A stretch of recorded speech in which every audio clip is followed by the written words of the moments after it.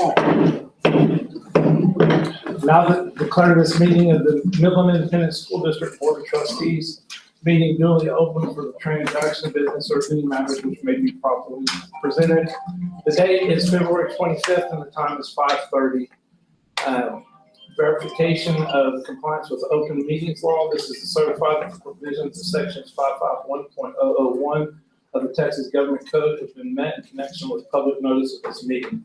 3, please stand in a moment of silence.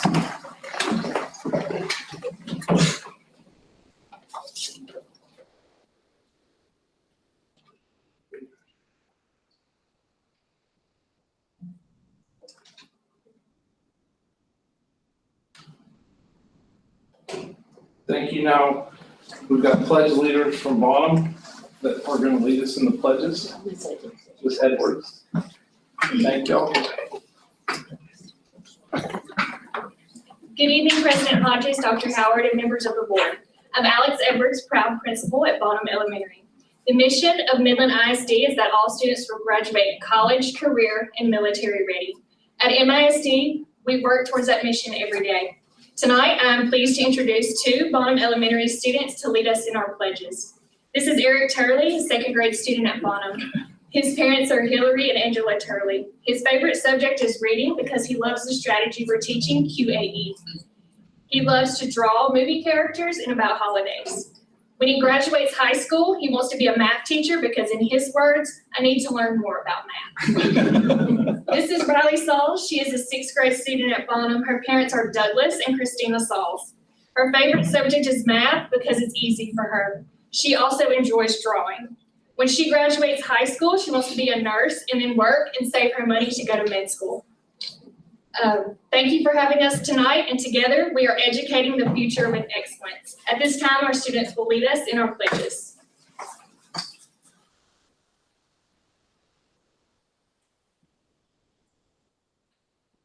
I pledge allegiance to the flag of the United States of America and to the republic for which it stands, one nation, under God, indivisible, with liberty and justice for all.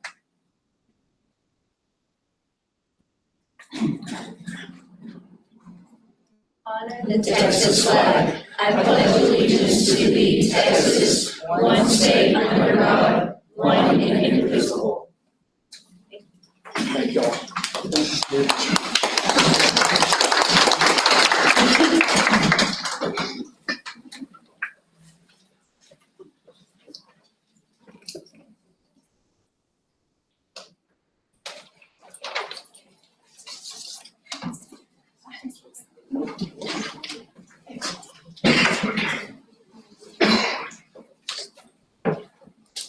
Next, we're moving on to item number 5, public forum.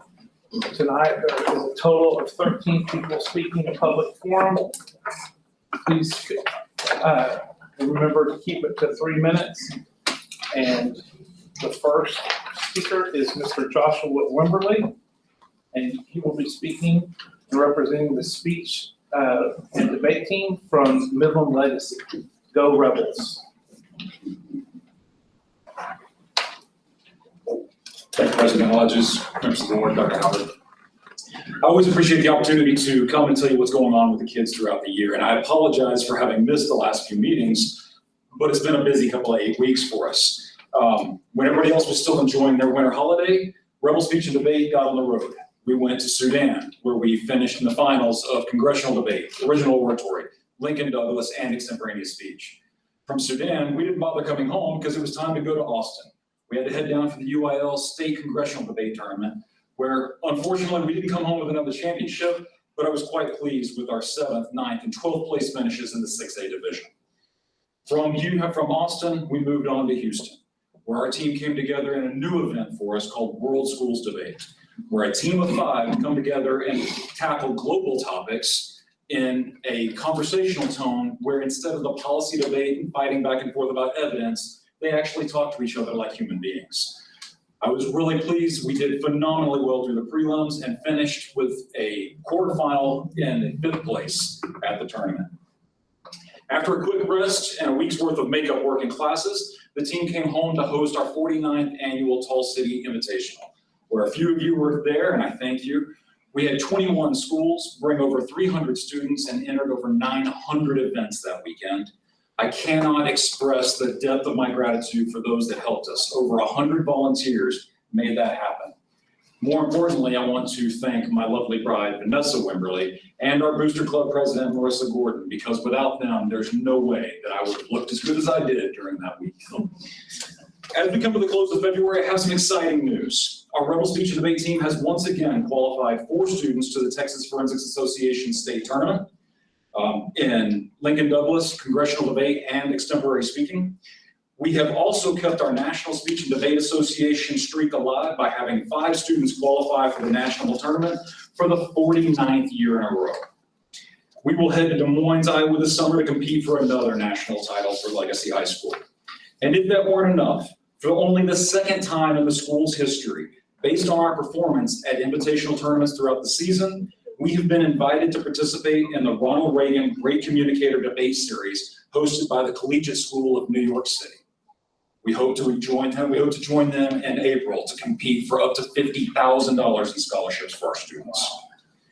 Changing gears for a moment, I want to share with you a Facebook post that was written by one of our Rebel Debate parents last week after his son got home from a recent tournament.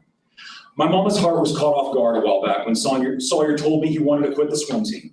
He was so talented, and I selfishly loved watching him to compete and have athletic scholarships hopes.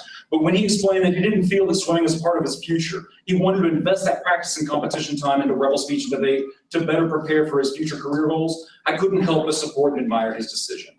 Fast forward to today, he qualified for the upcoming nationals this weekend. He'll be competing in World Schools Debate and Extemporaneous Debate.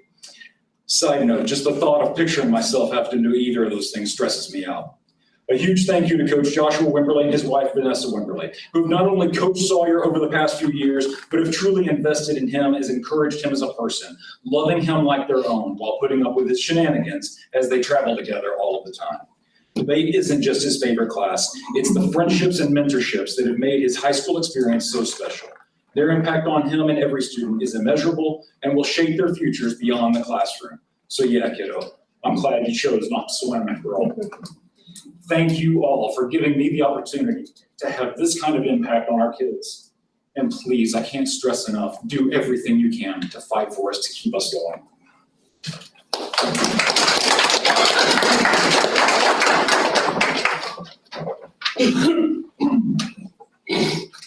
Next is Lane Branham, talking about the first tee.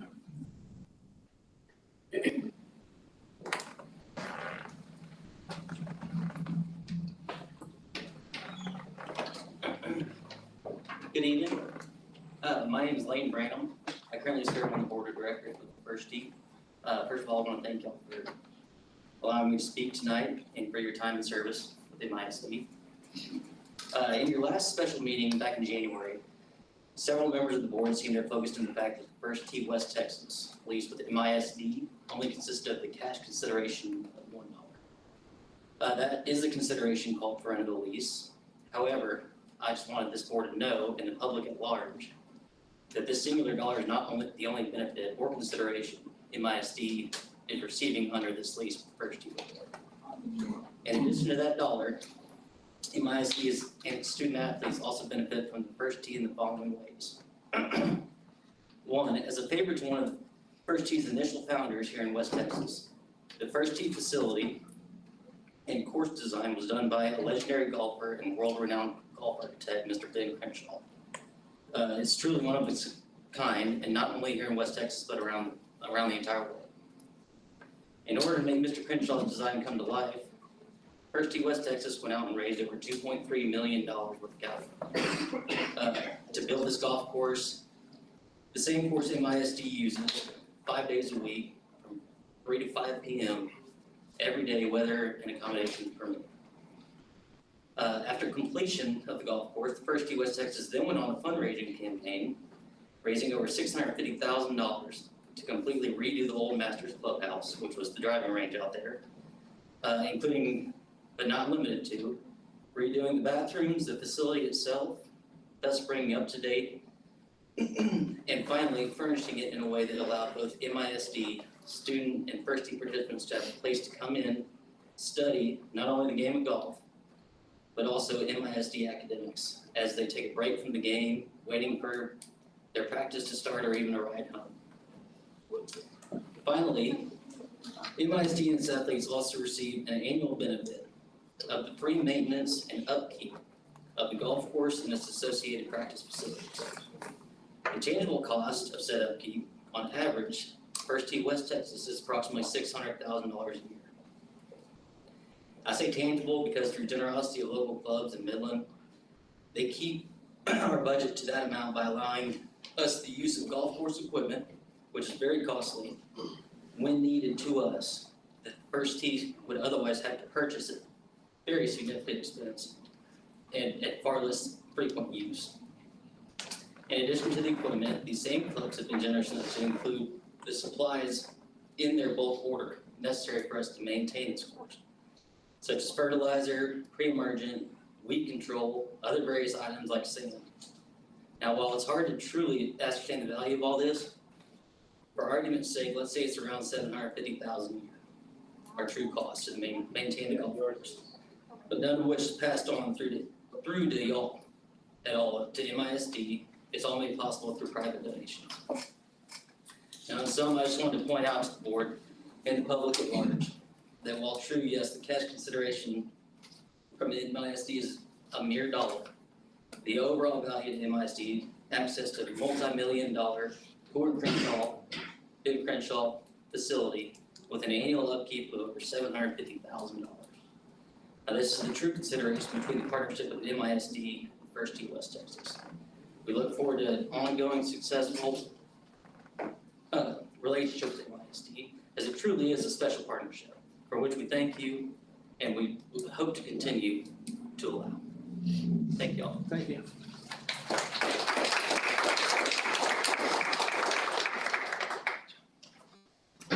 Next speaker, Robin Keel with First Tee.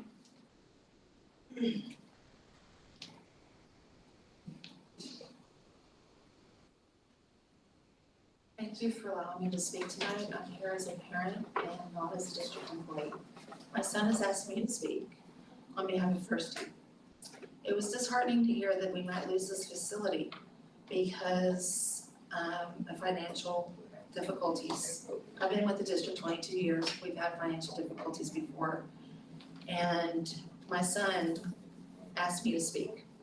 A little over 5 years ago, First Tee came to the school and did a program. My son doesn't talk about school at all. I get a if.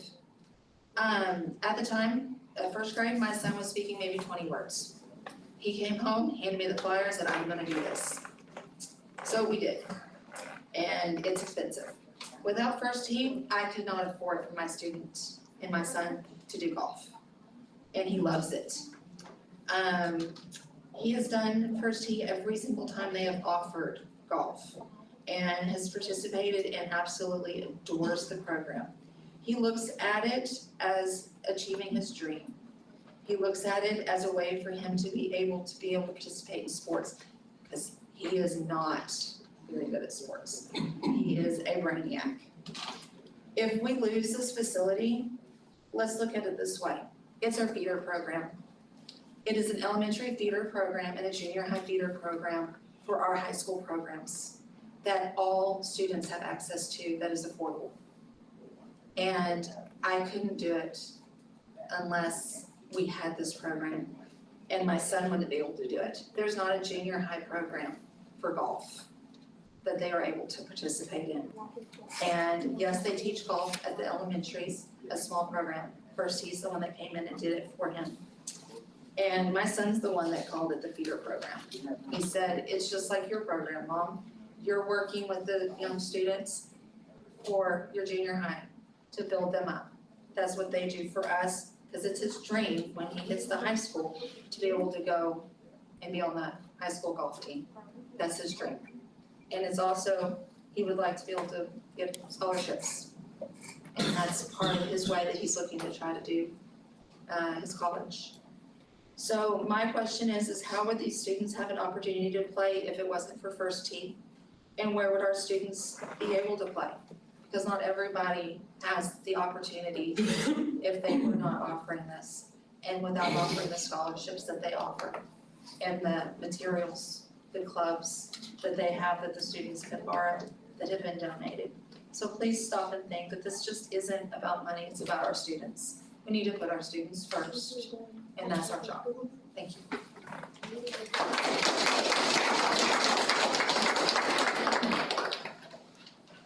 Next speaker is Jane Wolf, speaking on agenda item number 9E and 9J, and then hiring the attorney. Thank you. Thank you. Good evening, Mr. Hodge, trustees, and Dr. Howard. I'm back again because I'm so pleased and grateful for the continuing improvements in our public schools. Thank you for your leadership in this endeavor. Strong public schools are the greatest asset a community can have. I do have a few comments about 3 items. First, a note on the agenda, the item about joining Texans for Excellence in Education, TEE. On their website, I saw that this organization began in 2023. I couldn't find information about member districts, but I did see some misleading information about the organization to which we currently belong. That organization, to which I'm member of the school board, has belonged all these years, the Texas Association of School Boards, TASB, was begun in 1949, before any of you was even born. Over 1,000 of the 1,200 and some school districts in Texas are members of the Texas Association of School Boards.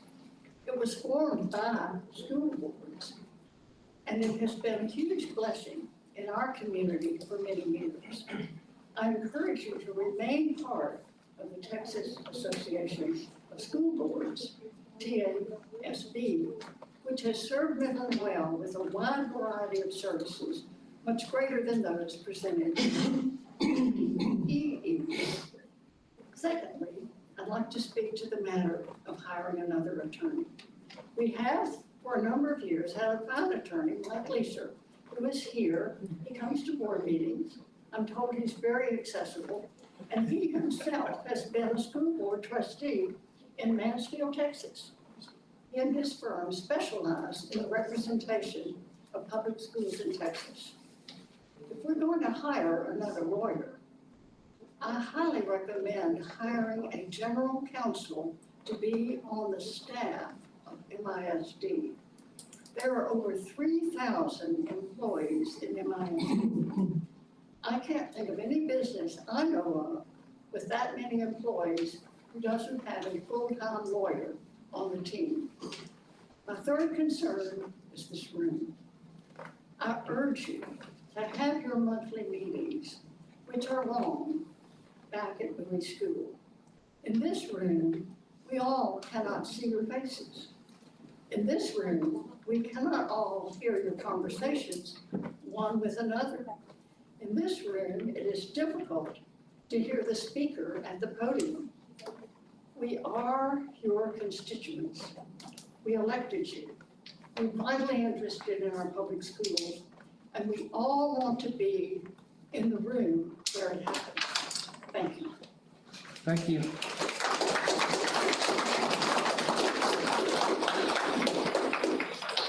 Next speaker is Lance Robertson, speaking representing the Permian Basin Future Coalition, talking about agenda item E. Yes. Good evening, and thank you for the opportunity to speak tonight. I want to start by thanking the board members, administration, and all of the educators for what I know are tremendous efforts to move MISD forward. It's a huge effort. I'm speaking tonight as an MISD parent, a local business leader, and as a member of the Permian Basin Future Ready Coalition. I have 2 items I want to address tonight. As we continue to focus together as a community on our school-age children and their preparedness for the future, We must acknowledge that the most recent public data outlines MISD as a district with 12 DNF rated campuses. This places approximately 11,000 students, or 28% of the total students in MISD in a failing school. And many of these schools have been consistently D or F rated for many years. We as a community must act urgently to put the students first. And I encourage the school board trustees and the administration to use all tools at your disposal to move this forward.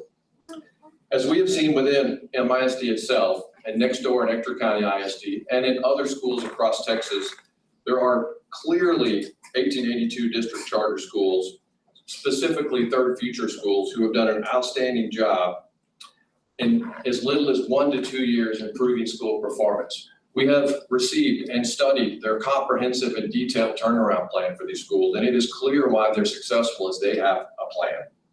They have repeatedly taken these schools and moved them forward, Herculean in such a short time.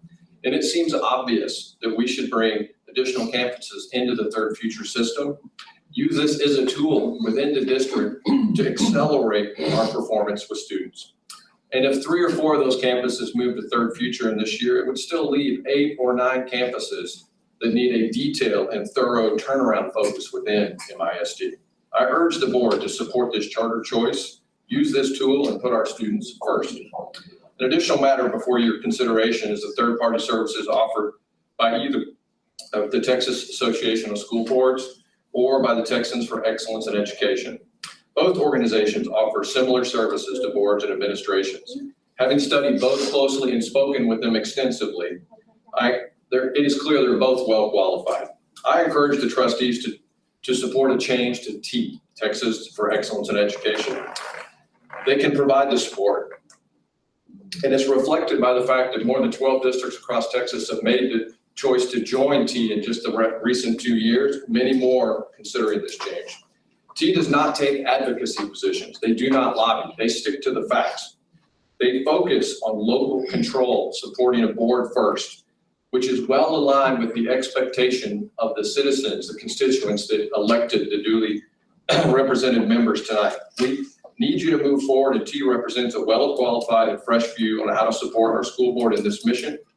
And lastly, to the board members, we recognize you face hard choices moving our schools and our students forward. We urge you to stand with courage and where necessary, adopt changes to drive the necessary improvements. Thank you. Thank you. Next speaker, Amber Davidson, speaking on agenda 9E and 9J, the team membership and hiring board. How are you? Good evening. President Hodges, members of the board, and Dr. Howard, I wear many hats, and tonight I stand before you as an engaged parent. I reviewed tonight's agenda on Sunday evening. 2 items jumped out at me and raised red flags. The first is the discussion of joining TEEE, Texans for Excellence in Education, TEE. I spent my evening yesterday doing research on TEE. I visited their website and reached out to my friends across the state to see if their school board is a member of TEE or TASB. In my research, I have learned that it was formed in 2023 as an alternative to TASB. But what I am unaware of or unsure of is that if TEE is equal or even better than TASB. They do not provide a list of other school boards who have joined the organization, which I would expect to find. I have only learned of possibly 2 or 3 school boards out of the 1,200 in the state of Texas that have joined this organization. I am curious what services they will provide our district and what services we would be doing without if we were to leave TASB. I do not believe I'm the only constituent who has such concerns. I am making the request of this board to provide us the opportunity to have a conversation with you. I am requesting town halls in the next month for us to ask you questions, for you to answer them, for us to have a dialogue back and forth. Also, leaving TASB, in my understanding, could cost the district thousands of dollars because of the insurance that we have through them. In light of all the cuts that we are trying to make and the money we are trying to find, I do not find that this is a fiscally responsible decision. Additionally, while researching TEE, I learned that Ms. Ballou is a member of their board, whom we are trying to hire as our attorney. When I saw this was my second red flag. I find this to be a conflict of interest in light that you are wanting to join TEE. In the agenda, this states there is an agreement to hire, but that is only a resume. There is no agreement, it does not state what her fees will be, what her expenses will be for her travel, and anything like that. Additionally, when you look at Ms. Ballou on the Texas State Bar Association site, she is a non-active attorney. That means she, at some point or another, decided to not continue to do her continuing education hours every year. And she legally right now can only represent herself or her immediate family. She's not active. She can very easily get active again, but she is not at this point, and I find that a concern. So those are two strikes against my rationale for hiring Ms. Ballou as your attorney. Again, I'm asking you to be transparent in how you will spend our taxpayer dollars, especially when we are in a deficit. Lastly, I would like to point out that moving school board meetings to room 101 is the exact opposite of asking our families to engage and act, which is a board priority. As your council PTA president, I made the decision to remove my council meetings from this very room so I could accommodate more than just 2 stakeholders from every campus. As a result, my attendance at the meetings has skyrocketed from 30 to over 90. I cannot understand the rationale to hold a 6A district school board meeting with an enrollment of 29,000 plus students in a room that will seat less than 50. When Bowie Auditorium was renovated, it was done with the plan to be used for school board meetings because the space you moved back into was not adequate then. Our parent engagement in MISD is on the rise with an 8% increase over last year and continuing to grow as our PTA membership has increased by 48 members in the last 23 days. Please allow our community to show up to not only ask questions, but to support our students, teachers, administrators, and you as our representatives. Thank you.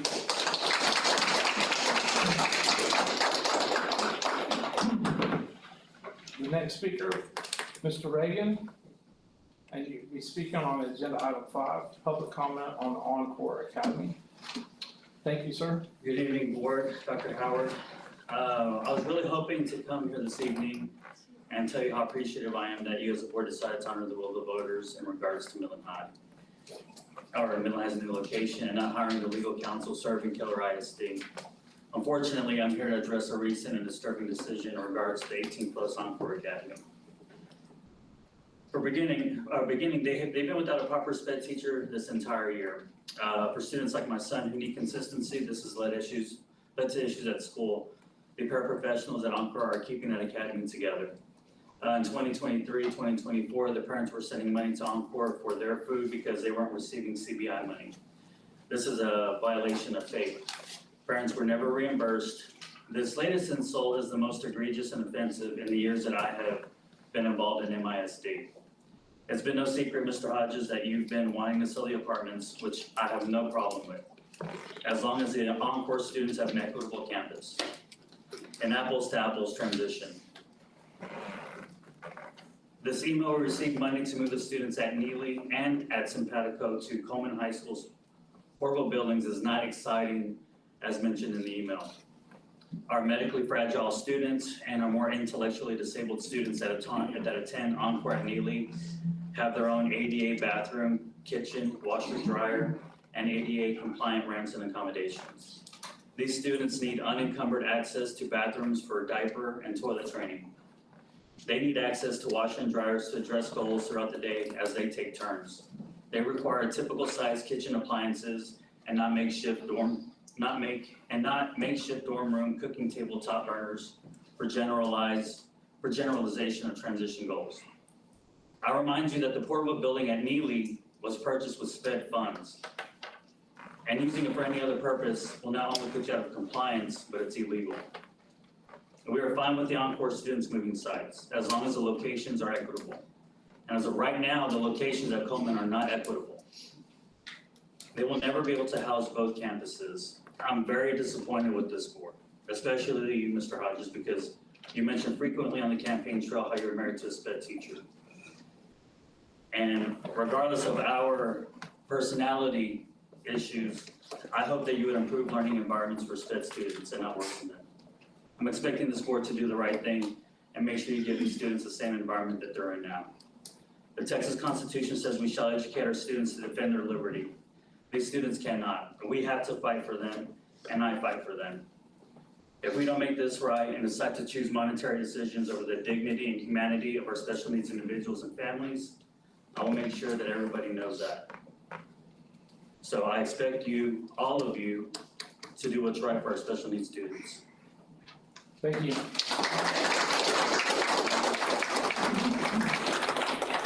Next speaker is Melissa Ware,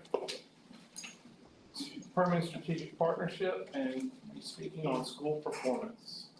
Thank you. Good evening, President Hodges, trustees, Dr. Howard. My name is Melissa Ware, and I'm the Director of Education and Workforce Development for the Permian Strategic Partnership. The PSP is a coalition of 28 energy companies and higher education institutions committed to working with local, district, and state officials to ensure all students in Midland and across the Permian Basin have access to a high-quality education. We deeply understand that education is the foundation of our community and our economy. The students in our classrooms today will be the leaders of our future society and workforce of tomorrow. Ensuring they receive a high-quality education is critical to their success and to the strength of our entire region. However, we do face significant challenges. Schools in our region have long struggled with performance while experiencing rapid population growth. Over the past few years, Region 18 has had the lowest math proficiency rates and the second lowest reading proficiency rates compared to the other 20 regions across Texas. Across the Permian Basin, we lag 7 to 12 percentage points behind the state in reading and 4 to 8 percentage points behind in math. In Midland ISD, more than 11,000 students, that's 1 in 4, attend a school that has received a D or F rating from the Texas Education Agency. Many of these schools have been failing for multiple years. This is unacceptable and our students deserve better. Our community is taking action. The Permian Basin Future Ready Coalition, a group of dedicated business and community leaders, has come together to advocate for every student in our region. Our mission is simple: expand access to high-quality schools and ensure that every child receives an education that sets them up for lifelong success. We need swift and decisive action. To bring real, measurable improvements to student achievement, we need this board to act now. There are steps that can be taken immediately to improve outcomes, including developing and implementing a strategic, results-driven plan for our underperforming schools without delay. Partnering with high-quality school operators to turn around failing schools, an approach that has already shown success in our community, and holding the district accountable for ensuring high-quality instruction, especially in our most struggling schools. The time to lead is now. Our students deserve a world-class education, one that puts them on the path to success. We recognize that this requires bold action and commitment from both the board and our community. We stand ready to support this work and partner with you to make real change happen starting today. Thank you for your leadership and dedication to the future of our students. Thank you.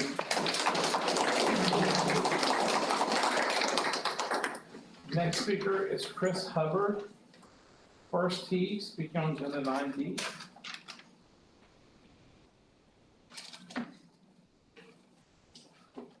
Good evening. My name is Chris Hubbard. I'm the board president for First T West Texas. I'd like to thank MISD, the school board, for giving me the opportunity to speak on behalf of our board. I'm a 2008 graduate of Midland High School. I have 4 young children here in Midland. I played golf all 4 years while I was at Midland High. While public speaking is not a passion of mine, First T West Texas is. For those unfamiliar, First T is a national youth development nonprofit with a mission to teach critical values such as honesty, perseverance, and integrity to local youth ages 7 through 18 through the game of golf. By integrating the game of golf with these values, our green grass programs create active learning experiences that kids can build upon, which propels them forward in life with inner strength, self-confidence, and resilience. My goal today is to impress upon you all why First T should be viewed as more than simply an ordinary tenant or a lessee at the Audrey Gill Sports Complex. Over the past 6 years, millions have been spent on renovations to our facility. We are now fully operational with a 6-hole course, driving range, chipping and putting areas, and a clubhouse that we use as a learning facility. We host our seasonal programs at the facility and numerous camps and clinics throughout the year. In 2024, we served over 400 kids in our green grass programs and are currently integrated into the PE curriculum at all MISD elementary schools. Our outreach in the West Texas community is broad and impactful. We serve 3 primary counties and 10 counties are represented in our programs. The First Tee facility gives West Texas youth from all backgrounds and walks of life an opportunity to thrive by providing them a safe place to learn the game of golf. Currently, tee times in Midland are difficult to obtain and access is typically restricted at local clubs. However, because of the First Tee facility located at the Audrey Gill Sports Complex, this is not the case for First Tee kids, who are equipped with clubs, balls, and given access to golf that may not otherwise have been an option, especially to lower income families. I do not believe I am off base in saying, and it is our sincere hope, that kids currently in the First Tee program will comprise a significant portion of future MISD golf programs. This leads me to the role that First Tee plays in MISD's growing golf programs.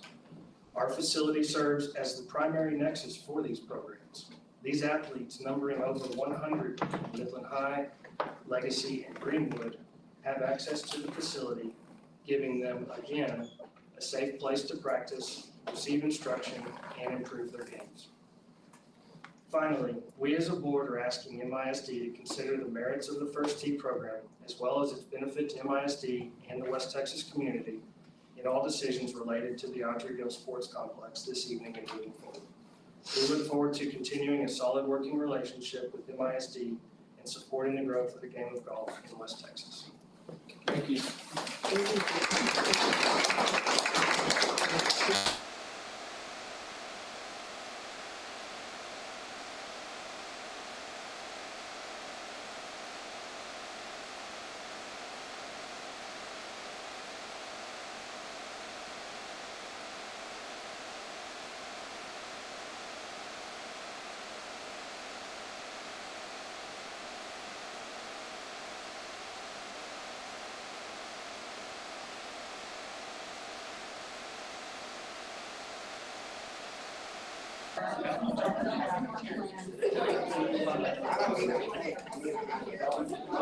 We just got flavors. I don't know. It's like-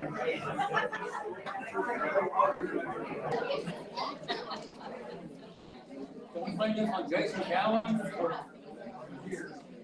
Unfortunately, no.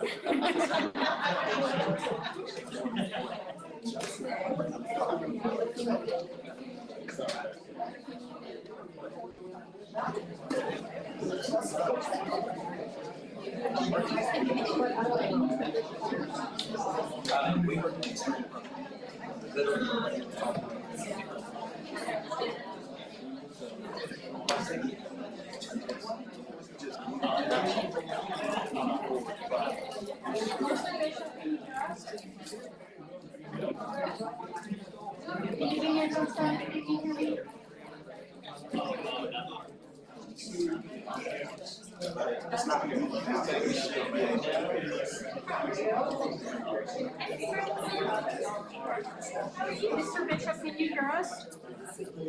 Can you give me a thumbs up if you can hear me? Beautiful, thank you so much.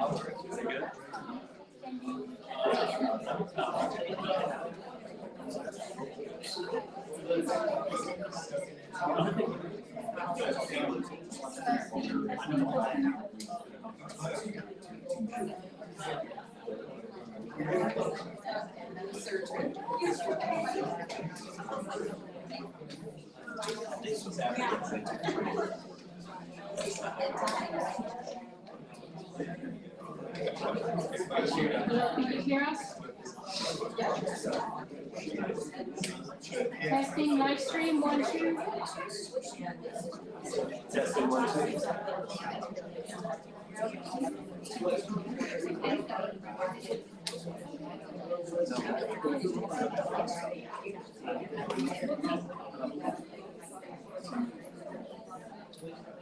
Testing 1, 2.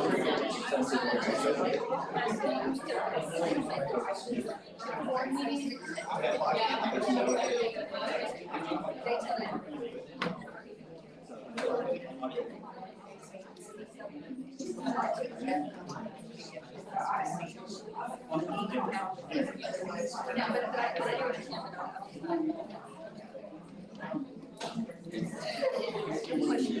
Where's the speaker for, do you have it on the audio for echo?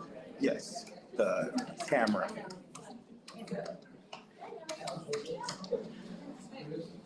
Test, test.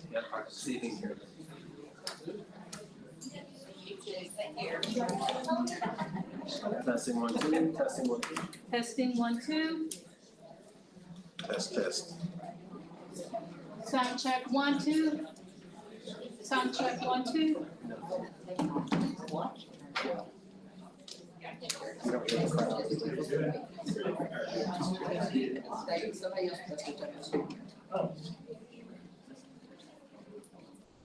It's like the crowd that's turning the crowd. Oh, you hear the crowd? Okay, testing 1, 2, 3, testing.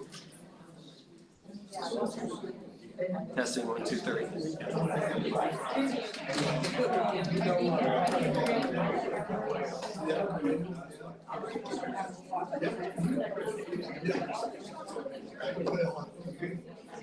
Do we have Mr. Bishop unmute himself? Or just make sure it's the Testing 1, 2, 3, testing 1, 2, 3. Mr. Bishop, can you unmute yourself and do a test for us?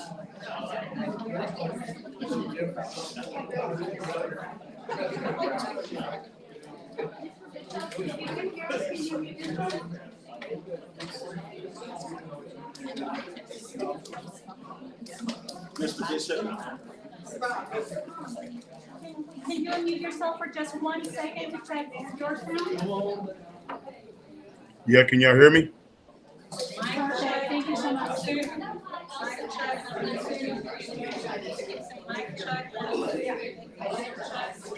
Can you hear me now? Mic check. Mic check.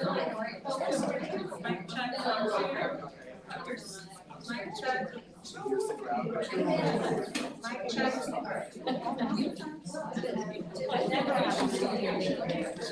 I don't know why.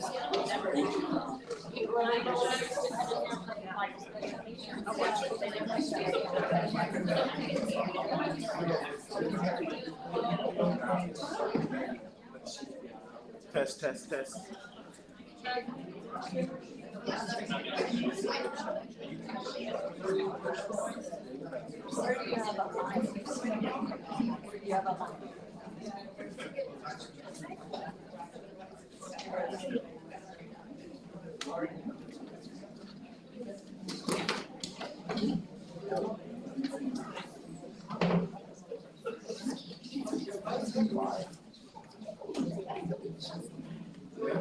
Mic check, 1, 2. Mic check, 1, 2.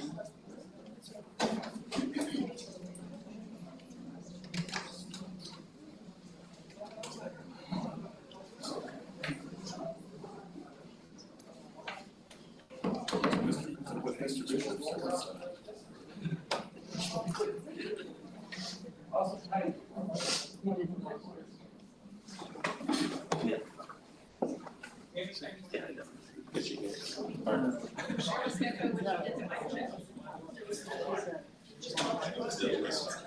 Oh, really? Okay.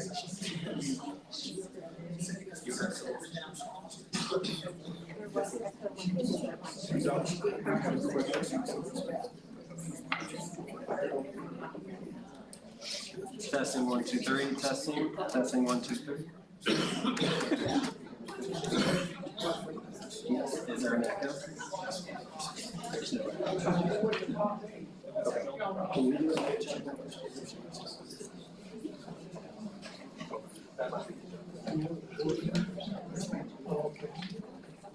it? Mic check, 1, 2, 3. Mic check. Mic check.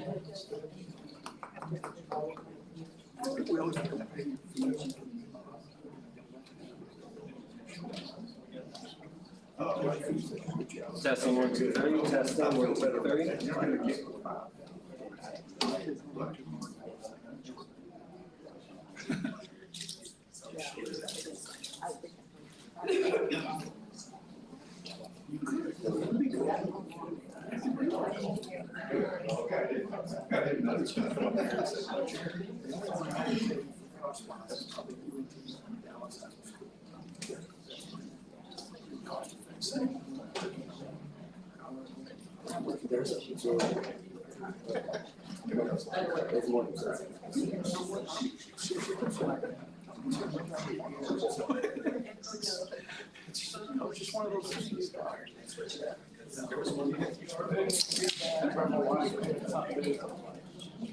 I was about to say, no, write the time down right now, you get 2 free.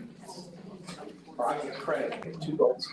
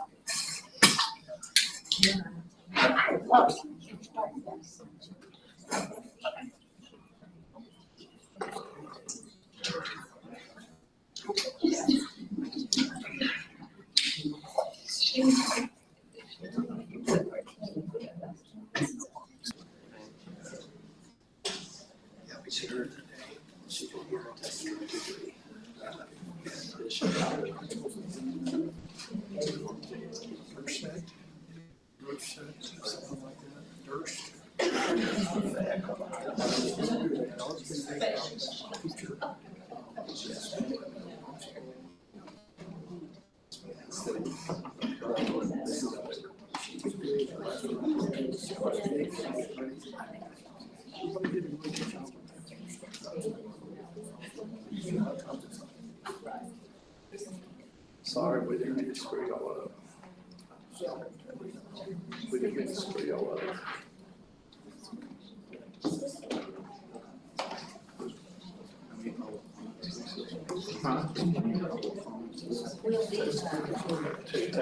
Test. Testing, 1, 2, 3, testing, 1, 2, 3. It's messed up now, it's messed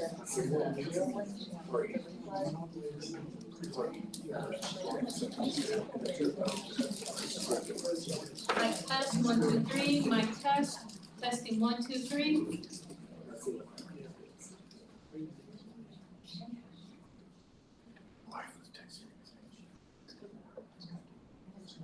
Go right me.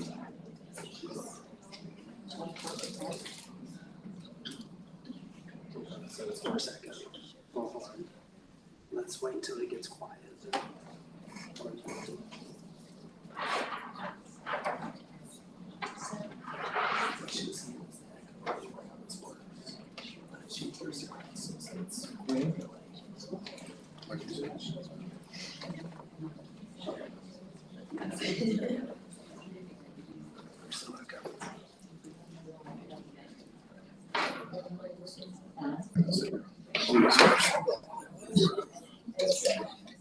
You'll be all right.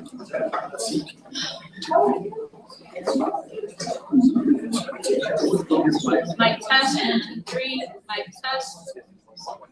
1, 2, 3. Testing. The only thing that's gonna help is I'll just tell you to unplug it, count to 30, and plug it all back in. That's easy. It probably works too, but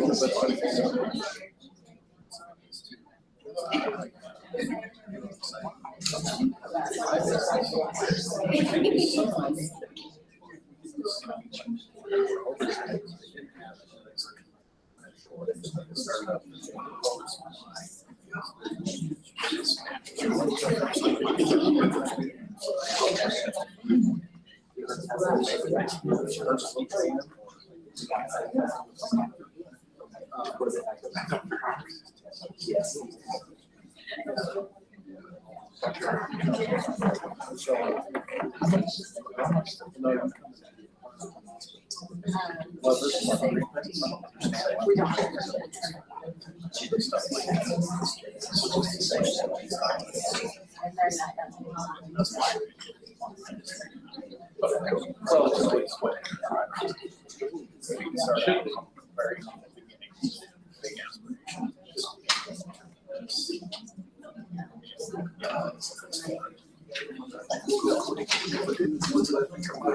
Sometimes we'll quit.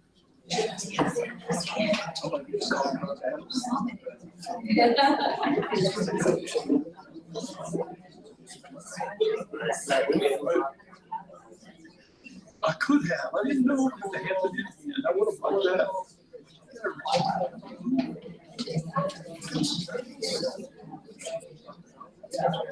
You should have moved the truck to the go back to Abilene.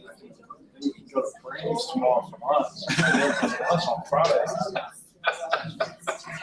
No, it's all I do, I stop at Mary's every time I go by truck. No way, man, Brady's. Like Greenies? Okay. Check that out. Brady's is unbelievable. Just like this. Yeah. Yeah? Is he retired? Okay, I was thinking he was.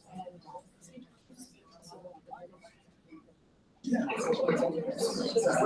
That works. Did what works? Oh, Jimmy, we're not. Thanks too much.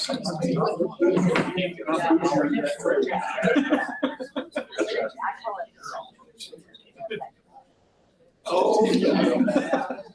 So, I worked for a manufacturing desk for a few years. Yeah, I worked for it, and I changed. Said, hey, that you take out of school. It's been.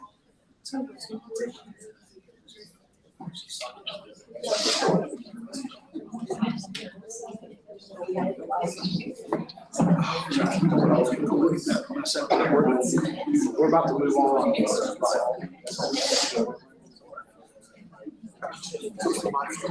So the only problem is, can Tommy Harris? Tommy can't vote. Anytime. We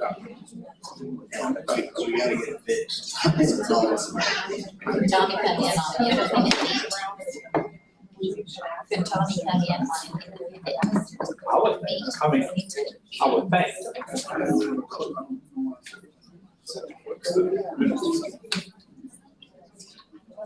And Mike, can we move, they can't fix this deal, and we've got to have, Tommy's got to be able to hear and talk. Can we bring him in on like a separate deal so he can be part of the meeting so we can move on? Yep, you can, as long as you're able to live stream. That's the kick, that's the kick. On a Google Meet or something. Yeah, Google Meet's not working.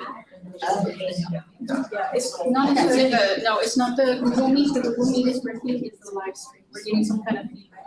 So let me just double check. So can Tommy hear us? So if Tommy can communicate, then we need to move on while y'all fix it. We need to, if you would ask, if anyone is disconnected to the live stream and hear that. Correct? I get something like this.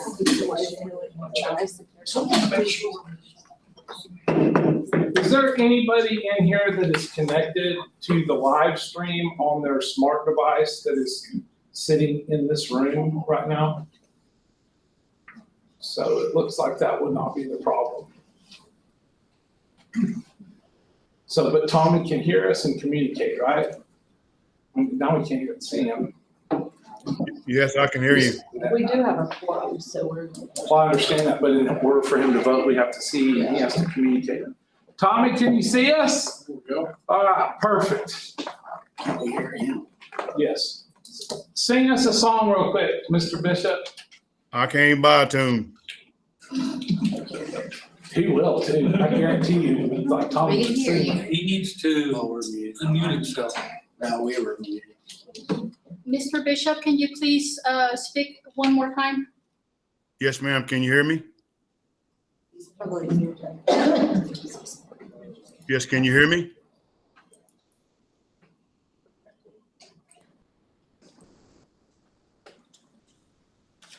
Tommy, can you hear me? Yes. There we go, thank you. So the meeting, or the time is 6:25 PM and we are reconvening the Midland of the Midland League Board of.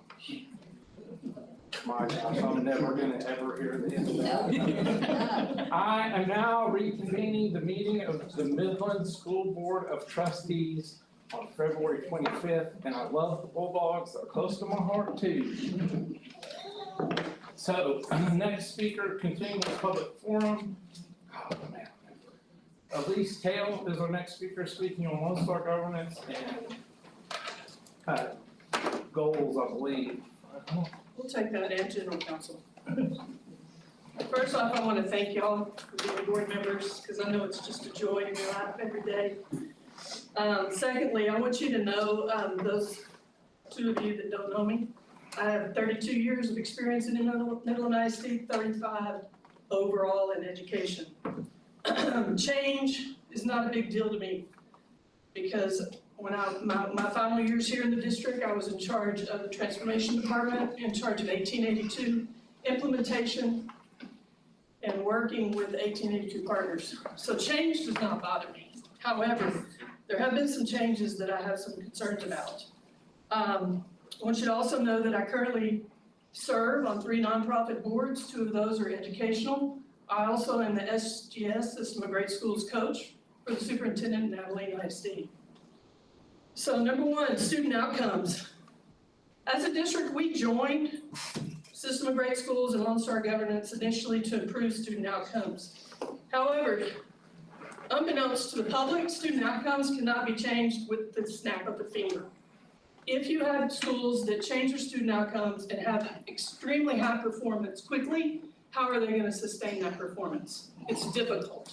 You must have the structures in place, the strategic plans in place, which Dr. Howard has put into place to keep those structures in place for moving schools forward. You can't have noise. We have a lot of noise right now in the district and out in the community, and it becomes distracting and disrupting and makes it more difficult for educators and for you as a school board member. Any changes that are made at the leadership level, at campus level, curriculum, board creates that noise. Number 2 is board governance. I know Mr. Petrie, I've known him for years. He's a good guy, but I don't agree with T. I don't agree with the change right now because of all the noise that we have. Have we had a presentation done by Texas Association of School Boards that will mimic the presentation time you're giving him tonight? I ask you to consider that. Can we have stability? Yes, they're waiving their fee for 6 months. Thank you. But that's also a way to garner business. General counsel, how is a general counsel for the board supporting student outcomes? There is nothing in the board book that supports a general counsel change. Was there an application process? And it's already been mentioned, I don't know the answer to this, but is it a conflict of interest for T, for her to be a member of T on the board and to be a general counsel? I know he does a good job. I tell my kids all the time and have told them from the beginning, do what's right, have integrity, have ethics. You've heard me say this multiple times, Mr. Hodges, as has Mr. Hernandez, Stephanie, I worked with her. Ms. Burleson knows she had my kids. You know my kid indirectly through a family member. And I want you to ask that you do the same thing for the children, all children of Midland ISD. Ethics, integrity, ask questions, lots of questions. Thank you. Thank you.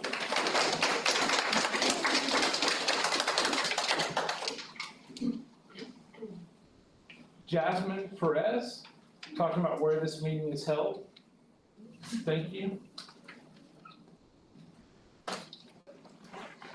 Good evening, members of the board and Dr. Howard. My name is Jasmine Perez. As a parent in your district's building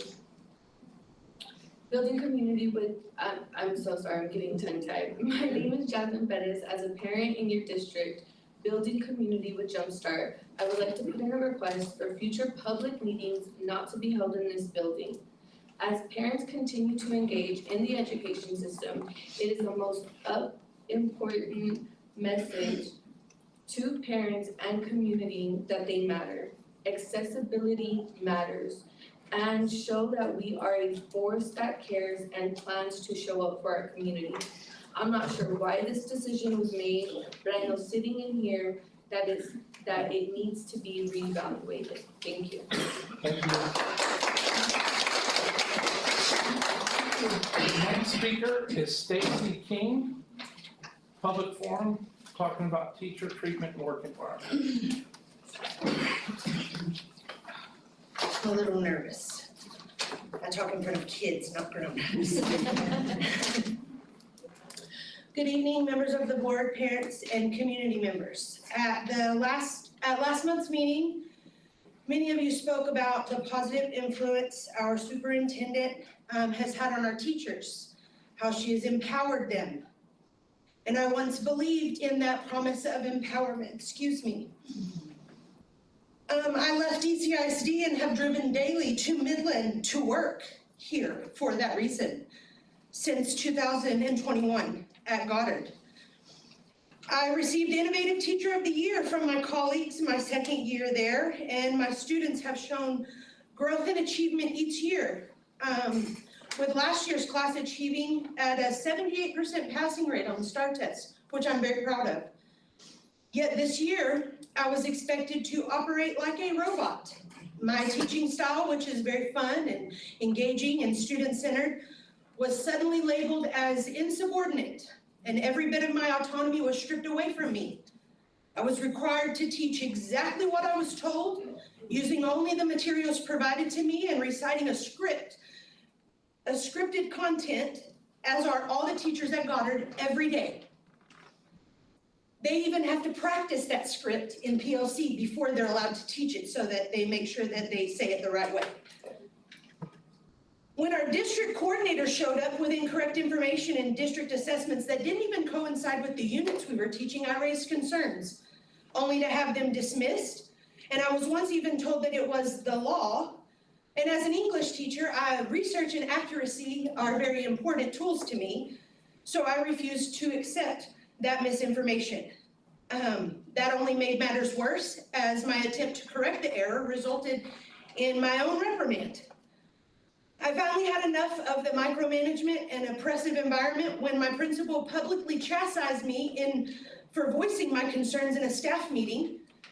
I attempted to report these actions to HR, but my complaint was met with refusal, and I was advised to follow the chain of command, which began with my principal. In effect, I was expected to complain to the very person I was complaining about. This forced me to make the incredibly difficult decision, and I chose to leave my job at the semester. I suppose I'm glad that I left when I did, because now teachers are being directed to focus on certain students solely based on their race, with directives to color code student data, not by ability, but by the color of their skin, simply because certain kids bring in higher point values on state testing. And as we all know, boosting those ratings are the priority, right? Not educating our kids. I won't go into detail about the cookies I baked for my former students and dropped off at the front desk, since I'm no longer welcome on the campus unless it's approved by the principal. But I will say that the kids did not receive those because she took them and threw them in the trash. So I ask you, Dr. Howard, are you aware that this is how certain schools are being run? Is this what you call teacher empowerment? Because I was so empowered enough to quit my job without a plan to pay my bills. And my exit interview questions were answered very honestly, and there was no follow-up to that. I wonder, have you followed up with any of the other 15 people who have left that school since the school year started? I know some have thought of this as maybe this was my fault and I'm the problem, but are those other 15 people the problem also?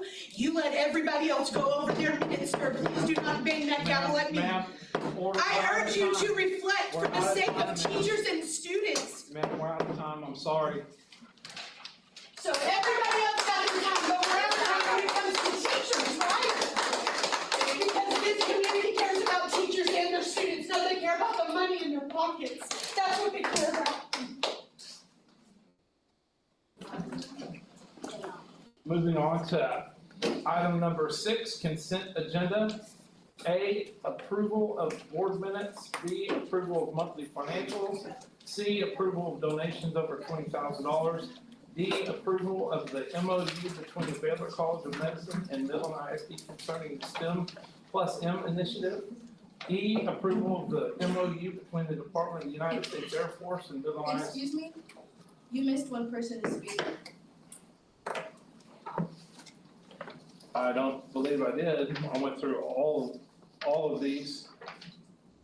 Could you tell us your name? My name is Ebony Coleman, You check. and I signed up at. Josh Wimberly, Lane, Robin, Jane Wolf, Lance Robertson, Amber Davidson, Reagan, Melissa, Chris. I missed you right here. Thank you for speaking up. Ebony, please come up. Oh, thank you. Apologize.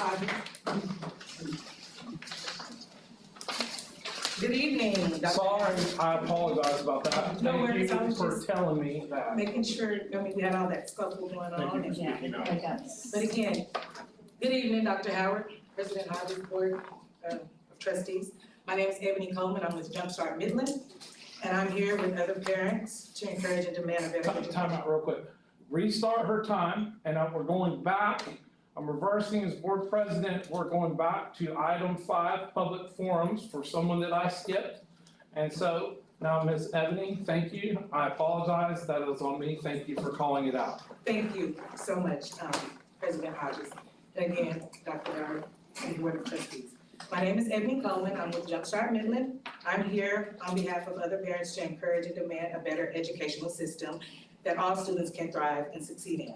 I have 5 children, 3 of which have attended MISD schools and graduated, 1 that currently attends and one that is set to attend next year. I attended MISD schools and graduated, but being from the south side of Midland, and it's one of the lowest performing schools in our district, this is an oil and gas town. We are so resourceful, rich, with so much money, yet I'm having a hard time understanding why we have so many failing schools. Did you know right now in Midland ISD, 1 of 4 students, I believe 11,000, attend a school that is D or F rated, according to Texas Education Agency. In my community for years, we have been promised change. We have beautiful buildings being put up, but nobody is succeeding. Our kids are not succeeding. On behalf of these 11,000 students, really all students and their families, I'm here to sound the alarm and say, we have a crisis in our community. What are we going to do about it?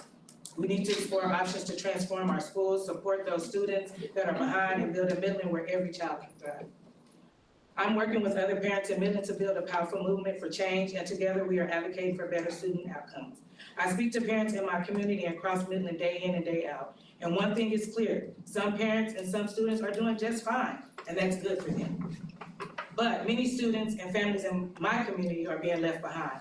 As our town and region continues to attract business, talent, growth, and wealth, how can we work together that all children in Midland have a chance at that opportunity? I urge the board to consider any plans of improvement of our community's lowest performing schools and to support those students and families of highest need. And I am so glad that I was able to find this location. Bowie Fine Arts was a better location, but thank you again for your time. Thank you.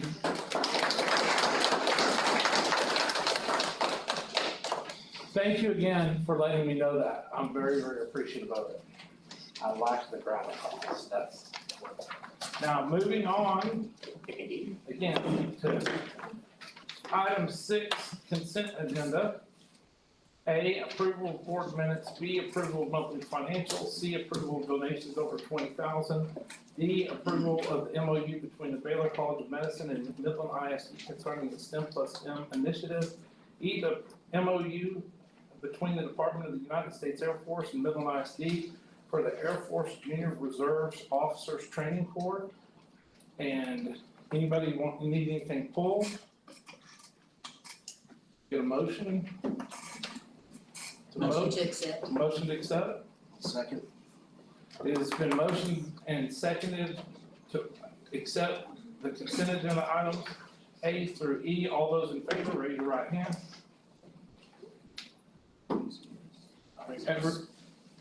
It's 6-0, so unanimous today. Motion passes. Thank you. Moving on to. Before you move on, can I say something?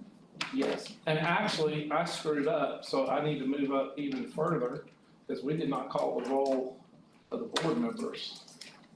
We've got notes. We got notes, we're good? Yeah, we're good. All right, so go ahead, Ms. I Paul.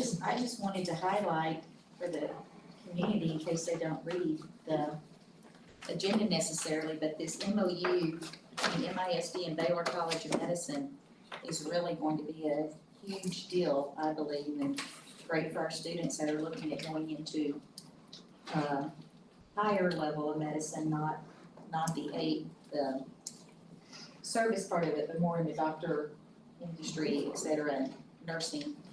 And so I encourage people to look at that Baylor College of Medicine program that's coming here.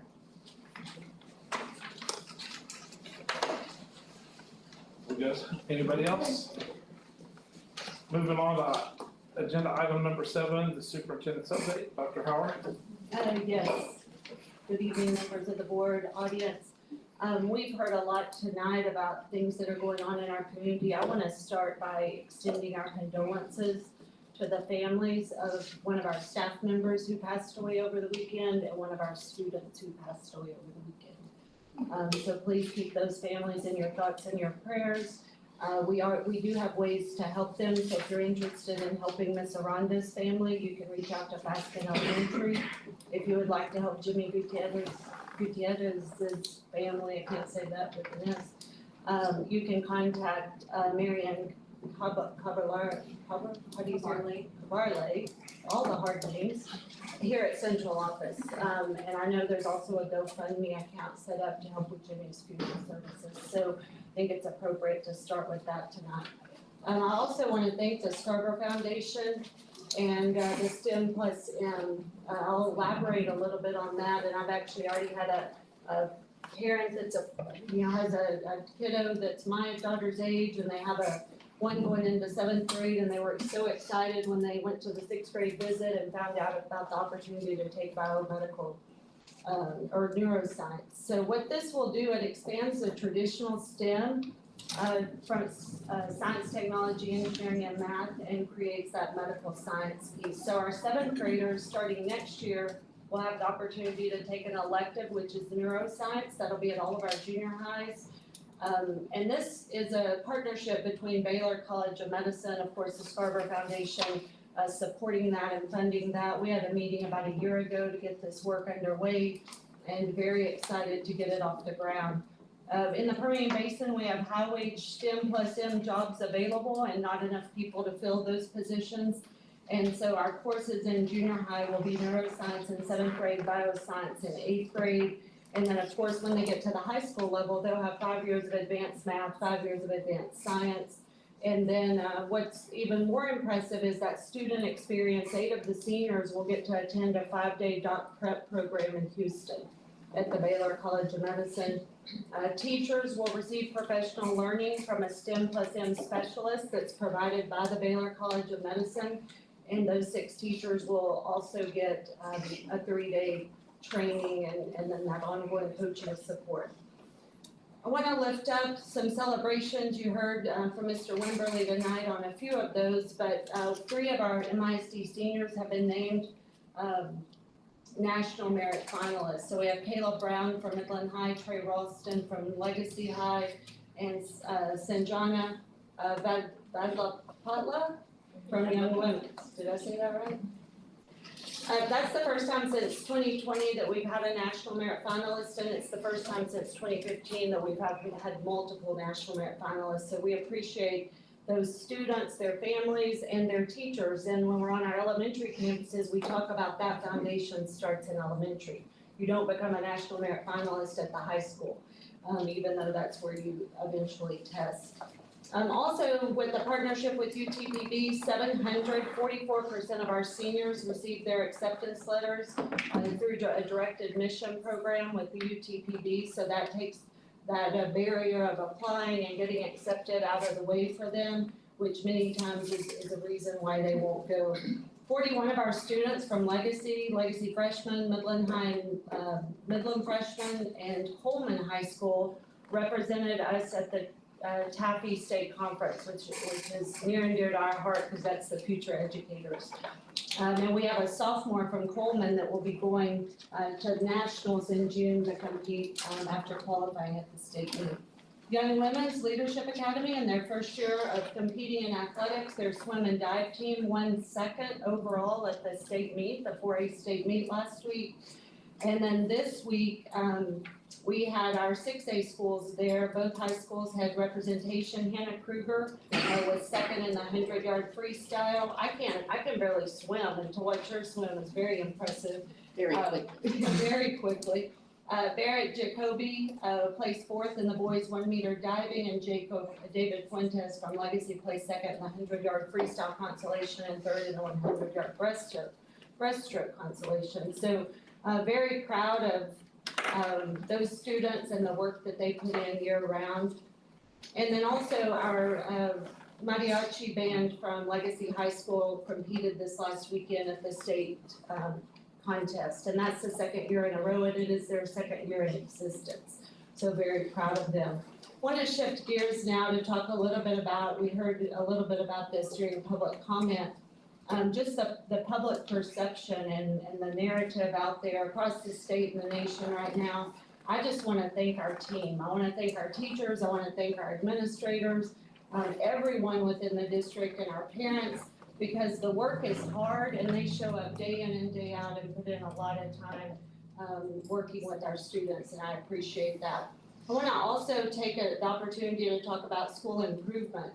And hopefully people are able to stick around for our targeted improvement plans, because we do have a very comprehensive plan to improve our schools. And I don't call it turnaround, because to me, turnaround is a quick fix and improvement is fixing it from the ground up.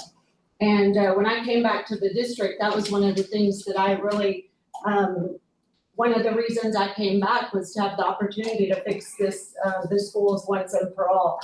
And that starts by doing that systemic work across the district, every grade level, day in and day out. And I think you'll see that when we present. The strategic plan that we launched back in August of 2024, 18 months ago, have most of the same priorities that we heard about tonight. And so I'm excited to have that 18 months down the road. I also want to talk a little bit, because there was talk about partnering with 1882s, and we have 7 1882 agreements right now. 3 of those are partners and the rest are in-district partners. And when we get asked, these questions, and I want to make sure that we're always communicating how our students are doing and how our schools are doing, because you're going to hear from many principals tonight, and the work they're doing is hard, and they are dedicated to that work, and their teams have bought in and are selling out to do the work that's needed for our students. And so we do have 2 Third Future schools in Sam Houston. Last month, or month before that, in December, we brought that contract to the board and recommended extension of that contract. It was originally a 5-year contract. We requested a 3-year contract, and that's because they had dropped from a 75 to a 71. Actually, our lowest performing C campus in the district. With that being said, we felt like they had a plan to attack that, and we felt it was fair to make that recommendation. But we did go with the 3-year contract for that very reason. And then I've been in court all day too, so excuse me. I've been sitting all day in the courtroom, freezing.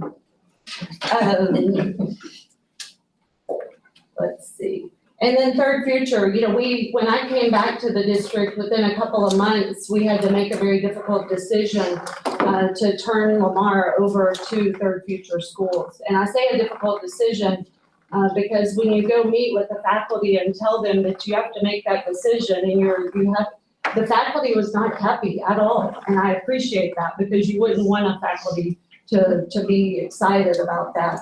But I made a commitment to them, I made a commitment to the board at the time and to this board, I've said it as well, to never get in that situation again, to not get in a situation where we are at a point where we have to turn a school over because we haven't taken care of business. And that's why you're gonna see tonight, we have required turnaround plans that the state requires. Those are lagging plans. Some of those campuses are now A's and B's. But you're going to see turnaround plans tonight of our D and F campuses. And so we're taking action immediately on those campuses and focusing on school improvement for every single school that we have. When we talk about student experience, we restructured the central office team to bring back content coordinators, instructional frameworks, consistent instructional resources, which we had not had. Phonics-based instruction, structured literacy, we're in year 2 and we're seeing that prove to be successful. Consistent math resources this year. Co and extracurricular activities that focus on giving students those opportunities that we also heard about tonight. And then a focus on high quality and effective instruction. Job embedded coaching, assessments that drive instruction, individualized personal learning, and all of that work. The early foundations where we've grown our pre-K from 1,100 to almost 1,300 and added seats, and we'll add seats again next year. And then under grow and develop staff, we have teachers are our #1 indicator of student outcomes. And so we have registered apprenticeships, job embedded coaching, through opportunity culture, extended reach of highly effective teachers. 304 of our teachers after this most recent designation have teacher incentive allotment and intentional coaching and support for our sitting principals. Our Aspiring Principals Academy, which the PSP actually funded the work that we did with the Holdsworth Center to build the vacancy planning, the Aspiring Principals Academy, and that work is proving to be very successful.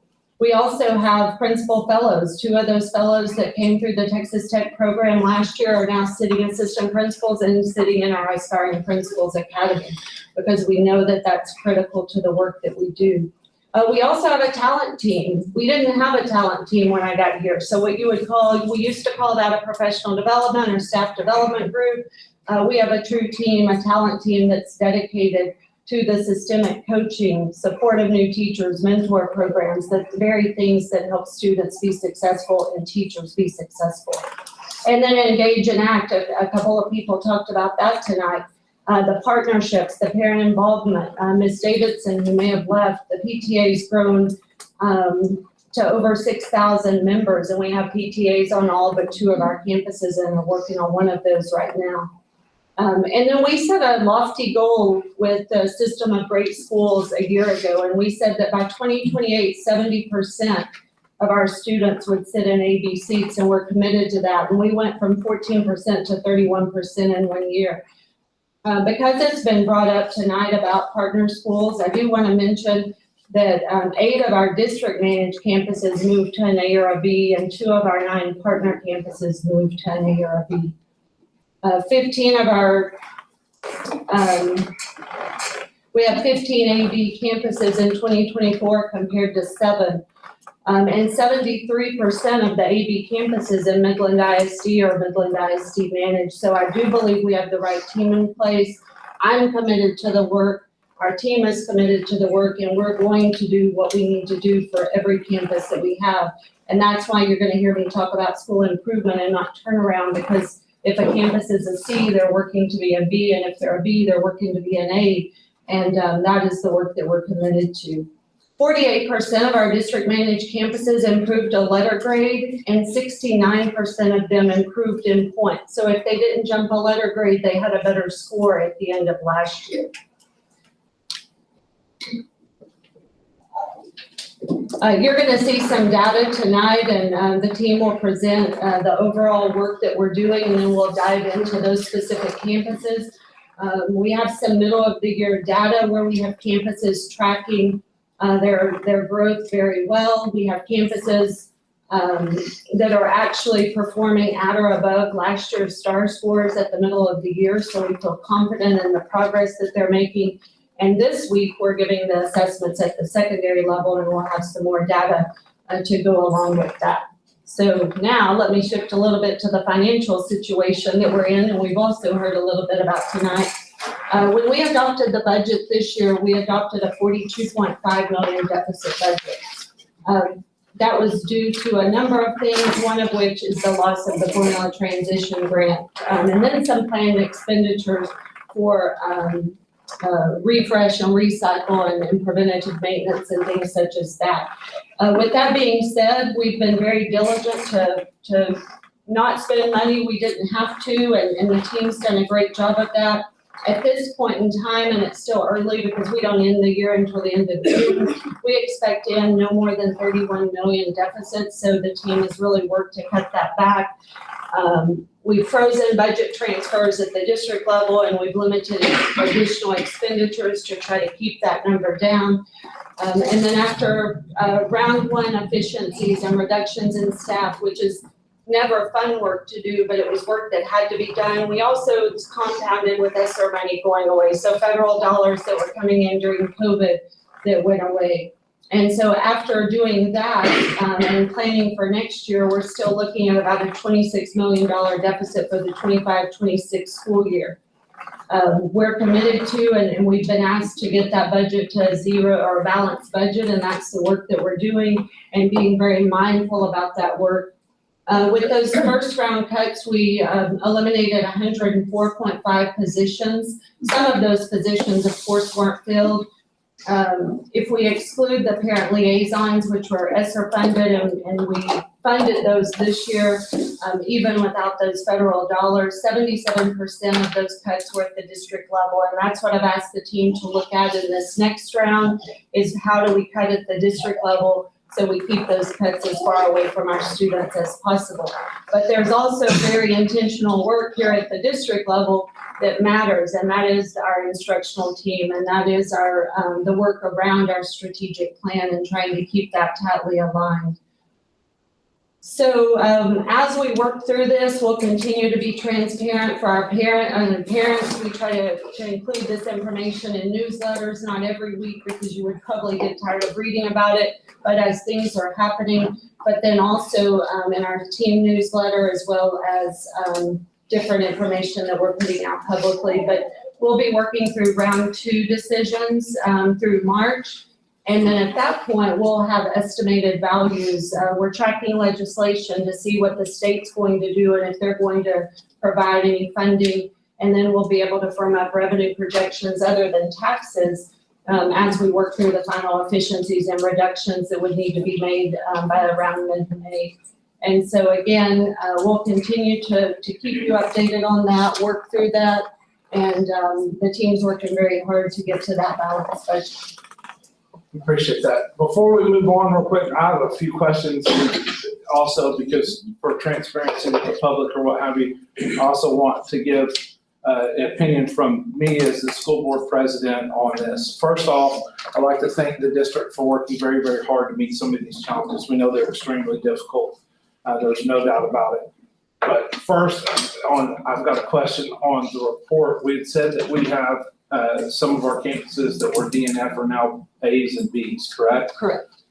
So if I need help understanding the tips part of it, because I believe that the state requires us by law to do a tips report if they're DNF campuses. So if there were A and B campuses, why are we doing a tips report when we wouldn't be required for that turnaround plan to turn into TA? One. And secondly, we're bringing up A through F ratings on it. And if I remember correctly, the former board, I was the only one that voted against it, passed a resolution in favor of the other districts that I'm currently in an appeals case with in 515 in Austin, that there are no accountability ratings right now because they're still held up in a temporary restraining order. So I want to make it cognizant to the public that we really, and this is not on the district, this is not on a local level, this is a state level. We brought it upon ourselves as a district to get involved in this when we passed a resolution supporting those other districts. But we've got to be careful with A through F accountability ratings because we're still waiting for them to be released.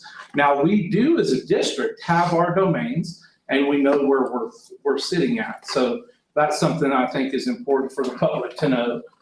So could you help me understand why we're doing turnaround plans to turn them to the states if those failing schools are now A and B campuses? Yes.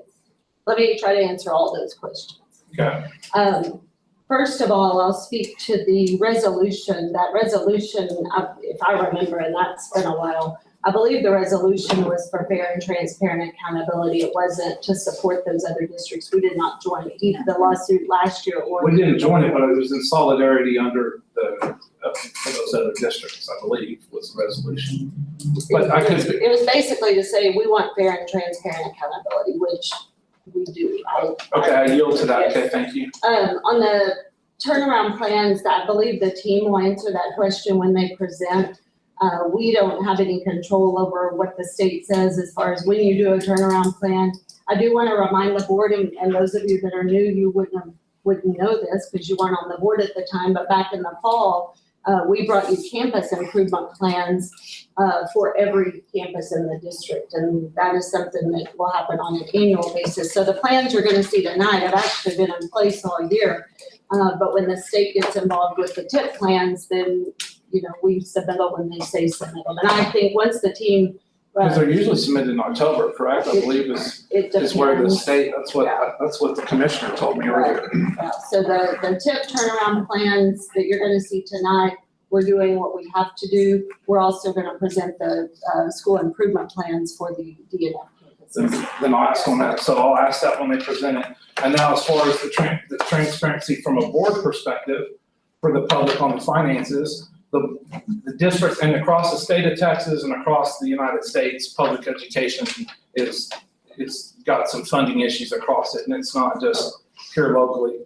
But I go back on 10 years and I pull these reports, and we didn't really start getting any kind of like building up this savings account really until $69,854 was the big excess that we had, and it started in 2020, and I believe that came from the ESSER funds.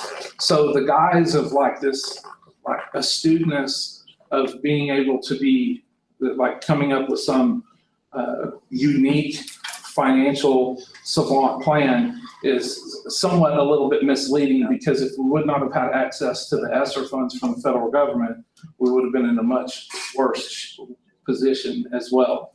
The transition formula grant funding, which the state totally messed that up on us. We also knew when that was going to end. We knew when the ESSER funds were going to end. And the main thing that I want people to be cognizant of is, if I'm correct, and this is all PEMS data, and this was developed from TEA and a certified consultant as well. I believe we use them at the district. But our expenditures in the last 10 years have gone up 117%, so that's 11.7% annualized. And our WADA, our weighted average daily attendance, has gone up 30% over that same time at block, which is 3% annualized. So we need to close the differential between those 2 points to get us more to a balanced budget. And it is very difficult, but it can be done, and we can be very cognizant and aware, and not to wait. This entire board, every conversation that we've had with Dr. Howard and Dr. Howard back to us has focused on, we are not going to allow, we're going to do everything we can not to take away from the students, from fine arts, whatever. Dr. Howard, we renewed her contract. Everybody, it's public record. We made sure any type of monetary gain that was in that contract came from the board's budget. It didn't come out of any fine arts, it didn't come out of anywhere. So as a board, we're doing our due diligence to cut back as well before any of the kids or any of the programs suffer.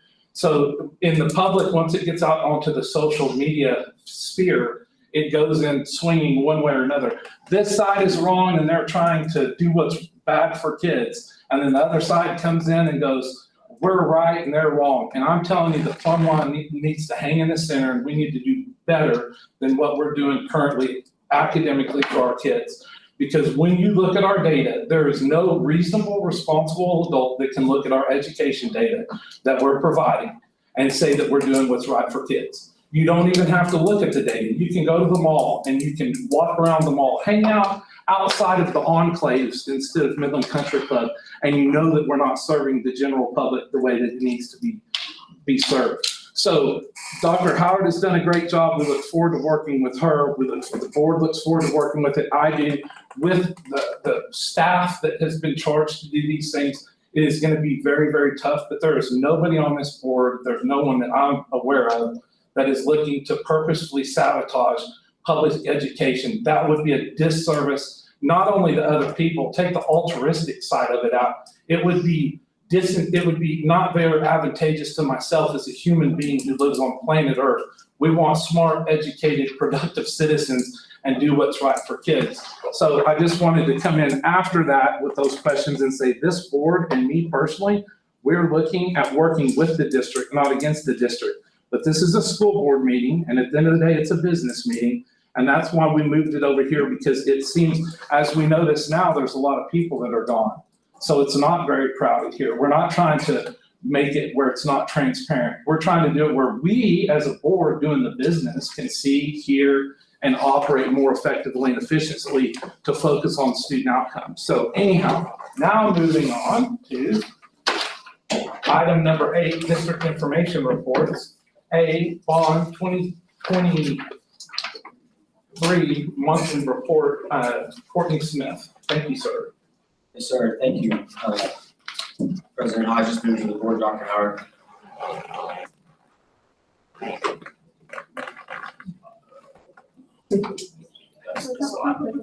Sorry. Anyhow, while they're getting that, there it is right there. Thank you for letting me present the monthly report, the monthly bond update tonight. We did change the format up a little bit for you this month, kind of look to do this moving forward.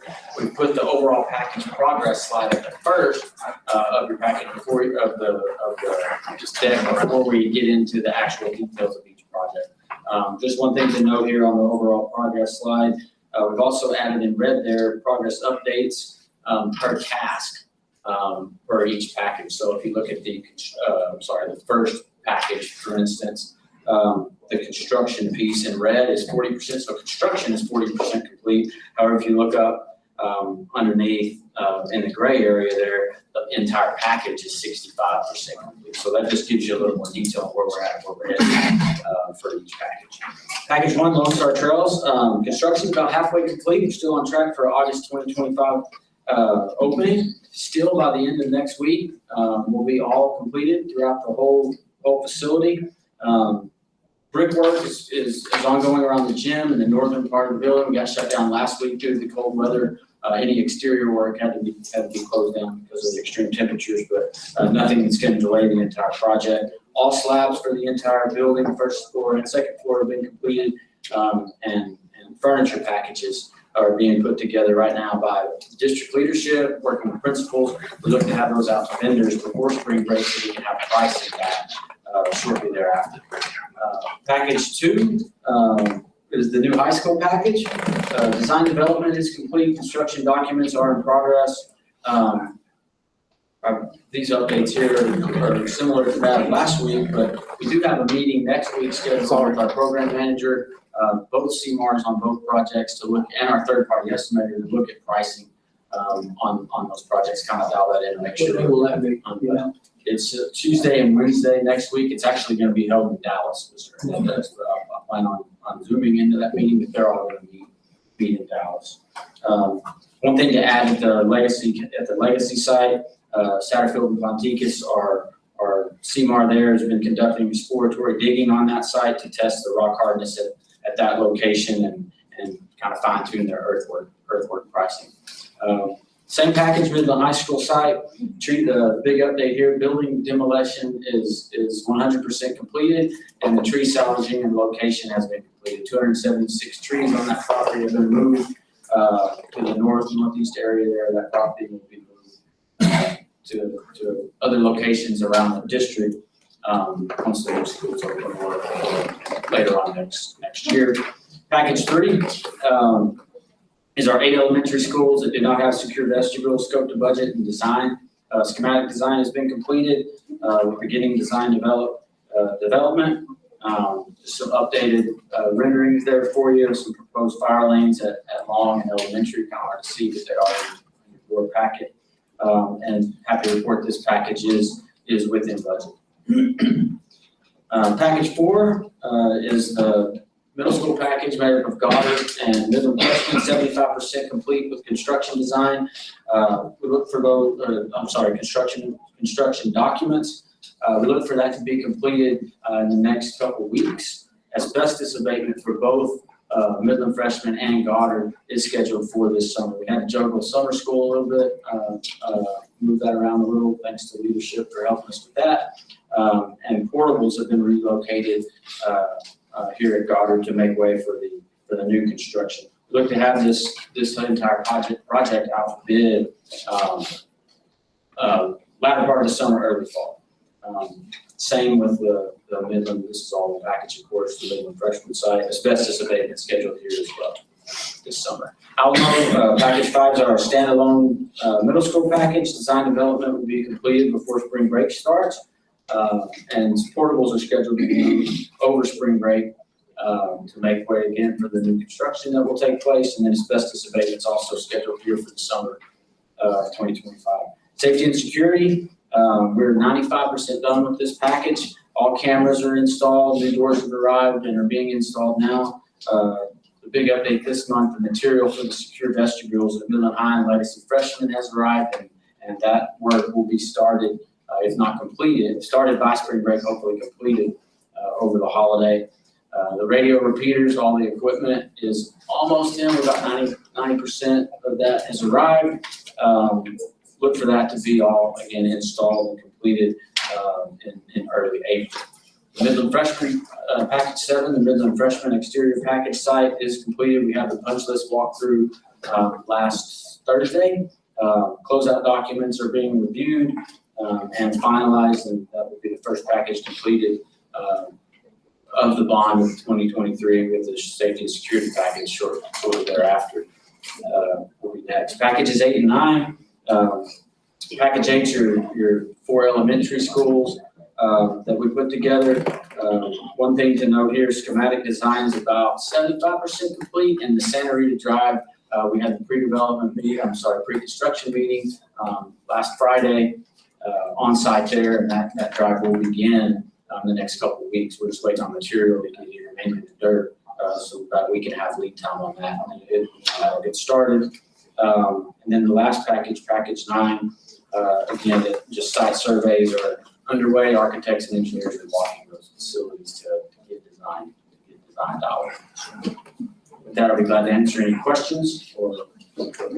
Yeah, when do we plan on starting actual construction on the high school? Plan to break ground this summer. Mayor Chair. And David Finley is here with Park Hill. He's been with us all day too. So is that, Mayor, do we know? So there will be an early release package that will be earthwork that will be before this summer, we hope. That's depending on big work we're doing next week with pricing reconciliation. And then the building proper will start in the summer. We plan on coming to the board in May with the GMP. So is all the geodetic and geospatial done then, I guess? Yes. Okay. Thank you. Anybody else? Go. I keep going to you. Look real quiet. Anyway. Good. Thank you. I do have one more. Hold on. You almost got away. Sorry, I know me and Courtney has talked about this a little bit. Have we looked at like the cost?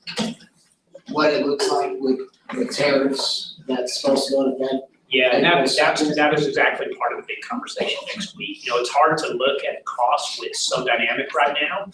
It's interesting because there's actually softening in some of our markets, like steel and earthwork. Actually, we're seeing much better prices than we saw a year ago. But then the tariffs have kind of added another level of complexity to what potentially could happen.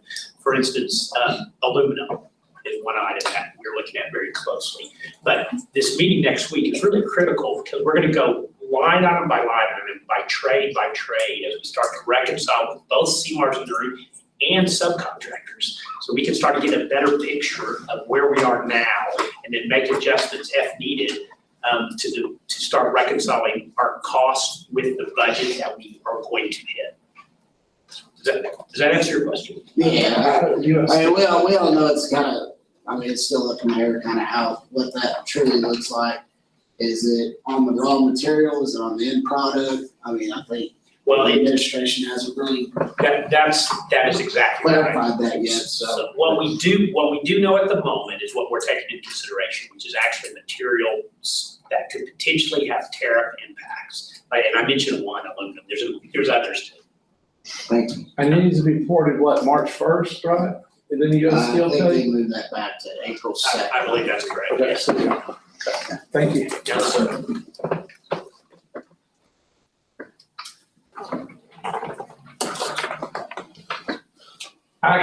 Moving on to 8B, academic update, board goal progress measures, pre-K phonological awareness, pre-K mathematics, third grade reading, third grade math, fourth through eighth grade reading growth, fourth through eighth grade mathematics growth.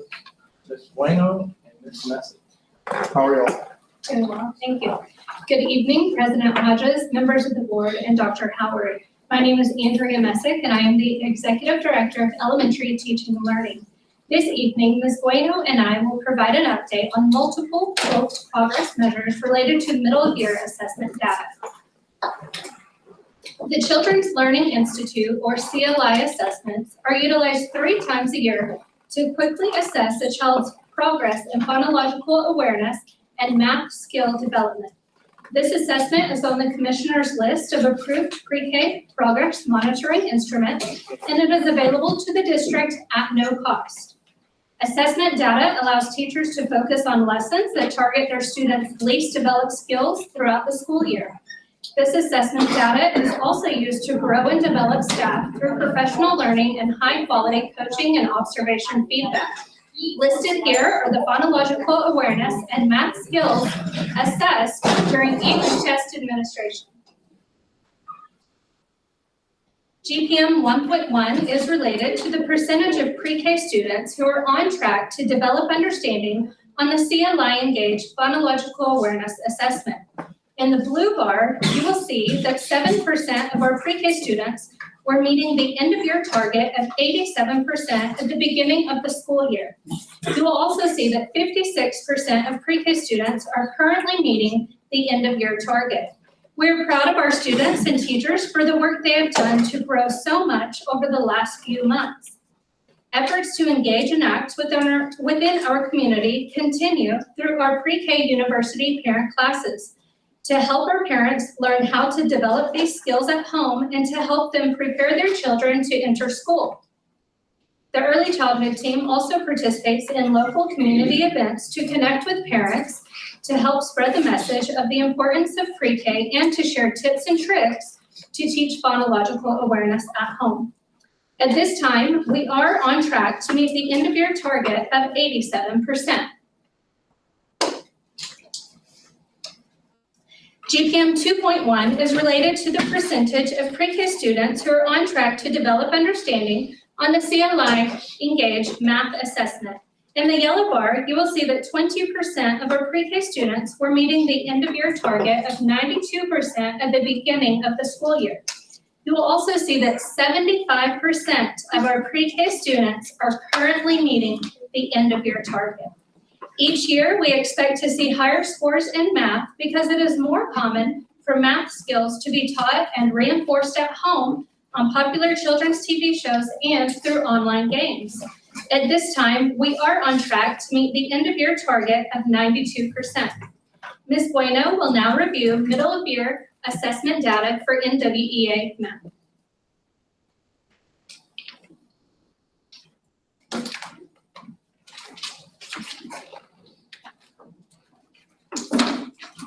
Good evening. We will now review NWEA middle of the year math data. The NWEA middle of the year math data provides valuable insights into student progress and instructional needs. The following data will display historical data beginning from 2022-2023 school year and ending with the 2024-2025 data. We will begin with reading language arts. Goal Progress Measure 1.2 monitors the percentage of kindergarten through second grade students who meet or exceed their individual growth targets in reading. The end of the year goal is set at 61%. Currently, 54% of students have reached this milestone, indicating we are on track to achieve the end of the year goal. Goal Progress Measure 1.4 tracks the percentage of third grade students projected to achieve meets or master's proficiency on the Reading Language Arts STAR based on their winter NWA math reading assessment. The 2024-2025 target is 41%, and currently 46% of students have met this benchmark. MISD students have exceeded this target. Go Progress Measure 3.1 monitors the percentage of fourth grade students who meet or exceed their reading annual target. The end of the year goal is 53%, and currently 51% of students have reached this goal, indicating we are on track to achieve this end of the year goal. Go Progress Measure 3.2 monitors the percentage of fourth grade students who meet or exceed the reading annual growth goal. The end of the year goal is 50%. Currently, 52% of students have reached this goal, indicating we are on track to achieve the end of the year goal. Go Progress Measure 3.3 monitors the percentage of sixth grade students who meet or exceed their reading annual growth goal. The end of the year goal is 55%. Currently, 52% of students have reached this goal, indicating we are on track to achieve this end of the year goal. Go Progress Measure 3.4 monitors the percentage of seventh grade students who meet or exceed their reading annual growth goal. The end of the year goal is 45%. Currently, 44% of students have reached this goal, indicating we are on track to achieve the end of the year goal. Go Progress Measure 3.5 monitors the percentage of eighth grade students who meet or exceed their reading annual growth goal. The end of the year goal is 52%. Currently, 45% of students have reached this goal, indicating we are on track to achieve the end of the year goal. Go Progress Measure 3.6 monitors the percentage of English 1 students who meet or exceed their reading annual growth goal. The end of the year goal is 54%. Currently, 50% of students have reached this goal, indicating we are on track to achieve the end of the year goal. Go Progress Measure 3.7 monitors the percentage of English 2 students who meet or exceed their reading annual growth goal. The end of the year goal is 55%. Currently, 57% of students have reached this goal, indicating we are on track to achieve the end of the year goal. The following data will display math growth goals. Go Progress Measure 2.2 monitors the percentage of kindergarten through second grade students who meet or exceed their math annual growth goal. The end of the year goal is 53%. Currently, 48% of students have reached this goal, indicating we are on track to achieve the end of the year goal. Go Progress Measure 2.3 tracks the percentage of third grade students projected to achieve meets or masters proficiency on Math Star based on their winter NWA math assessment. The 2024-2025 target is 41%. Only 36% of students are showing to meet this target. Go Progress Measure 4.1 monitors the percentage of fourth grade students who meet or exceed their math annual growth goal. The end of the year goal is 57%. Currently, 51% of students have reached this goal, indicating that we are on track to achieve the end of the year goal. Go Progress Measure 4.2 monitors the percentage of fifth grade students who meet or exceed their math annual growth goal. The end of the year goal is 41%. Currently, 47% of students have reached this goal, indicating we are on track to achieve the end of the year goal. Go Progress Measure 4.3 monitors the percentage of sixth grade students who meet or exceed their math annual growth goal. The end of the year goal is 60%. Currently, 49% of students have reached this goal, indicating we are not on track to meet this goal. Go Progress Measure 4.4 monitors the percentage of seventh grade students who meet or exceed their math annual growth goal. The end of the year goal is 46%. Currently, only 33% of students have reached this goal, indicating we are not on track to achieve the end of the year goal. Go Progress Measure 4.5 monitors the percentage of eighth grade students who meet or exceed their math annual growth goal. The end of the year goal is 52%. and currently 42% have reached this goal, indicating we're on track to achieve the end of the year goal. Goal progress measure 4.6 monitors the percentage of Algebra 1 students who meet or exceed their math annual growth goal. The end of the year goal is 62%. Currently, 58% of students have reached this goal, indicating we are on track to achieve the end of the year goal. MISD students are projected to meet 14 out of 17 NWA math goal progress measures. We look forward to providing you with the end of the year map data results in June. We're glad to answer any questions you may have, but if you have no questions at this time, we recommend that the board approve the information submitted in the board goal update for goal progress measures, GPMs 1.1 through 4.6. Yes. So just information, we don't have to Sorry. vote on this. Yeah, I do want to clarify a couple of things because that was a lot of grade levels. And so last year, we made that decision to monitor every grade level because otherwise you're monitoring a few grade levels and you may miss a grade level that's struggling or needing more attention. Also, I want to point out, you noticed when we got to the math, we saw some areas where we were not on track. This is the first year that we've had consistent math curriculum resources paid 5 since I've been here. When I got here, we had 10 campuses using something, one thing, and then everybody else using something else. And so we know that with that consistent implementation, we'll start to see those numbers come up. And the teacher shared that with us at South Elementary yesterday, who's really enjoying using STEM skills. Do you have a question? Ms. Wilson?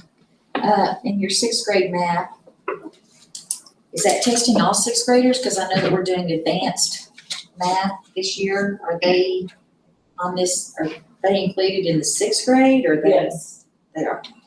And 7th grade math is included all math students or just the ones taking 7th grade math? Because we have many 7th grade students who take 8th grade math.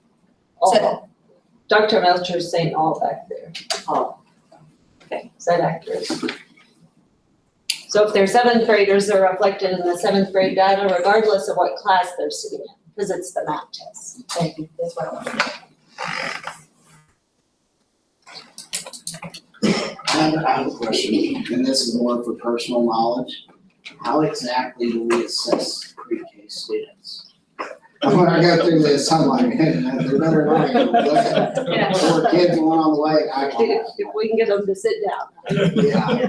So that test is an online test, but the teacher gives that test side by side with the child. The child does not have any input on the computer screen, does not hear anything on the headphones. So I would have her looking at my computer screen or iPad. I would ask her the questions, and then as the teacher, I would put yes or no. And it's the simple click of an arrow. If you click right, that means the child got it correct. If you click left arrow, it means they did not get it correct. Then we go through each of those measures. We do not give them all at one time to one child because the attention span, of course, of a 4-year-old is very, very short. So we do take usually about 2.5 weeks to work through the entire class. So a teacher, in best cases, is able to pull that child into the hallway or a quiet space so that they're not distracted. Some of those tests are only 60 seconds long. So we're looking for that fluency, very quick responses. And if we have that happening in the classroom with everything else going on that 4-year-olds do at any given moment, then a child may be distracted and not give their best responses. So it's very best when given side by side with the teacher and in a quiet space so that no one is distracted. Okay, I got one more. How many years have we been doing the pre-K program at UNSD, like all day pre-K? Well, full day pre-K was implemented, let me think, 5, this would be the 5th school year that full day pre-K is required by the state. Yeah. So, Fall of 20 was the first year it was required by the state. so will those kids be in 3rd grade this year? Or 4th grade, right? No, 3rd. Probably, 3rd or 4th. I guess my question is, do we know, like based off, because we talk about pre-K a lot, right? Do we have any data have any of those kids taken the STAR test? To show if they outperform their Yeah, other right. peers. Do we know what percentage of those kids have met? No, we asked for that a while back because we wanted to follow those kids. Remember the meeting?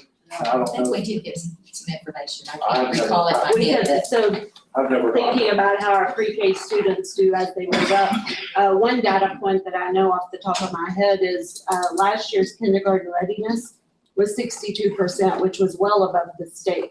But if they were with us in pre-K, our pre-K students were 71%. And so we know when they hit kindergarten, they're more prepared when they come to pre-K with us than their non-peers, regardless of where they're coming from. But we can get that data. Yeah, I'd be curious to see how it correlates. We can get that. I think I recall us getting information on pre-K, NISD, and pre-K others versus. Yeah, I don't It's remember, very important. It's been. because we got to track them. We should be tracking them. Thank y'all, that's all I have. I got a question. So you just kind of described the pre-K teachers there, that seems like a really glaring variable as far as the survivability of the data.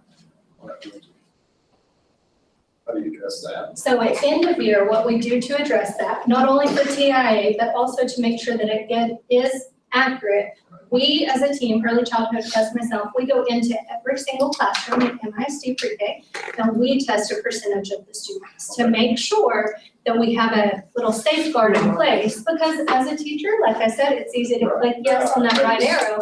I could easily do that, but we make sure that's not an issue. Yeah, great question. Anybody else?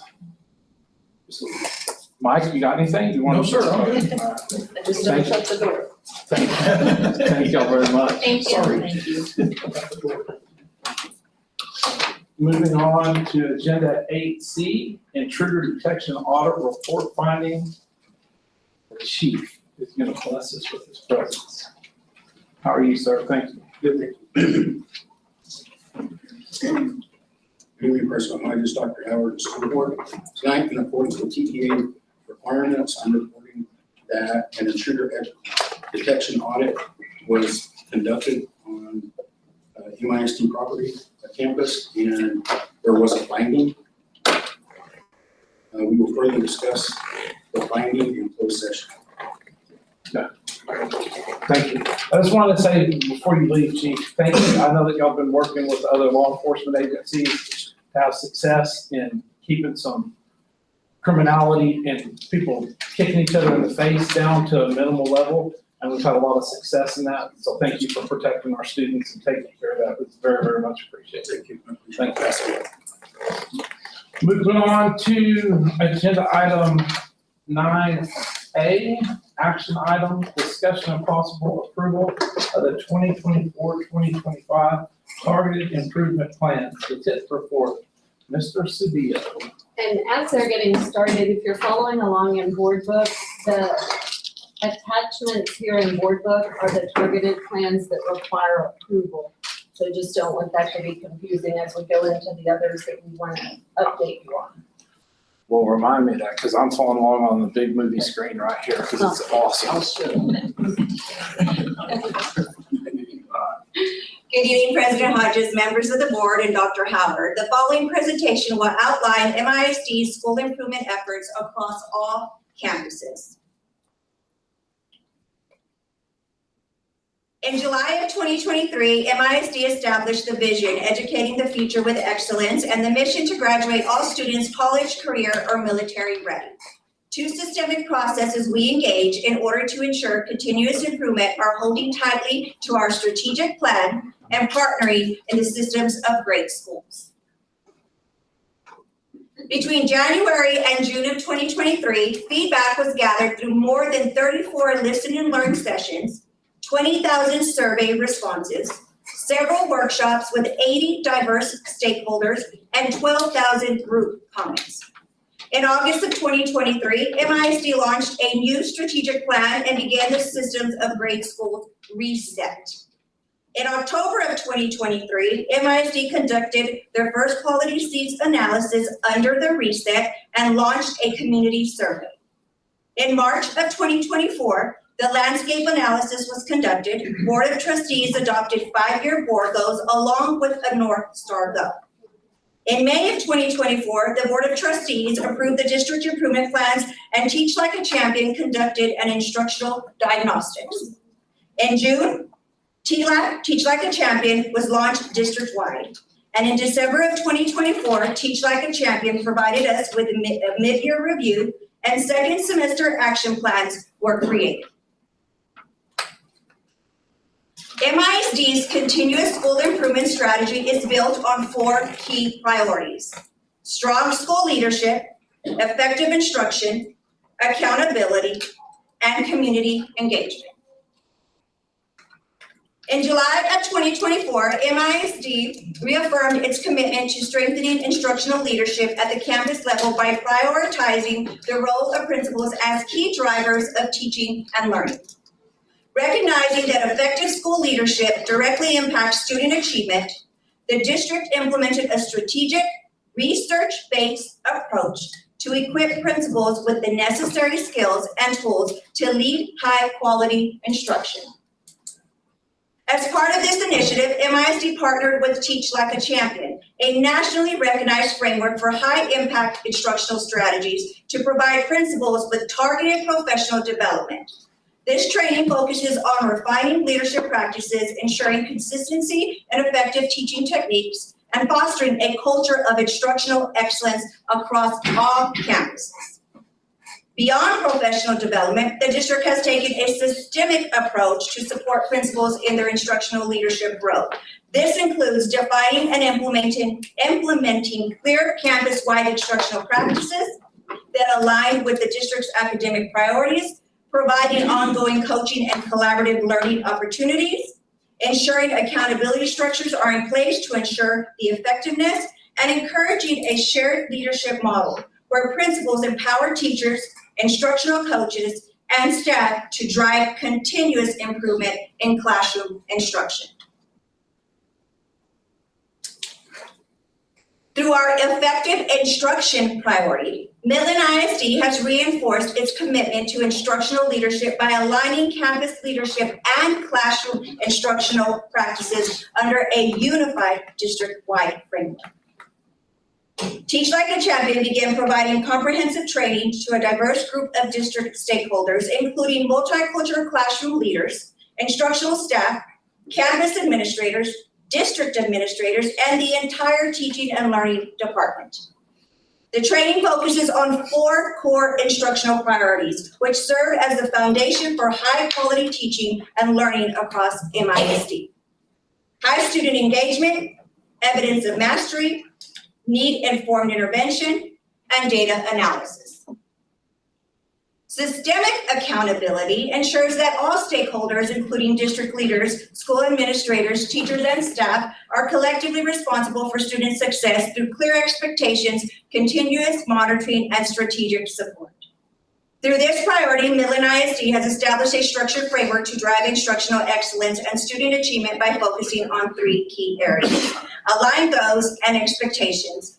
MISD has set measurable goals for every campus, ensuring that instructional priorities and performance expectations are consistent across the district. Data-driven decision-making, district and campus leaders engage in regular data analysis meetings, ensuring that decisions are grounded in evidence and directly tied to improving student achievement. Transparency, the district regularly reports key performance metrics, ensuring transparency in student outcomes, resource distribution, and instructional effectiveness.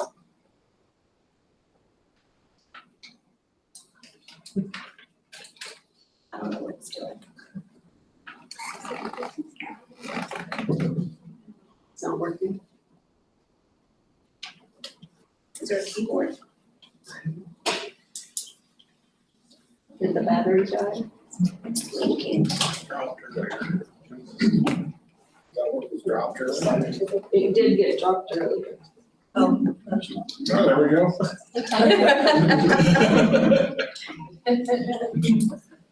Everybody say hi to Mr. Bishop. Hi, Mr. Bishop. You're on the full screen right now. You got a pretty good smile, you know it? I'll buy you a donut later on, Brandon. Oh, we can't hear it. Yeah, we can't hear it. He's probably cussing me right now. That's probably good. Can y'all hear me now? I think we're muted on our side. Can somebody else run it while she talks, or? I mean, y'all don't have to see the visual or y'all just. Yeah, keep going. The final priority that directly impacts school improvement in Midland ISD is community engagement, a commitment to fostering meaningful relationships with parents, families, and community stakeholders to support student success. Recognizing that education is a shared responsibility, MISD emphasizes the importance of two-way communication and active community involvement to create strong support systems for students and schools. MISD actively collaborates with local businesses, nonprofit organizations, and higher education institutions to provide students with mentorship, internships, career exploration, and real-world learning opportunities. As you can see, school improvement efforts must be intentional, data-driven, long-term, and aligned with a clear strategy. Through MISD's school improvement approach, the district has achieved significant progress, including A and B rated campuses more than doubled, increasing from 7 to 15. 17% more students now attend AB rated campuses. 47% of campuses improved their accountability ratings from 2022 to 2024. Increased college, career, and military rates. And according to the K-12 School Climate Survey, 83% of parents feel teachers keep them informed about their child's academic progress, and 82% of campus-based staff report having the resources and materials needed to meet job expectations. These gains demonstrate the impact of our focused school improvement efforts and our commitment to elevating student success in MISD.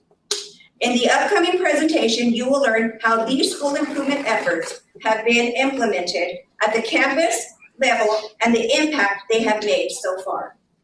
I will now turn it over to Mrs. McLean, Executive Director of School Improvement.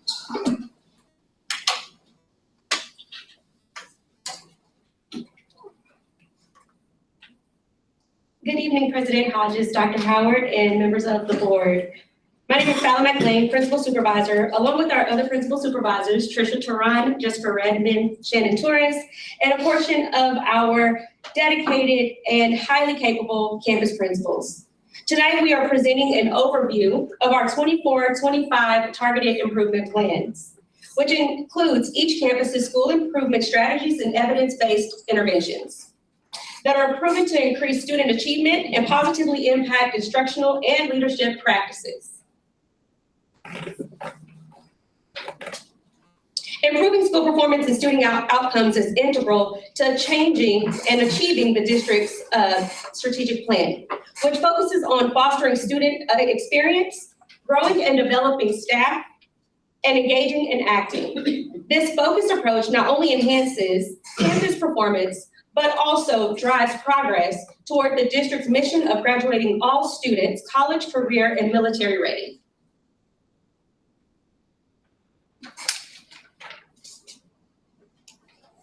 Campuses are identified for targeted improvement plans by the Texas Education Agency. As part of its accountability system designed to ensure all students receive a high-quality education, this identification is based on specific performance metrics under the state's A through F accountability framework, which evaluates campuses on the following domains. Domain 1, student achievement. Domain 2, school progress. And Domain 3, closing the gaps. To identify schools for comprehensive support and improvement, or CSI, the Texas Education Agency annually ranks all Title I campuses based on closing the gaps scaled scores. Title I campuses that rank in their school type's bottom 5% are identified for CSI.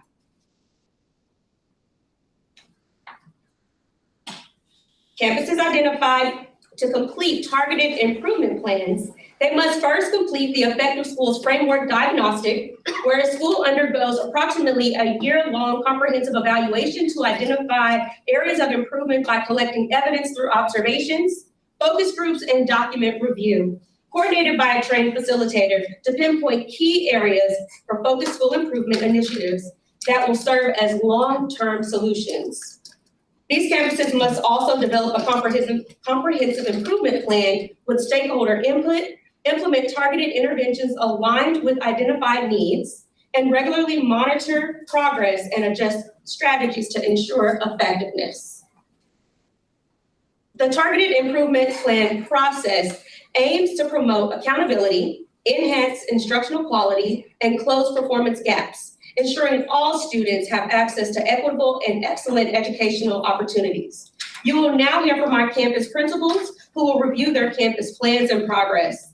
Keep in mind that the principal supervisors have streamlined the instructional expectations across campuses, so many systems and strategies they have in place are the same, but they will highlight something specific at their campus.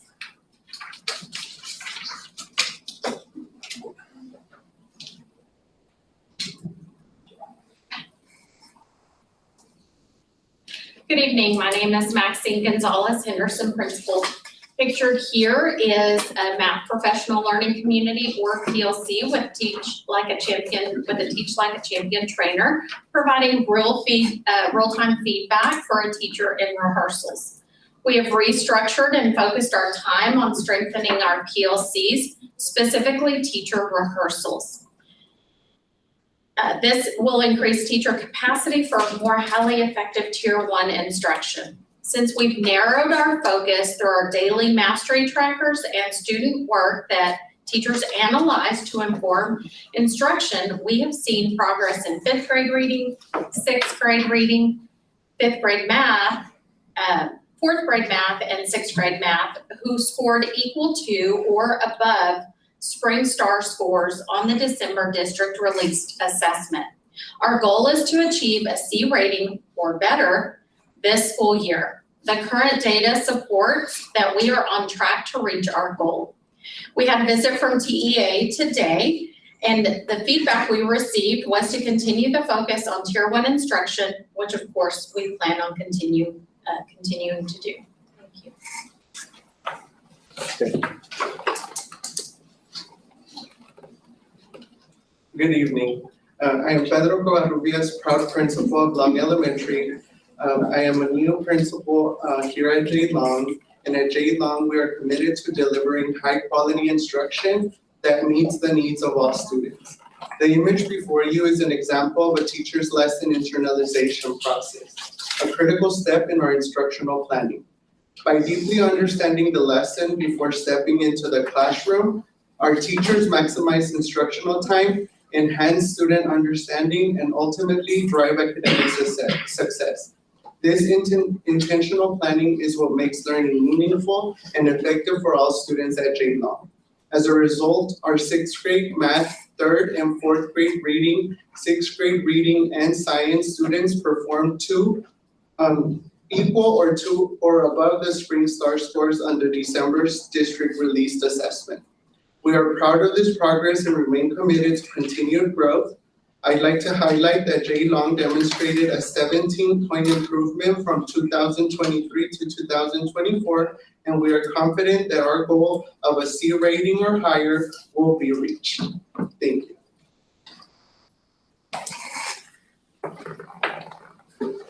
Good evening, I am Gabriel Salgado, school principal at Peace Communications and Technology Academy. As you can see in the beautiful picture, our school improvement strategy focuses on prioritizing effective professional learning communities and data-driven instruction. We drive progress at our campus through strategic yearly goals that are broken down into actionable 45-day benchmarks and 2-week sprints to ensure collective alignment and success. After implementing these strategies last school year, our campus was projected at an overall accountability rating of a B, up 22 points from the previous year. This year, some of our successes include showing significant strength in 3rd through 6th grade reading and 5th grade math on the Practice Star Fall Benchmark Test, all being above the 2024 STAR performance. This makes me confident that our campus will reach our goal of reaching 85% growth and an A accountability rating at the end of this school year.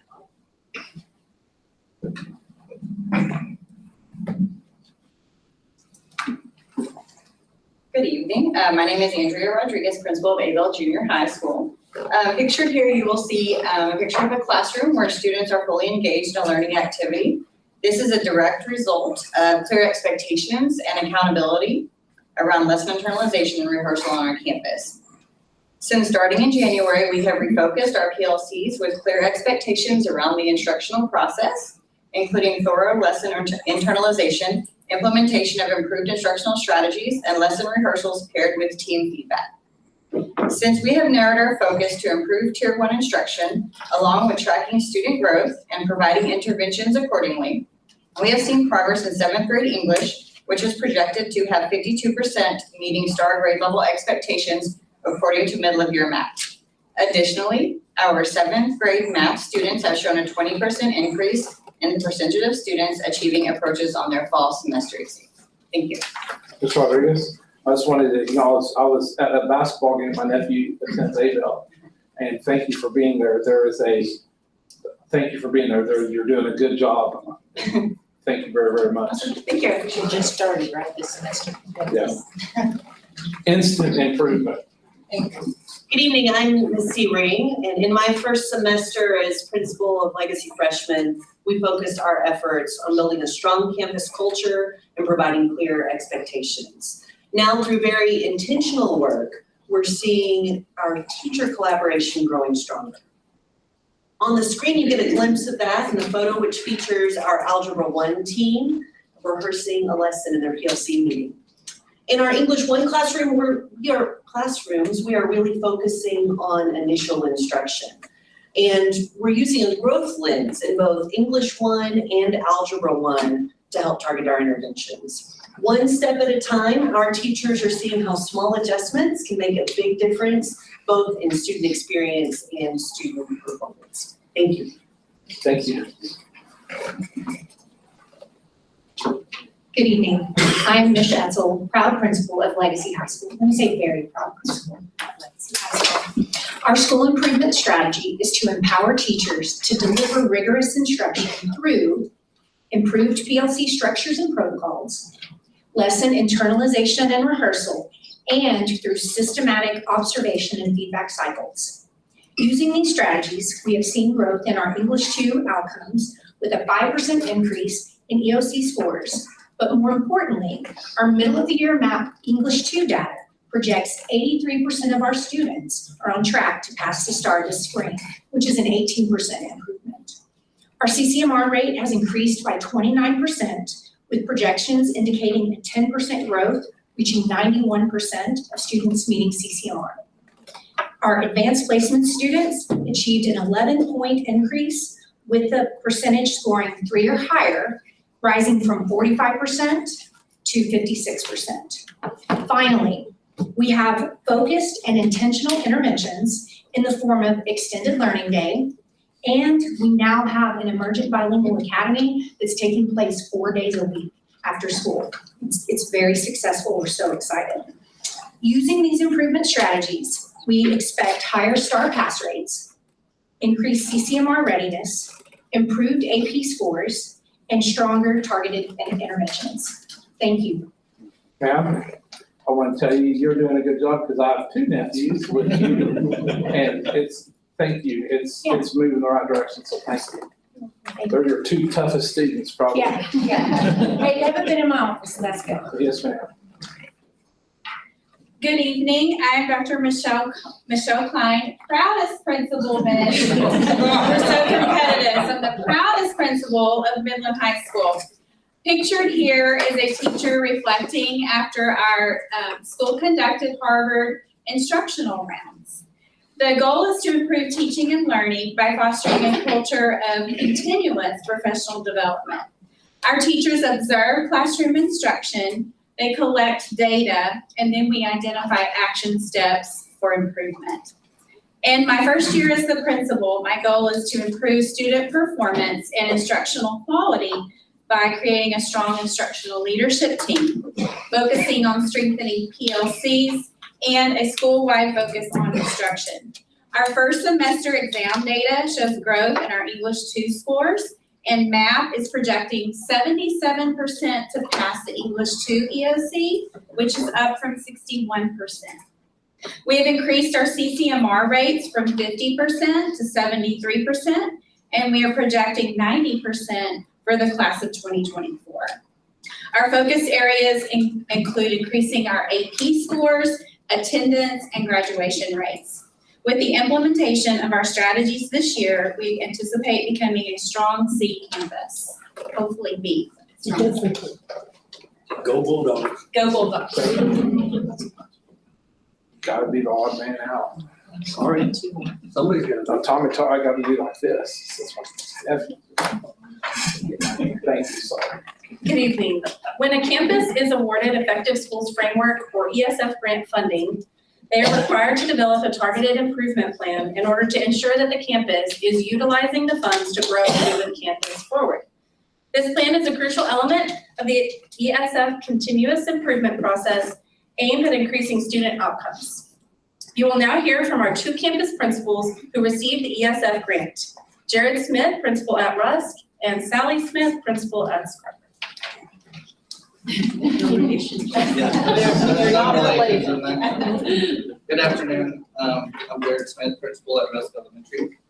Our school improvement strategy centered around promoting a data-driven culture to enhance student achievement. The strategy leverages data analysis to identify trends, set goals, and guide our instruction. With the help of our multi-classroom leaders through Opportunity Culture, they play a huge role in the implementation, the coaching, the preparing of the lessons, the modeling. So with that, we started implementing these procedures last year and moved from a 77 overall accountability rating to a projection of a 90 for last school year. We're continuing to see strong data throughout our classrooms and feel strongly that our campus can meet our goal of maintaining an A rating for the school. Thank you. I've got can I ask a question? I got a question on the 18-week checkpoint. Was that before or after y'all came back from break on the 18 weeks? The 18 weeks are prior to us leaving. So when do we have another update? We just took the 27-week actually today. For was ELAR and then math will be next week. Perfect, thank you. Then we'll be able to update. You're doing a good job. All right. Thank you. That's great.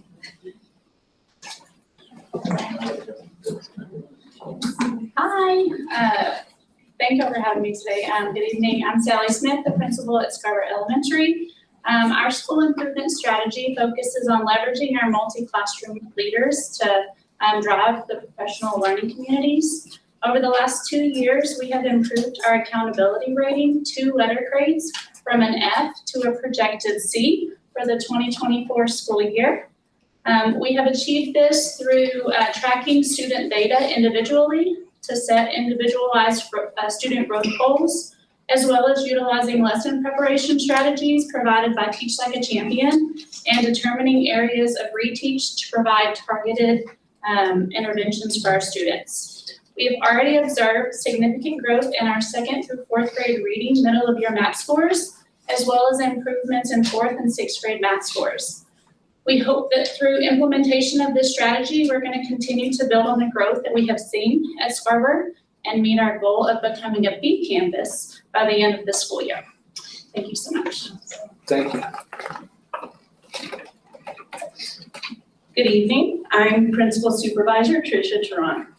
While some of our campuses are not required to submit a targeted improvement plan to TDA, we wanted to provide you a deeper look into the work of our DNF campuses. Our focus is to build the capacity within our school leaders while strengthening strong systems and routines. We initially established playbooks with key look-fors to ensure alignment campus-wide. We foster a culture of continuous improvement, and we aim for systems for these campuses that last. We focus on instructional leadership. By strengthening instructional leadership at the principal level, we're providing direct coaching and feedback, but also provide training that build on systems presented by Teach Like a Champion and also the Effective Schools Framework. By these instructional systems, or by strengthening these instructional systems, we're ensuring sustainable, meaningful change in schools. Some of the key strategies for building teacher capacity, because we know that principals lead that at the campus level, we ensure that professional learning communities are used for teachers to internalize and rehearse, which you've heard that repeatedly through tonight. All that means is that as an industry where we are expected to perform, we have to practice before we get in front of students. So that's what that means, as you keep hearing it. So these key practices are used, including analyzing data and collaborating on key practices that demonstrate student academic success. Our leaders have focused on building teacher lesson delivery through coaching and feedback, aligned to Teach Like a Champion strategies, and also have provided targeted professional development both at the campus level and at the district level. Anyone who has ever worked in campus improvement knows that it requires focus, hard work, and unwavering determination. Our commitment to lasting and meaningful change remains strong, and we know that true progress is a collective effort. Now let's hear from the campus leaders who are driving this transformation forward. Good evening. I'm David Duarte, principal of De Zavala Elementary. De Zavala places great emphasis on enhancing student learning through the implementation of an effective data analysis protocol. The purpose of a strong data analysis protocol is to identify student learning trends and gaps after taking unit assessments and benchmarks. Our goal is to achieve a C or better. So far, our student data supports this goal. In addition, De Zavala has formed a committee of 12 staff members to develop and implement a STEM model for the next school year, for the 25-26 school year. The goal is to inspire a passion for STEM learning with a dynamic environment where students actively explore, innovate, and apply their knowledge to real-world problems and challenges. This year, we have developed a mission and a vision that will serve as a guiding force for recruiting, training, and developing staff. I would now like to introduce one of our MCLs, Pamela Rivera, to share the impact of a strong data analysis protocol. Good evening, I'm Pamela Rivera, a math MCL at De Zavala. When analyzing assessment data, our main goal is to identify student learning trends based on overall mastery of the standard. By reviewing student work, we determine whether errors are conceptual or procedural and use those insights to create targeted action plans. Through daily interventions and weekly reassessments, our impact is to address these misconceptions and ensure students meet their individual growth goal. Ms. Rivera does a great job. Yes,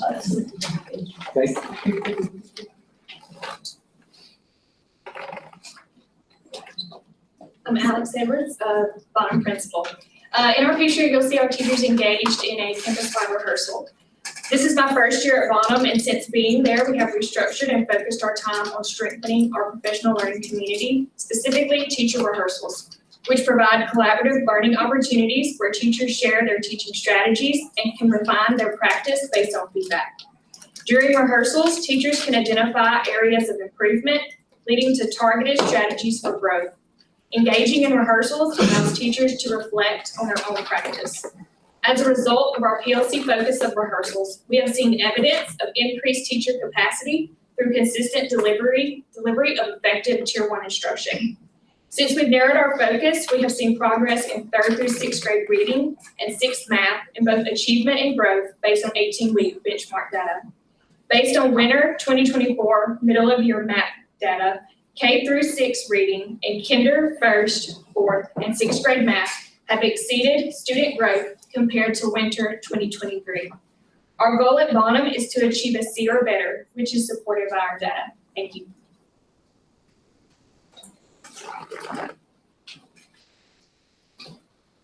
I'll be back again. The school improvement strategies that have been implemented at Bunch Elementary are lesson internalization of high quality instructional materials in order to improve Tier 1 instruction and weekly data meetings which prioritize the performance of our targeted Domain 3 student groups and informs instructional decisions for reteach for long and short cycle interventions. Since the Fall STAR Relief Assessment in December 2024, 4th and 5th grade reading and Spanish 4th grade math have exceeded the 2024 STAR Approaches and Meets scores. Our areas of focus are 4th through 6th grade math. Since December, we have made staffing changes and tightened how we monitor, plan, and pace lesson delivery to maximize the impact of our school improvement strategy. We are simultaneously implementing the house system to enhance school culture and increase student engagement. The house system instills values of high academic and behavior expectations, personal and collective responsibility, and leadership skills. The School Action Fund has been a vital funding source for Bunch's culture and climate shift. Bunch will follow the School Action Fund college and career prep model. In the first year of planning, the Bunch staff were able to revise the campus's mission and vision statements and are working to refine the qualities and expectations for future faculty and staff at Bunch Elementary. With these strategies in place, the Bunch staff is working towards reaching our goal of becoming a C-rated campus. Thank you. Thank you. Good evening, I'm Melissa Horner, Executive Director of Student Services. And as part of my role, I also serve as a liaison between the 1882 partnerships and MISD. IDEA Travis is an 1882 campus that serves pre-K through 10th grade students. This year, IDEA has implemented 3 priority actions for improvement. Rigor checks through weekly lesson plan feedback, lesson rehearsals, real-time coaching, and criteria for success materials that are aligned to the STAR. They also have started using daily exit ticket trackers for reading, language arts, and math, exit ticket huddles 3 times a week to determine if they need to reteach the next day or the next class period. Teacher rehearsals and modeling are in place for teachers not showing improvement in the exit ticket data from one lesson to the next. By implementing these strategies, the campus has seen an increase in their growth percentages in reading and math for the 24-25 school year, and they use a different assessment tool from us than STAR assessment. It's very good to see you presenting. So Thank you.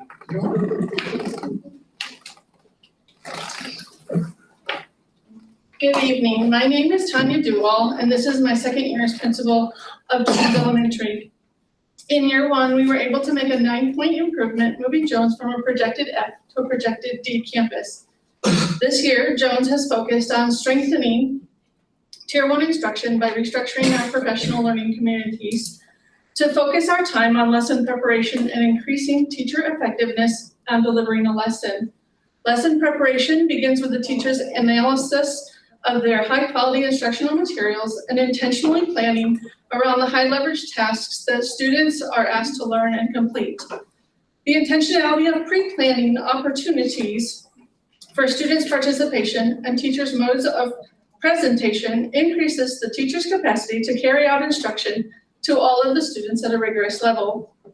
We also require teachers to rehearse their lessons and receive real-time feedback for improvements before the lesson is ever delivered to the students.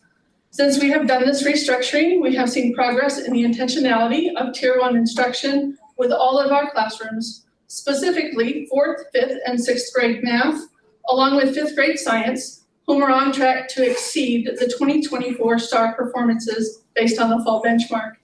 We are confident that we will reach our goal of being a C-rated school or better this spring. Thank you.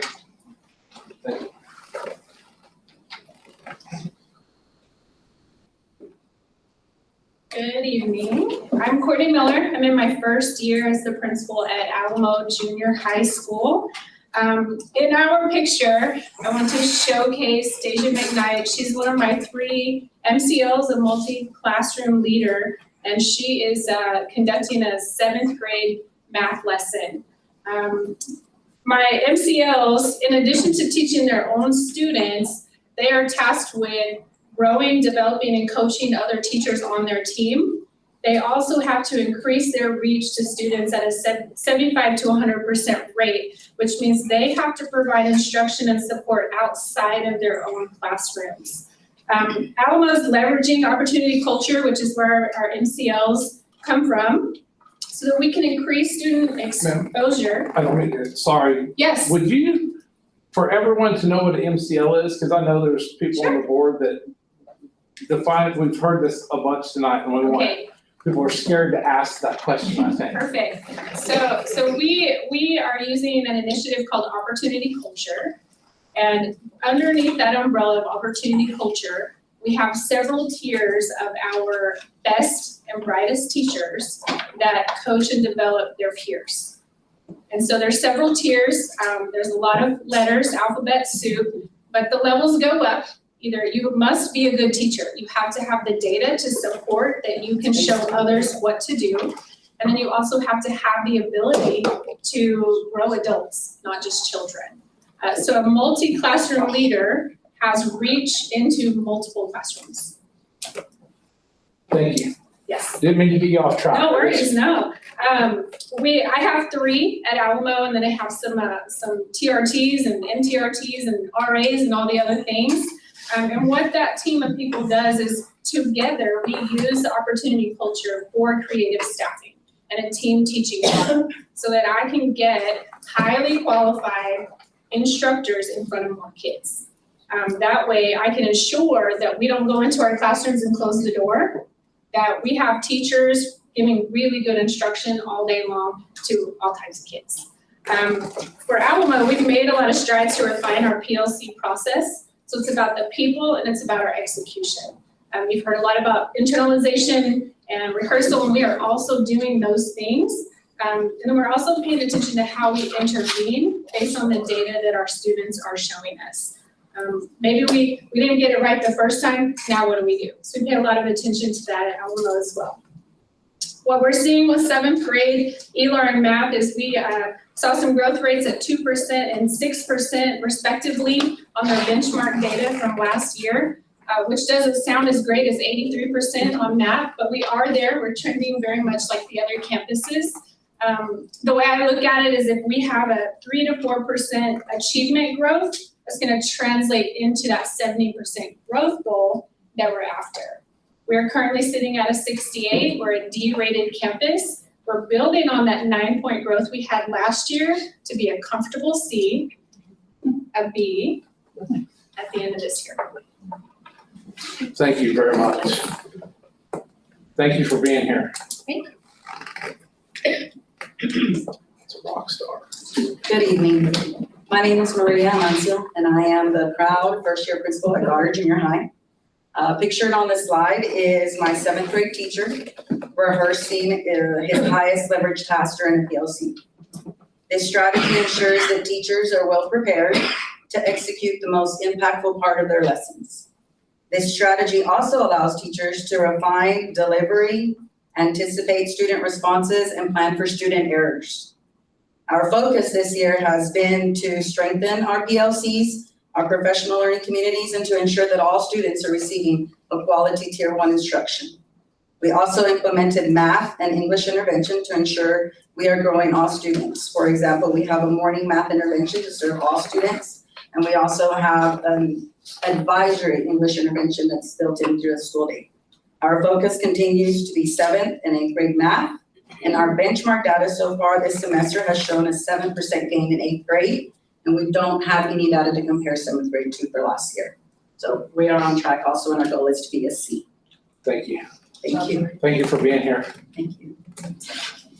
Hello, I'm Shannon Torres, Principal Supervisor. You've seen the work that these principals are doing, and we have streamlined the processes. As you can tell, most campuses are doing pretty much everything, including our A and B campuses. Through these processes, through principal support and pressure, we are seeing measurable progress in key areas, such as an increase from 14 to 31% of students that are sitting in AB rated seats. We've increased CCMR from 54 to 77%, surpassing the state average. We have met 4 of the 5 school board goals. 66% of our campus improved or maintained their accountability score.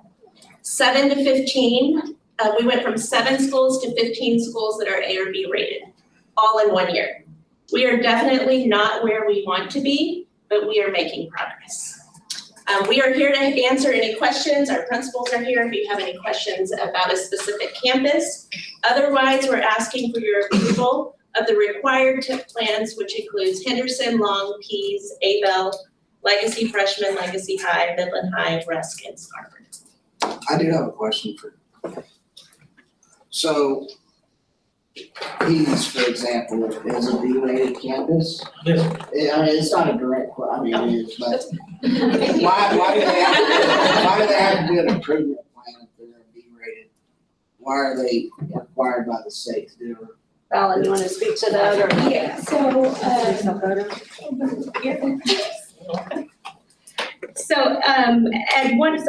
at one point in time, their accountability was, if we go back to the CSI of how they're identified. So let's take the school type, which is elementary, and so what the state does is rank them from highest to lowest. And so if those campuses fall below like a 5% threshold, then they're going to be deemed as a comprehensive support and improvement campus. Now, the way that you exit out of it is that you have to have 2 years of consecutive, of being above the 5%. And then to get out of it, your score has to be, in closing the gaps in domain 3, has to be higher than when you started. So although he is making the progress, Pease would be deemed as a comprehensive progress campus because TA is still tracking that they're making the progress so they can exit. But it has to do with TEA, right? The ratings, being a DNF, we have to have these turned in, I think, on Friday. We usually turn them in October. And these are due on Friday, I believe, based on what I talked to the Commissioner of Education about. Thank you. I have a comment, from a teaching perspective. I don't even have to look at that. I'm gonna look at this nose instead. Where your sunscreen, everybody. I do from a teaching perspective, and I applaud you for the hard work that you are doing. You're doing the hardest work right here in this room. Lesson internalization and rehearsal, I think it's a great thing. I know that it's sometimes hard to get teachers on board to do that, and teachers are hard to change because they like doing the lessons they've always done. But I think that doing it in front of somebody else just helps you to really look at the lesson differently. And I've always team taught with people my entire teaching career. And we've always bounced stuff off of each other to get the best lesson. You're bouncing ideas off of other teachers who have ideas. I think you're empowering, I like the statement to empower teachers to teach higher level lessons. And I've been in all but 2 or 3 of these schools this year. And I will tell you that every single school is working hard. I have yet to be in a school with discipline out the door, just bad things happening, uncontrollable classrooms. I have seen none of that. I have seen teachers 100% on track with what they're doing. I think that there's a drive going on right now in all of these schools that there's not a teacher around that wants their class to be failing. And so I think that there is a drive there to change. There's the culture of coaching, the PLCs, I've seen some PLCs that are so different from even when I was in the classroom 8 years ago. The PLCs are very highly driven, and I appreciate that, and I see the work that you're doing. Teacher lesson prep is probably one of the most important things that can happen. If you have a good teacher lesson, and do the internalization rehearsal, and kids are going to learn. I like the statement systems that last, because that is what is important, because people change, but systems last, and so I appreciate that. For lasting and meaningful change, daily intervention, weekly assessments, I mean, that is what is going to move the needle for all of these kids. And I know that some of these schools I noticed were already A's and B's and A's, B's and C's. I didn't write them all down. But even the ones that are sticking the D's, they're not an F anymore. And it doesn't happen in one day. It doesn't happen in 2 days.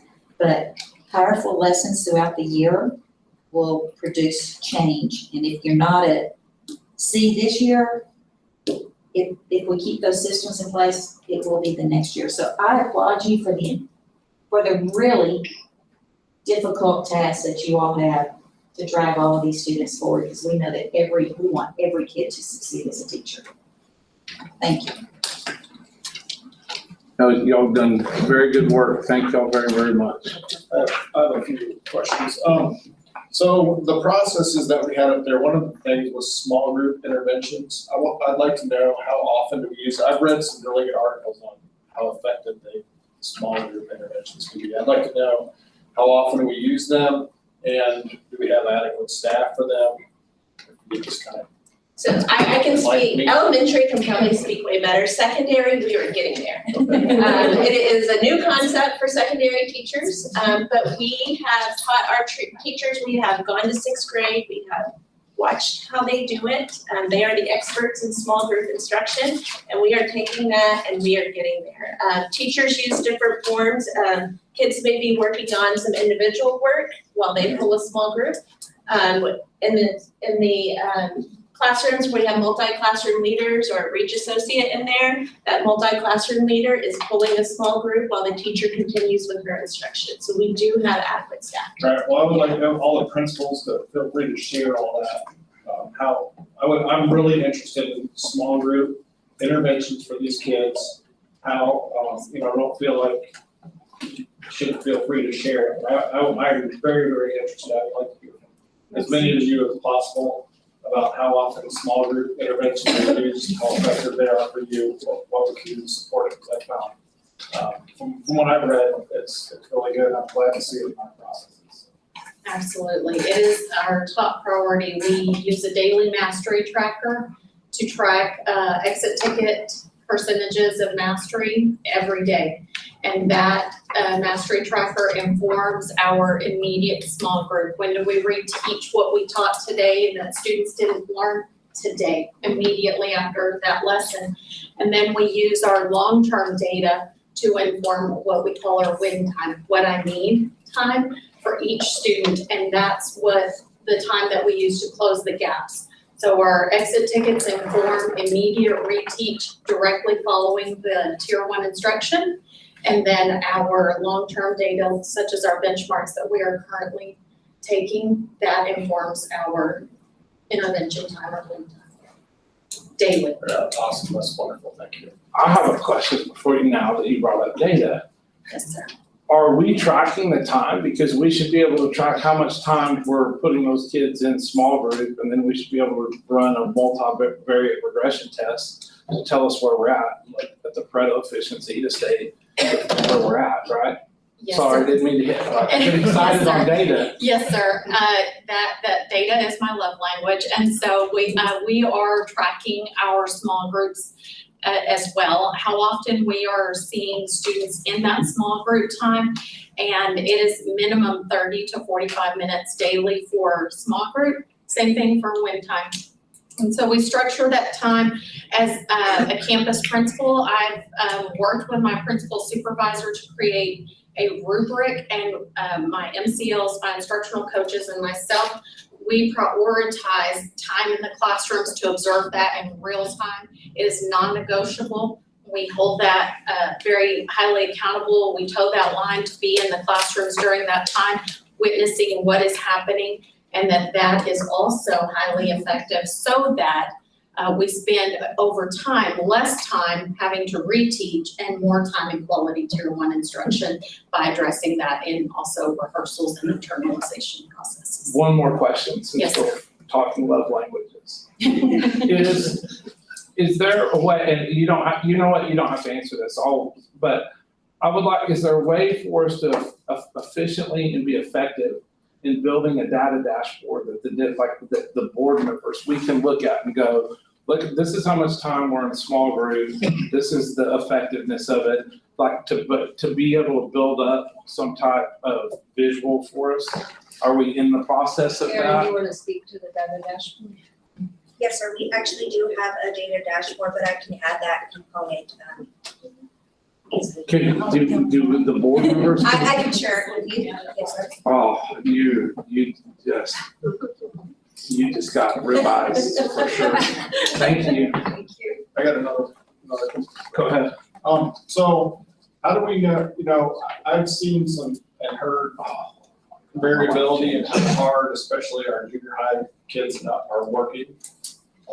Teacher, class dependent. So how are we addressing I'm a big believer that, just like when these kids are getting ready for football, they're working hard, they have high expectations, coach demands nothing but, success. So how are we how are we knowing that the kids are doing work academically like they are athletically? So, just like the head coaches, the head principals in those classrooms, daily. They spend time in PLCs to make sure that the lessons are on target and with the right rigor. We do a lot of rehearsals. An example in math, they go through the lesson, they internalize it, they rehearse it, and give feedback. The other thing that I say for secondary is teachers have to be the best bill collectors. And so we can't let a kid just sit there and not do the work. We have to go around, we have to monitor, we have to pull them in that small group if they're not doing the work. We have to make them do the work. And so our principals are walking around giving teachers ideas on how to get kids to work. And honestly, sometimes it's having a lunch and learn because they don't want to miss that social time. So we have to be monitoring all the time to ensure that kids are doing the work. All right, thank you. Anyone else? I just want to say something. You sure? I'm feeling like you might feel left out over there. I followed all that. You should be excited. Everybody's pursuing. Okay. Y'all can vote and then I can say. Yeah, we have another. So I just want to, since pre-K is an issue, so Jones serves pre-K 3s and 4s, so 3-year-olds and 4-year-olds. And I know pre-K has been a big discussion, so kind of answering your question and also addressing pre-K at the same time. So I would love to invite you to come to Jones and see Ms. Boyle's classroom. She teaches pre-K 4-year-olds for me, and she is a master at controlling chaos, yes. She does station rotations with the children where they do, like right now she has a veterinarian center set up where they have veterinarian, they pick up the little white coats, they do those things. She has a writing station where they're practicing their ABCs, building different things with Play-Doh to do things like that, tactile and total physical kinesthetic learning. But she, in the meantime, while they're doing station work along the room, her TA is running a small group and doing phonics learning, and Ms. Boyles is also running a small group. So she has the classroom, as I said, controlled chaos around stations for the children to learn while they're both running 2 small groups along the way. Now, of course, if there's a moment, the TA will get up and address the child who's having a moment. But I would invite you to come to Jones at any time to come see our pre-K program for our 3-year-olds and 4-year-olds. Thank you. I know we have a motion, I just want to clarify something real quick. If my question earlier came off that I'm opposed to pre-K. Not at all. I just want to clarify that. It was just for me, I'm like, how. You don't like little kids. Some days, mine don't. Oh, my word. It was more of like, what's that process look like? How do you do the controlled chaos of 3 and 4-year-olds? I don't want the, I guess, the perception to be, oh, Josh is getting. Oh, no, I'm glad we got the truth, man. That's, But yes, so there we go. But there's that. There's been, we're good, I think. There's been a motion to approve, and it has been seconded. All those in favor, raise your right hand. Whoa, he raised his hand quick. It is unanimous, the motion passes. I just wanna say something Sorry, real quick before our Thank y'all. principals leave. I think you saw it tonight, this is not only a very talented group, they're a very dedicated group. And the work they put in every single day, every single night, every single weekend. I, happen to drive by Abel about 10 times a weekend, and I see cars there every day since Dr. Rodriguez has been there. We appreciate your work. We know it's not hard work, but it's the right work to do. And I cannot thank you enough for all that you do. Thank you.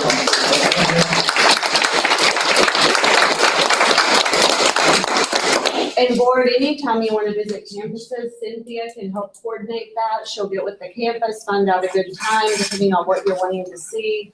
And she's glad to help set those up for you, so you can always reach out to her. I get it. Can they all go over to the bar now? They're gonna get a picture out there, and then you're welcome to go home, unless you have something else to Staying say. so late, yeah. Thank y'all. Yeah, thank you very, very much.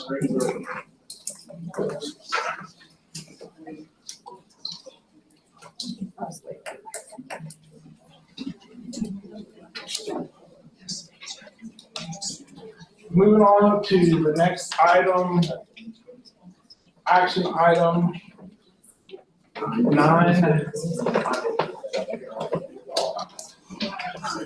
9B, discussion of and request for approval of revised board policy CSA local facility standard safety and security and provision of the student code of conduct SCOC presented Mr. Cedillo. How are you, sir?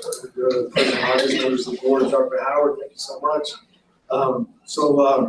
Tonight I'm requesting your approval on the revision of board policy CSA local, facility standards, safety, security, and also revisions to the student code of conduct.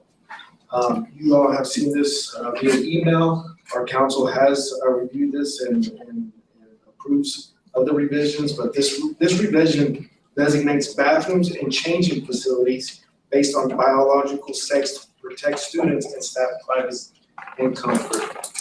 A district-wide policy provides consistency across all campuses, eliminating ambiguity and ensuring administrative decisions align with established board policy.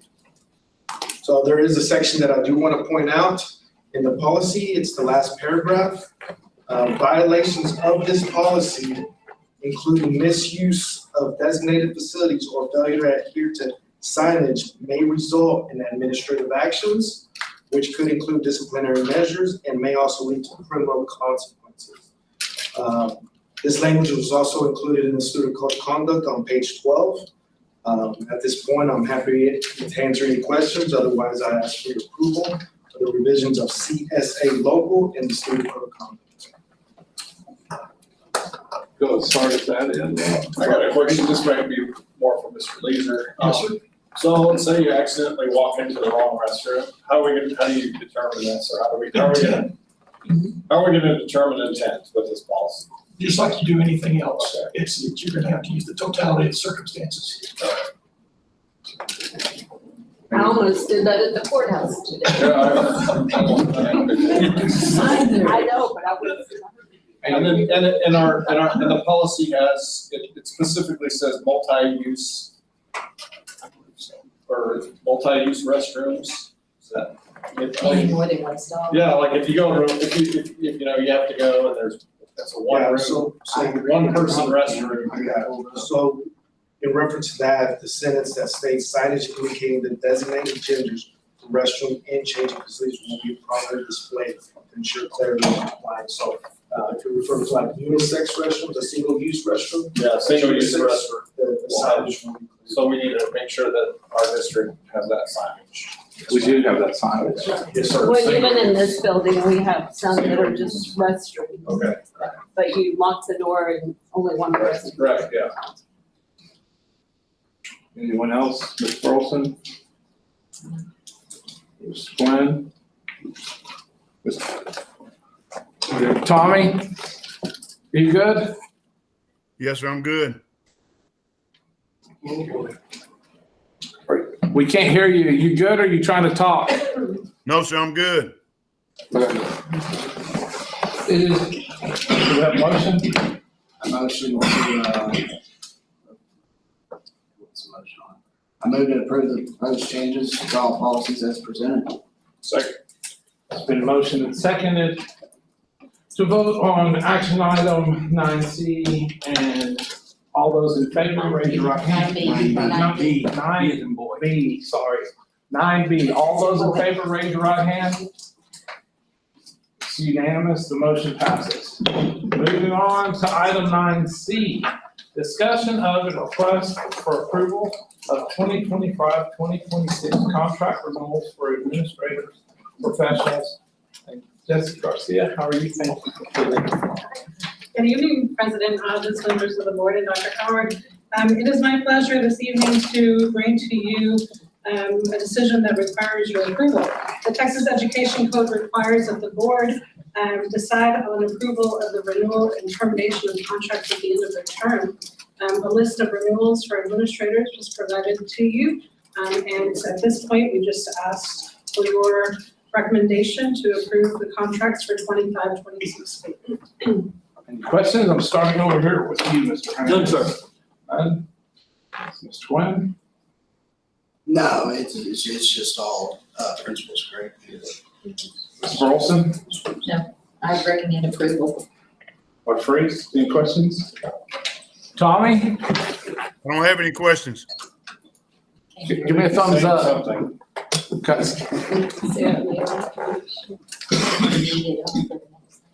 We need a second. Second. It has been motioned and seconded to approve as presented. Item 9C, discussion of an request for approval of 2025-2026 contract renewals for administrative professionals. All those in favor, raise your right hand. It is unanimous, the motion passes. Moving on to the next item, action item 9D, the discussion of and final recommendations or motions for each of the following properties: property located at Oak Harbor Street, Zapatico, and Town and Country Apartment Complexes, property located at 900 Lamesa Road, and the Audrey Gill Sports Complex. And Mr. Smith will be presenting. Thank you. As Mr. Smith gets started on some of these, it's pretty easy to make a clear recommendation. Others, there's things that we need to consider. And so what Courtney has done is put together all of those considerations. And like I say, I think some of them are pretty easy and simple to make that decision on.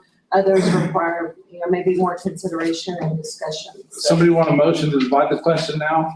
Yes, I would like to pull, So, motion to divide the question. Basically, just make it all individual property. yes. I move to the divide the question. It's- Can it's we been- do sorry. No, we've got to divide it first. It's been motioned and seconded to divide the question.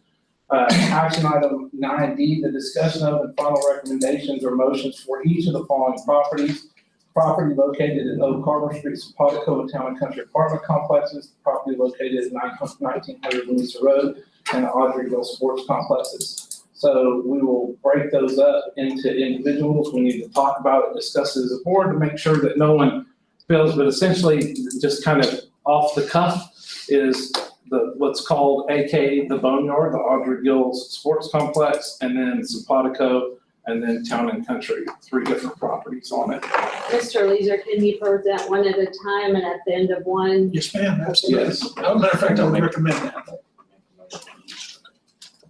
Perfect. I believe we followed Robert's rules on dividing the question. We made sure it was taken care of. We got you. Thank you, Mr. Richard. Thank you, President Hodges. So the first property up for consideration is the property at 0 Carter Street. It's located just west of Bunch Elementary. There's a zoomed in picture there, bottom of your slide deck. We acquired it in 1958 for $15,000. And again, we currently do not pay taxes on this property. We have no real use for this property. As you can see, there's an alley that divides, separates our campus from a small piece of property. Again, it's a little less than a quarter of an acre.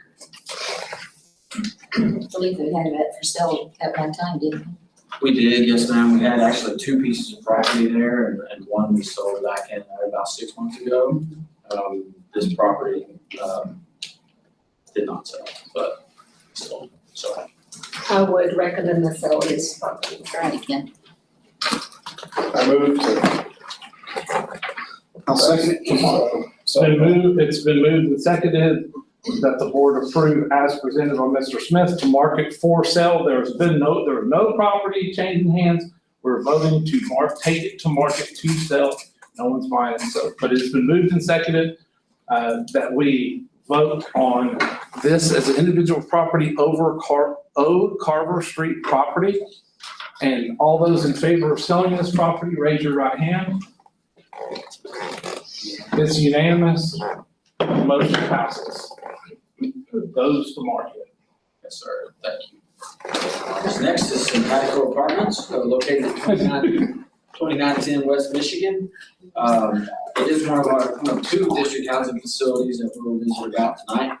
We acquired this back in 2019 for a little less than $1.4 million. We put another $1.3 million in capital improvements into this property. Annually, we pay a little over $8,000 in insurance costs for this apartment complex. And last fiscal year, we paid $16,452 for the taxes. It is currently occupied, every room is occupied. One caveat here is that Encore Academy is occupying this space. We do have a plan in place. Operations has worked with special ed to temporarily move Encore to the Coleman campus into a double-wide portable and also utilize the main campus there. In my discussions with special ed, that does provide a better opportunity for them. There's a dedicated officer at Coleman, there's a nurse there, there's campus administration, they have a full culinary lab that they're gonna be able to use, and the space is comparable in size, so. I'd like to say something about that. So, you know, when this came up a while back, one of the things we had to think about was, could we even sell it, or did we need to wait until we had a permanent solution for Encore? So one of the things we asked Linda to do is check into what other options were there. And so she's done that. She's here tonight. She can speak a little bit to the options that we have. We do have a long-term strategy for Encore, and that is when the new Legacy High School opens up and Legacy High School becomes a middle school, the soccer, softball, locker room complex that is about 20 years old sits right between the soccer fields and softball fields. That could be fully renovated into a true facility for these students. That would be a long-term strategy, but that we would not be able to begin that work until at least August of 2028 when we have students out of that facility. But Linda, if you would come up and talk a little bit about the opportunity at Coleman and how you think that would impact our students and program. Okay, so, good evening, everyone. When, we began looking at Coleman as a possible site for not only the students who attend school at the Encore Simpatico location, but we have another small group of students still in a portable at Legacy High School as well, with a teacher and 2 paraprofessionals there. And so one of the goals for me, of course, long-term, like Dr. Howard mentioned, is to have a true 18+ center on the road so we can have something permanent. But to house these students in the same location so that the staff can better serve them. We do have a teacher staffed at each location with 3 paraprofessionals staffed at each location because they do take them on job sites. So we have a little master schedule built with 4 different rotations, including the students who attend at the portable. And they, based on functional and skill level, do attend different job sites throughout the day, and different staff members will take smaller groups to those sites. Right now, having one location where we can have meals on site will be beneficial because we do drive to Legacy High every day to pick up food and take it back to the house location. And of course, the students at the portable can just walk over and get that lunch, get the food provided to them. And the house has posed also sometimes a difficult situation just because it is off-site. So if there's an incident with a student, such as we did have a situation last year in which during a student meltdown, a teacher was assaulted. And so it does take a moment for us to get there because the staff notifies us, we notify police. And so as Mr. Smith mentioned, having one location for all students and all staff on a site where we do have access to a counselor, an officer, a nurse, things like that is going to help with safety and other services that these kids do need on a daily basis. And so looking at the site at Coleman, it is a double wide portable. The ramps are already there up to the doors if those are needed. Both sides of the portable have a restroom. And as Mr. Smith mentioned, it's a difference of 134 square feet, smaller than the house. The house also does have some bedrooms, and some of the furniture over the years have been broken and things of that nature. So the main room in the house that's being utilized by the students is the living area as well as the kitchen area. We do have activities and lessons for them so that they do cook occasionally. They don't always get their food at Legacy High, but most of the time they do. Having them all in one location in those portables would allow for staff to be able to serve all of the students. We also have been growing the program in the last couple of years since I've been here by approximately 5 to 6 kids per year. And so having a rotation at Coleman, in my opinion, is also beneficial because Coleman students right now access the culinary lab 1 period a day. And the culinary lab is fully furnished. It's almost like, if you think of a high school CTE classroom with a culinary setup. And they also have a washer and dryer in that setup so that we could continue teaching students the life skills that we're teaching now to utilize laundry, to make meals, kitchen safety, things of that nature. And that's one rotation, while other students are doing a different rotation. We already go to Coleman every Wednesday as one of our rotations, and they help do things around the Coleman campus that might be janitorial, might be out in the lawn, might be things of that nature. And so the students are already also familiar with this site. Another thing that was important to me in finding a location that wasn't at Legacy or Midland High is just because their non-disabled peers graduate and go somewhere else. And so we also want our students to understand that the next step is away from the high school that they've been at for the past, most of them 3-4 years. And they're going on to that next life skill post-secondary step where they're gonna learn various things so that they can be successful after age 22, typically when they age out. I have a couple questions. Yes, sir. So you believe making this interim step is, based on your professional opinion, it makes us have a safer program for the students? 100%. It creates a learning environment that better suits this very specific group of students, correct? It is in what you believe to be a better location. Yes. It offers all the same amenities without a bedroom for 18 to 21-year-olds, which, okay? Yes. So it is of your professional opinion, these kids are gonna be well taken care of, and it allows us to meet our objective of getting these kids life skill ready and educating all students, correct? Yes. Thank you. That's all. Anybody else? I just want to thank you for being here Thank you. tonight. I think sometimes there's a narrative in the public that we as a board of 7 drive every decision at MISD, and that's just not the case, right? So, And this is a great deal. Sorry. I'm glad y'all brought this up. To be honest with you, I was a little upset at the beginning of the school board meeting because I didn't have the details on all this right here. I knew that there was a plan or working on a plan, but when you get chastised in public comment about something that you were not even aware of, I'm glad you're here to speak on this and give a little clarity on it. And I want to do right by every student, whether it's a special needs student or my kids, your kid, whoever's kids. We're a pre-K kid. And I think I spoke on this a little bit at the, pre-K.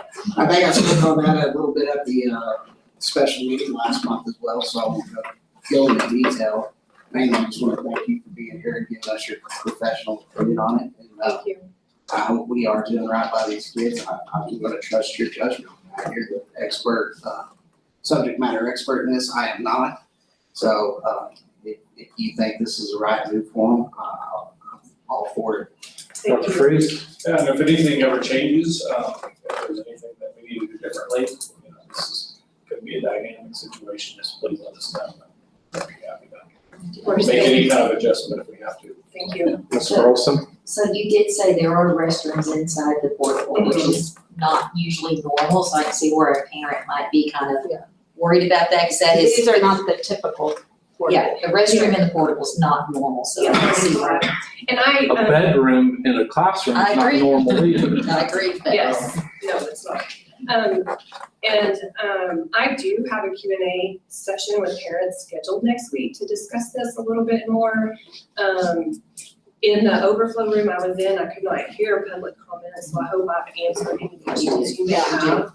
And I also do feel like this decision, when I think of the 3 pillars and the strategic plan, I do think that that is hitting those 3 pillars. with a goal, a long-term goal of having some sort of 18+ center down the road. That's great. Yeah, I just want to remind everybody too, right now, tonight, we're just voting to sell these properties. To We're put not- them out. market to sell these properties. We don't have a buyer for these. So if you have your Q&A next week and it comes up that, hey, maybe someone brings something that maybe you didn't think of or Courtney didn't think of, and we need a little extra time to figure this out. We have it. All we're doing tonight is marketing, or just voting that we can start marketing.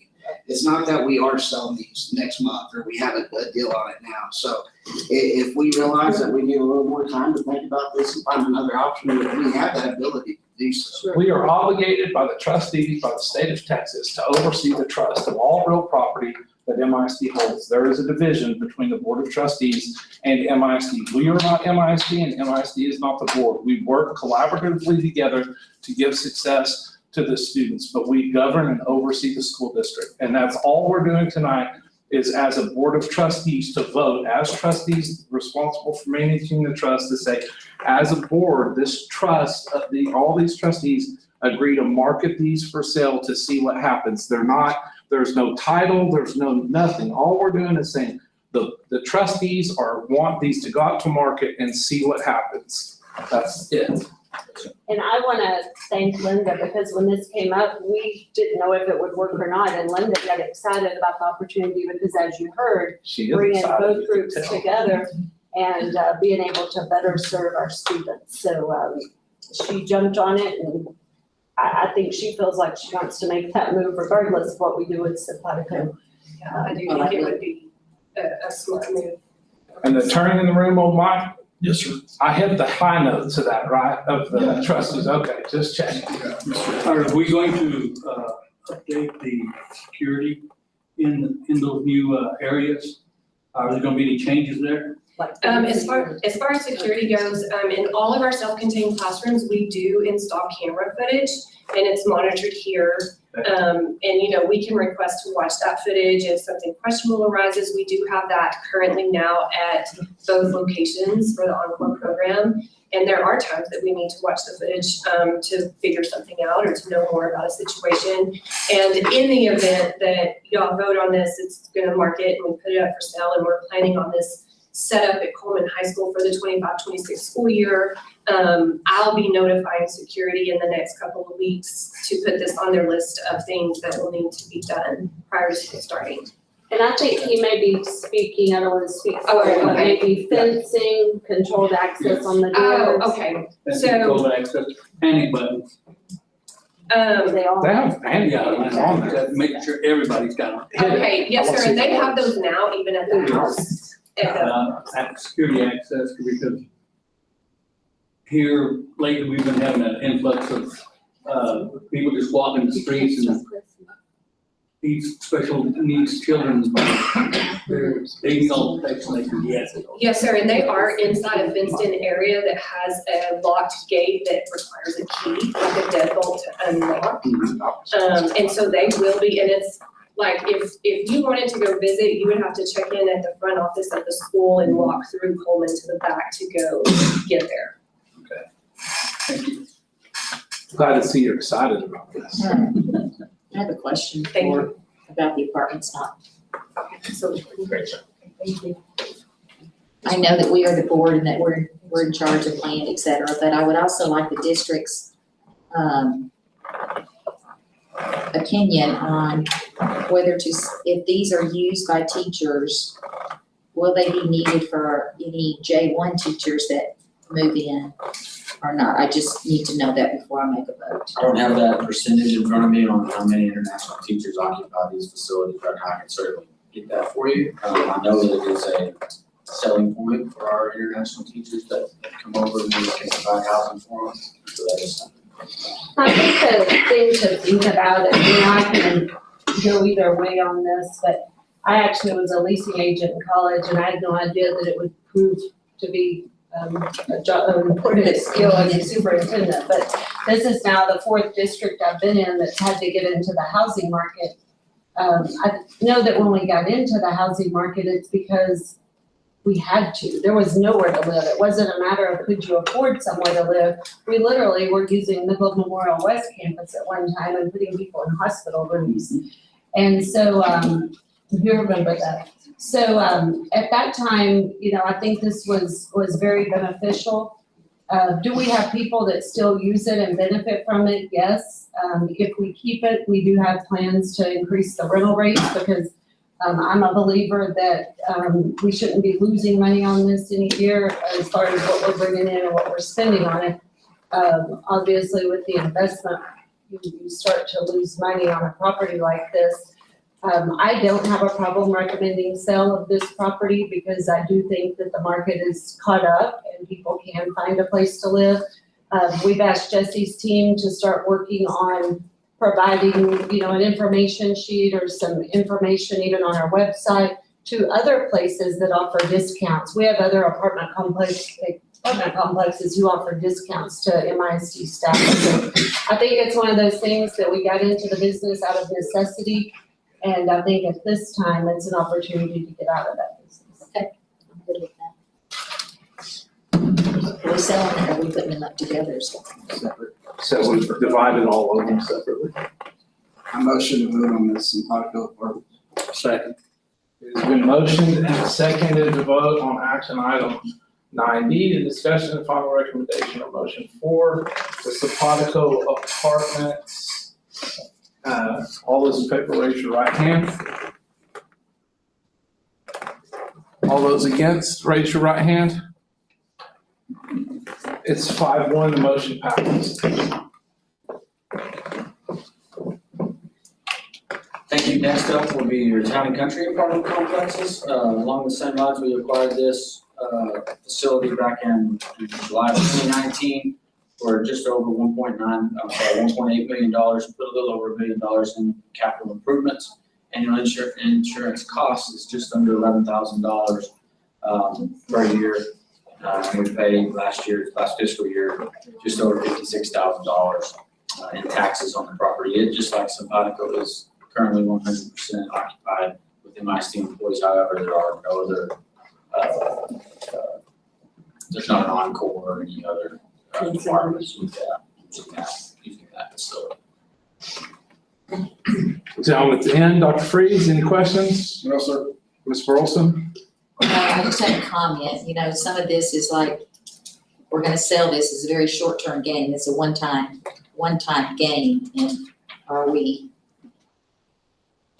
looking out for people who need lower rent and are coming to our district by getting rid of them? It's just been turning in my mind for over a week now, but I understand that's my comment. I understand your conflict, Yeah. but it actually, if it helps soothe it at all with that, it actually has more of a long-term impact because we're gonna sell it to whoever, but we're not selling it to anyone, we're putting it out to market.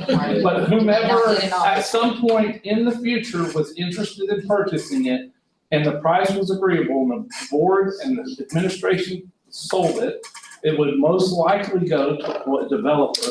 And that developer is gonna expand it, they're gonna charge more prices by adding value, and then they're gonna put more money back in the collective kitty in property taxes, which in theory lowers the property taxes across the entire district. Right now, we're keeping it out of, like, there's just, I don't believe, I will sleep fine, but I understand I get it, you're a good person, I'll sleep fine. You can say you're not a good person. I'm an absolute capitalist, this is ridiculous. So on the town and country apartments, to what Ms. Burleson was talking about, when we think about that $26 million deficit that we're still trying to work to close, this would help us with that this year. We have to be mindful of, and we've already discussed and know that we have to be mindful of, that won't be revenue in another year. So it does help us this year, and then it gives us some time to continue to working on that deficit for the 26-27 school year. And Ms. Burleson, for just reference, I don't believe that this is a financial strategy. This is just a tactic to help our short-term funding needs. We're not in the real estate business. We're actually talking about getting out of the real estate business because we haven't done so swimmingly at it. But it's just, it is what it is. I don't think that it's gonna solve all our issues, but it keeps it from being urban. I'm for it. I appreciate your perspective very much. Gwen, do you have anything to say? I'm good. Do we have a motion? Motion. Well, we gotta have a little bit more, Angel, a little bit more oomph there, you know? Motion that the Town and Country apartment complexes be put up for marketing. First, yes. So it's been motioned and seconded that action item 9D, discussion of and final recommendations or motions for each following properties. This one be specifically Town and Country,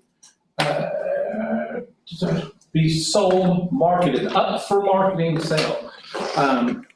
All those in favor, raise your right hand. All those against, raise your right hand.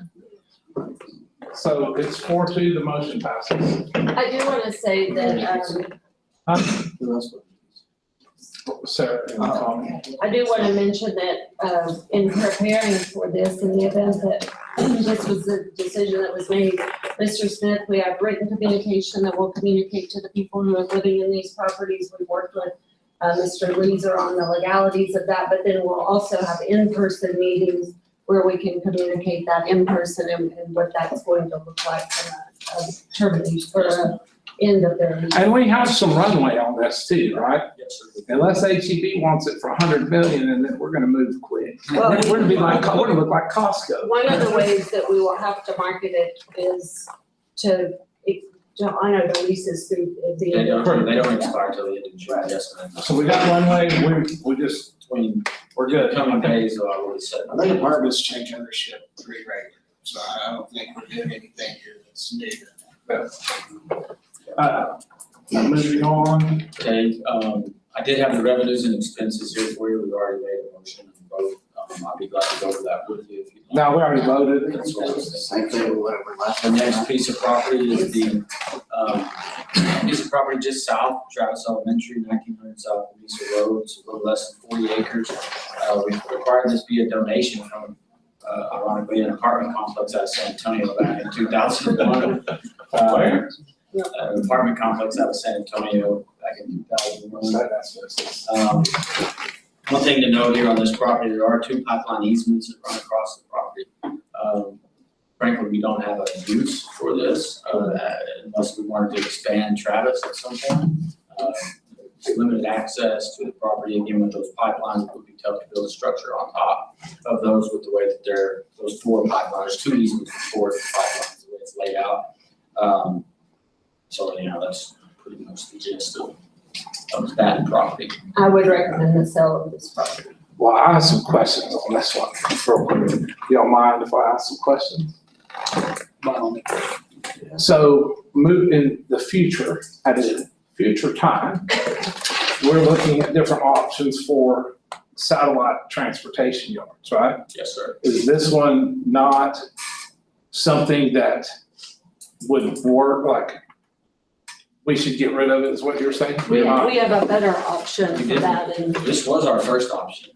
We did look at this piece of property for the satellite transportation facility, but once another opportunity came up, the cost savings versus this property and the other was night and day. And you've run the numbers on it? yes. Absolutely, yes, sir. And the other, Did Robert help you run them? Was Tucker involved? If Tucker was not involved, then I'm suspect of you and Robert. Tucker was involved with Robert and I. Okay. Yes, yeah, and that's the property at, just behind the ordinance. Okay. There's already a structure there. Yes. that's correct. Questions? Be an office. Dr. Freeze, questions? This wouldn't be additive in any way potentially, or? No, sir, not in my opinion, just due to the layout of the shape's kind of odd and the pipelines that run across it would just not be conducive to putting a permanent structure on that. Possibility we may not get anything with the pipeline on it too, so. Put it out for bids. That's what happens. I'll motion to put 1900 South Lisa Road out for bid. It has been motioned and seconded that action item 9D, the discussion of And final recommendations or motions for each of the properties. The address that Mr. Glenn just left, which is 1900 South Mesa Road, is put out for marketing and selling options in the future. All those in favor, raise your right hand. It's unanimous, the motion passes. Mr. Leeser, on Yes, ma'am. the agenda, I noticed it doesn't have the south. Do we need to clarify the ma'am. record? You're fine. There's no reason to clarify the agenda. And the next and last piece, is the Ogden Gill Sports Complex. It's essentially two pieces of property, made up of the boneyard and the golf complex. The boneyard, is in the southeast portion there of in your picture. It's a little less than 26 acres, in size. One thing to think about here is currently our student athletes use this facility, 5 days a week, sometimes 6 or 7. Our softball, our Midland High softball teams and soccer teams use this facility. The golf complex along those same lines, it's up in the north and kind of on the west side that surrounds the boneyard. Another piece here is that our sub-varsity golfers use this facility 5 days a week. And sometimes our varsity golfers do too, just due to the fact we don't have enough tee times at our current golf courses for those varsity golfers. So one thing to think about, if it was moved to put up for sale or whatever we want to do, negotiate with another taxing entity, whatever that may be, we would have to have language.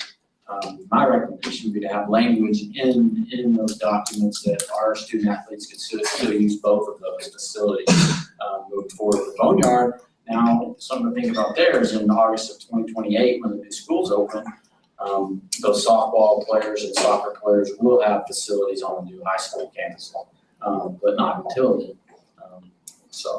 And the first tee, our golfers would still need to use that facility. I'd like to make a motion to pull this one. I'd like to make a motion to pull this one from consideration to be sold at this time. You want to table it? Needs a second. Anybody want a second? Do me a favor and postpone it if you're gonna do that, not table it. Okay. I'll explain later. I'd like to postpone it. Is there a second? I'd like to discuss. No, does she have a second to postpone it, or, because if we postpone it, we ain't discussing it. Does she have a second or not? I have a second. I'll say. That's a question. And you have And Mr. Quinn, sorry. Okay, it has been motioned by Ms. Burleson. Motioned by Ms. Burleson to postpone to another school board meeting to be determined at a future event, not to be longer than 30 days, to discuss action item 9D, discussion of and final recommendation or motions for each of the following properties. The Audrey Gill Sports Complex. All those in favor of postponing that to all that long language, raise your right hand. You want to vote for your own bill? Well, I think they want to discuss. But we She postponed made the it. motion. She made the motion, and it takes priority over anything else right now. But to postpone it, right? Right. So how do we discuss it? You can't really. We can't, unless if it passes, we can't even discuss. Oh, so we're going back to, to the main motion then. Right, you have to go back to the main motion to discuss what you want to discuss. If you want to discuss postponement or whether or not to postpone, you can do that. Let's just postpone it. So I make a motion to postpone it to a different time then. I'd like to discuss the motion to postpone. So wait a minute, you had a motion from her to postpone. And You had a we second voted for from it. Mr. Gwynn, for example. And we voted for it to postpone it. You voted for, you did end up voting. Yes. Okay, because I wasn't sure you finalized the vote. No, we voted for it to postpone it.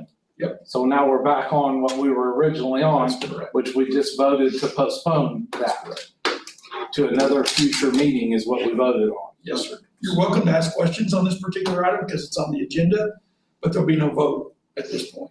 We cannot discuss it. Yeah. Well, you know, you can, you're welcome to ask questions and discuss. We voted to Because it is on the postpone, but now it's up for agenda. discussion. But you don't have to. Okay. Take action.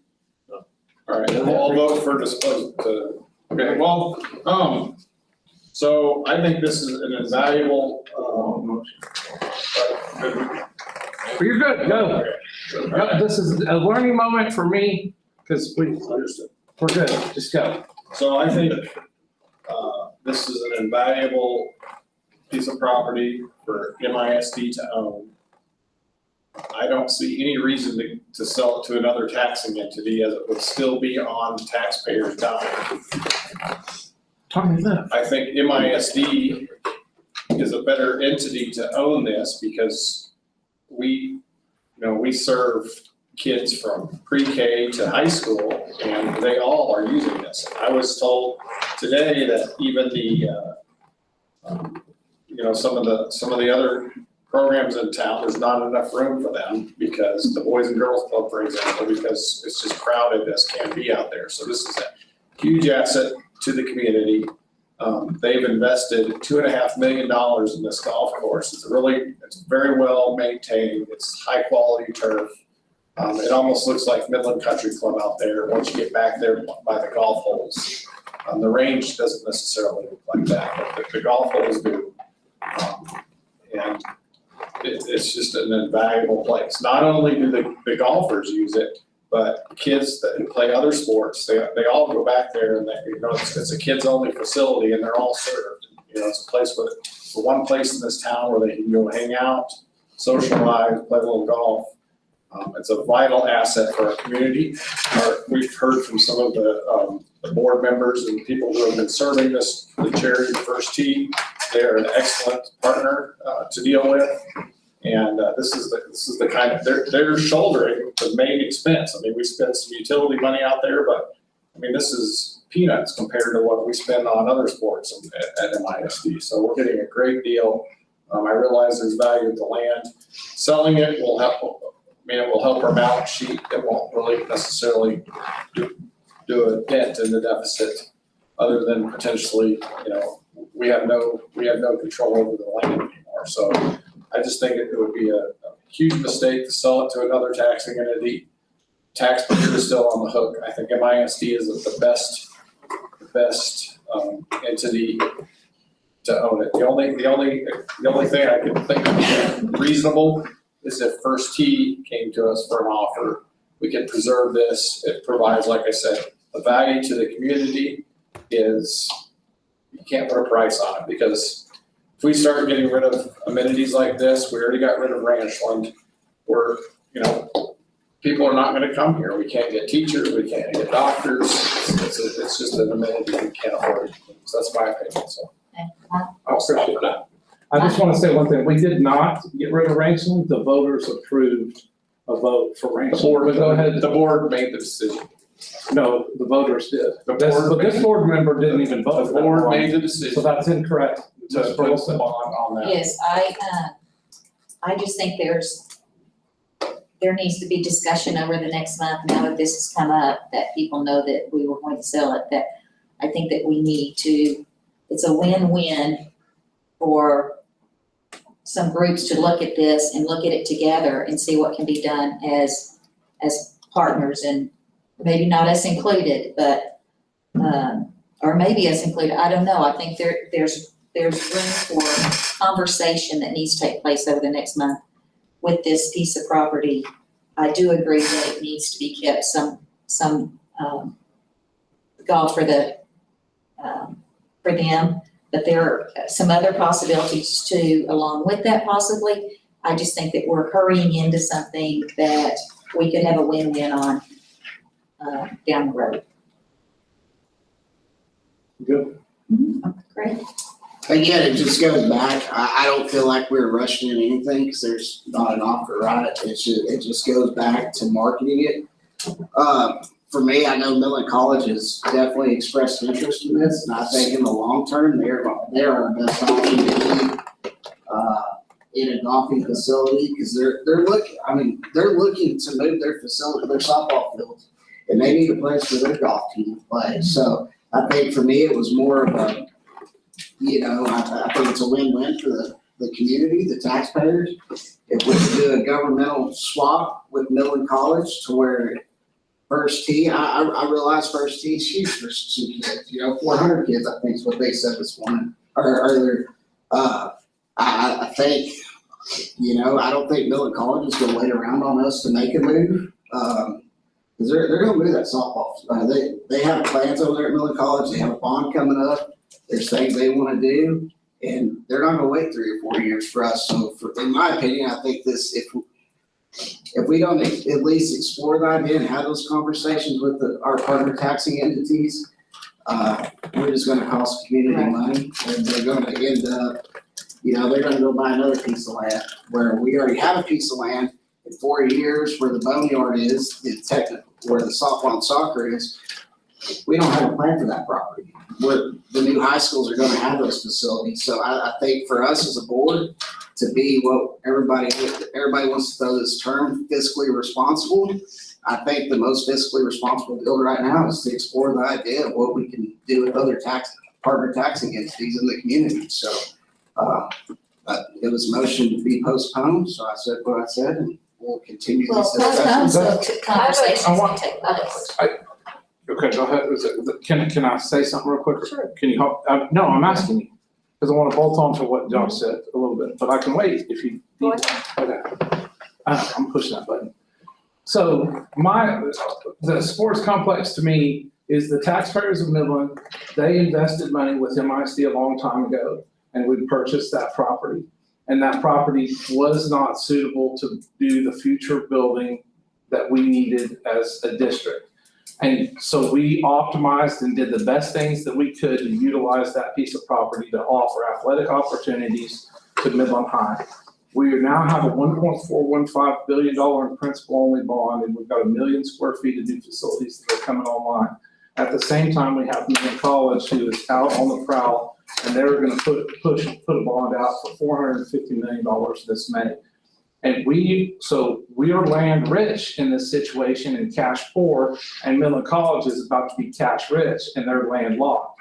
So it is, of my opinion, just like Josh has already said, that we look for our other taxing entities and come out of these silos to make sure that we're optimizing and lowering the impact on the hardworking taxpayers across Midland to be able to have them utilize this piece of property that they've already paid for once, this contiguous acreage, to continue to use it. And as this isn't being sold tomorrow, we're not selling it to Midland College tomorrow, their bond hasn't even gone to the ballot yet. We don't even know if it passes. But so if we allow it to be marketed to be for sale, we are able to talk to Millen College, and Millen College or whoever, all the entities, all that would be involved in it, would have to make it has to be a good investment, right? We can't just lose our shorts in it. But at the same time, any potential suitors that want that, we just put a leaseback agreement in it. I understand that there's some people that don't deal with leaseback agreements that often. Leaseback agreements are pretty common occurrence across different industries and commercial and residential real estate. So we can, in those terms, we can set those leaseback agreements to make sure that everybody's aware that the student athletes have access to Golden Tee or whatever it is, and they have access to softball and all the other amenities that are out there for that. But when the market's hot and we've got a taxing entity that's looking on putting another tax burden on the population, I believe that we do a feasibility study and work with others to make sure that we're utilizing that taxing entity, because there's a case to make that it kind of is, in theory, it's not actually true, but it's double taxation is what they feel like it is. And I understand why people who are working 2 or 3 or 4 jobs who do not live in a $400,000 house feel like they're being taxed to death when we just had this bond come on. That has to be taken into consideration, or we're gonna put ourselves in a predicament here to where we're not gonna be able to pass anything. You better like what you got, because it's gonna be very difficult to get the support to pass these bonds, whether it's a May election or a November election, because the electorate is just gonna be, they're gonna be financially incapable of being able to carry that burden. And I think that it is very, very important that we're cognizant of that. If HEB, that's a prime, that is Park Place where that's located. If HEB or somebody came in and offered us $100 million, we're probably gonna take it. But we want to make sure that our fellow taxing entities that we have dual credits with and joint venture partnerships are being taken care of at the same time. I think that there's ways to thread this needle. It's a multifaceted issue, But to wait, to not put it to market, to sell, to let those things come to us through the natural progress, I believe there's some other entities that are not taxing entities that are private sector, and they are very good at making money, and they're going to string us out for the next 12 to 24 months, and they're gonna put pricing pressure on us to bring down our pricing to be able to work with other taxing entities. And I think I think people are being short-sighted in the long-term negotiation strategy of how these real estate deals go. That's just my opinion of it, but we will make sure that the kids that are playing golf with the golf that they're taking, I think that Midland College would probably utilize and extend that contract over there. But for the golfers to come and say that MISD, there's no cost, what are we paying the utilities? We pay their utilities for them. Yeah, we pay 24 grand for, so there's a way to work with everybody, and at the same time, make sure that we're focused on how does this improve student outcomes? And I think it does, because we're allowing one of our partners, Midland College, who we utilize, just unbelievable. Like Midland College and MISD, you could, Dr. Howard probably didn't want me to say this, but we could probably all work, like, be in the same office sometimes between MISD and Midland College, and that's how it should be. And so, but no one is trying to take advantage of the golfers that are there, not giving the golfers their fair shake of having a place to do it. Nobody's trying to manipulate the situation. Nobody's trying to do anything malfeasant. But I think that as much as we think about the kids, which is our numero uno, that's very important here, we also forget about the hardworking people that are working 2 or 3 jobs, because the next time you go to Stripes, or the next time you go to any service industry, or you get a taco, or there's somebody cleaning the house or mowing a yard, I can guarantee you that they're not pulling in $150,000 to $200,000 with freaking lease bonus options on it. And that is the vast majority of people that pay for the schools, and those are the vast majority of the kids that are utilizing our schools. And if we can't forget the kids that are utilizing our schools, we sure as hell can't forget the parents that send them to our schools to get educated. That's my piece. I've got a lot of heartburn over this one. We've got to be cognizant what we're pulling for our kids' education, first and foremost. But we've also got a program that serves, First Tee. We tried to put it in many years ago. It failed, but it's a great program. It's wonderful.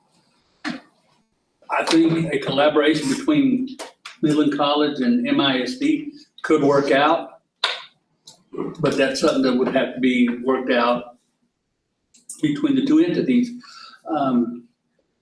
The taxpayers are going to be on the hook if this thing goes south. I'm pulled 3 different directions.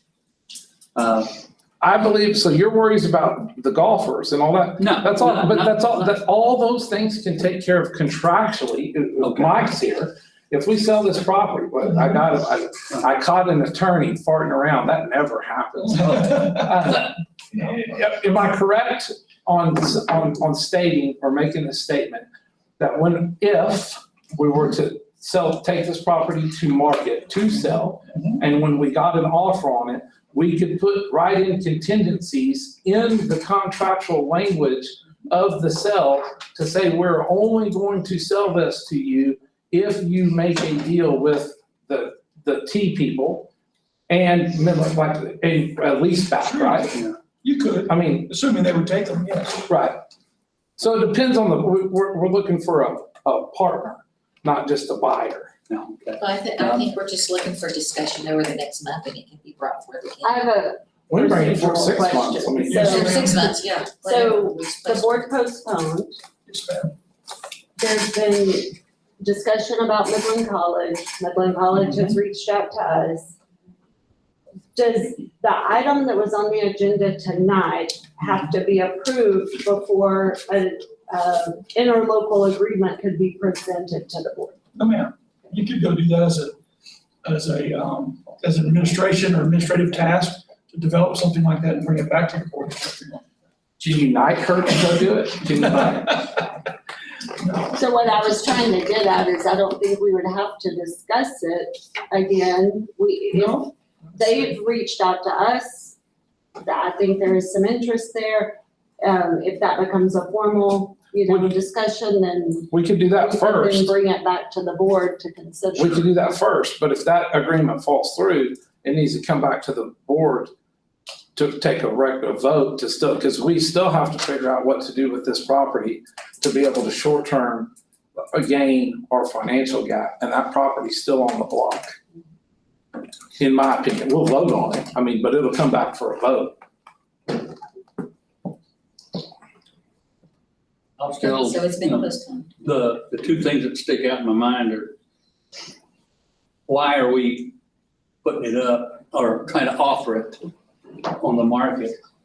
And we've got to think of also, like you said, there's people that work 2 and 3 jobs, that are, like up to here with the taxation. First Tee potentially could expand, make the whole thing golf too. That's another. If First Tee could get. To me, that's the best thing for the community, if First Tee somehow turns the whole thing into a golf complex.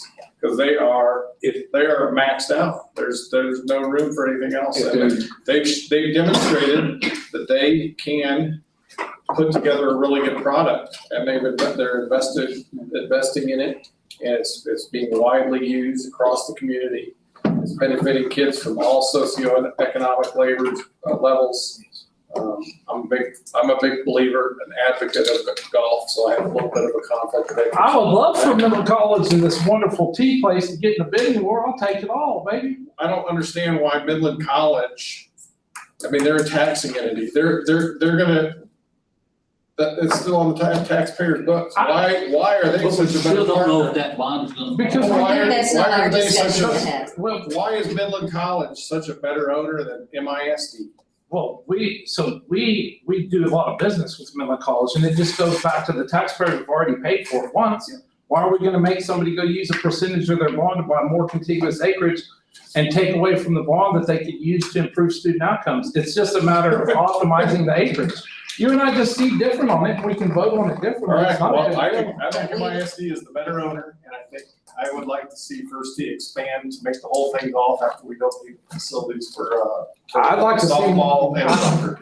I would like to see that we can't be all things to all people. We got a $41.5 million deficit that we're trying to. Well, Midland College is the best financial stewards either. I think at this point, if people come to us and express interest, we can look at that. We can work with Mike on what's appropriate and how that works. And then we can bring those type of recommendation or discussion items to you all as a board.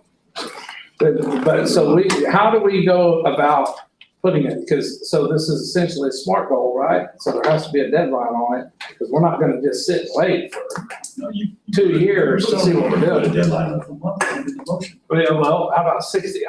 Let's cut the deal. Somebody will want 90, I think 30, somebody will gripe at. So if we did 60 days to come back, it gives everybody enough time to go out and speak to everybody to put 60 days on it before it comes back to the board. That's up to y'all. You can put it on whenever you want, so Well, and I don't know. anyone can.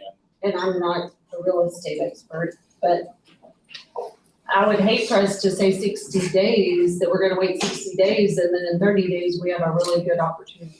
No, not 60, but people, how much time, we've got to come up with a deadline for people to go talk to, does T want to do it? Does the college want to do it? Does HEB? At some point, we got to find out, who all's interested in this? So we can come back to the board to be able to market it to sell, right? So there has to be, You can, I don't either. You can put it out there however far you want, is what it amounts to. And quite frankly, just take 1 or 2 board members to place an item on the agenda. We'll do it next. yeah, but I'm trying to figure out because everyone has different interests, right?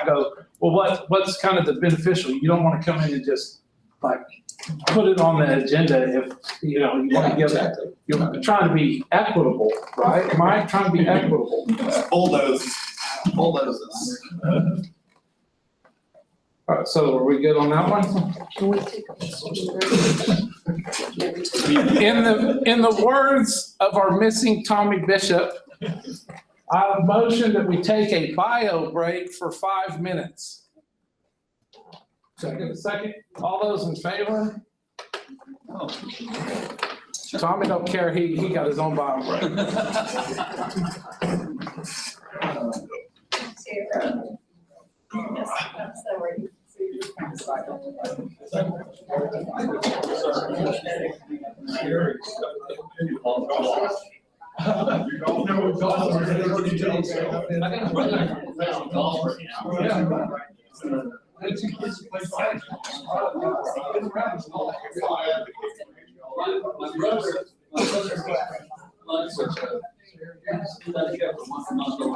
Oh, yeah. Give everybody, yeah. Give them a ride.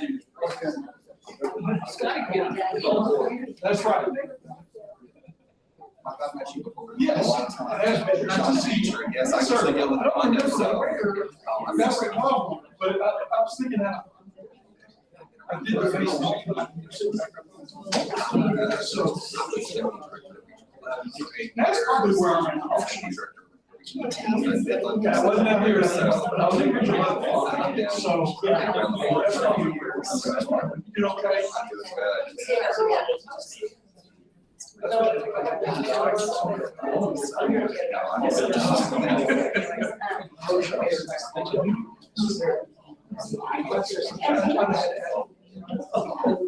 We have people in the I've never been back here. It's hot. Yes.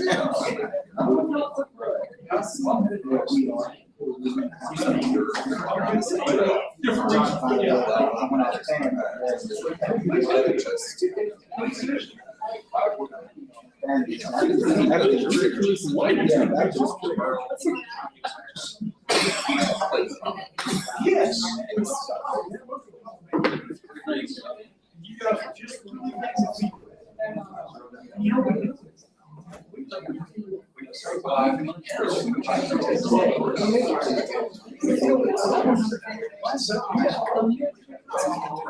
I think. That's phase 2.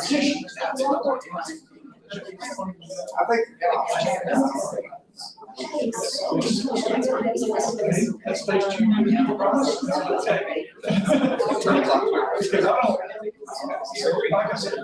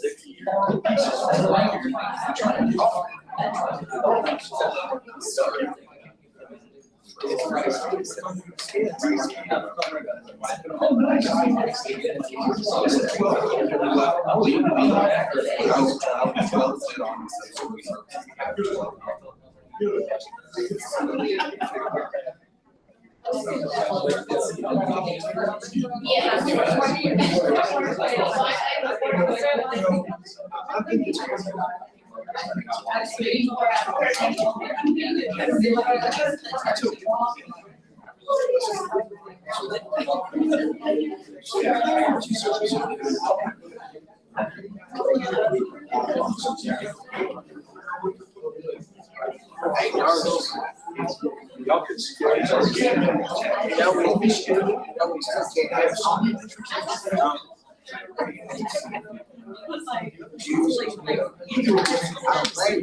No, unless he's reading it or something.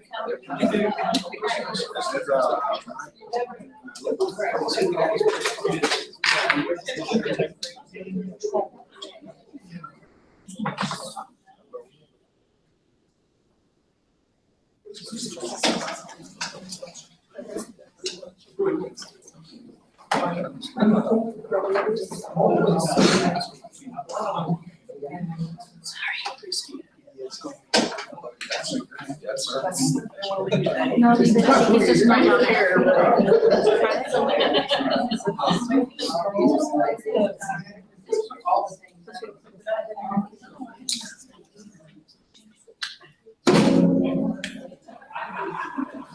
But how, I wonder if you could go ahead and speak first.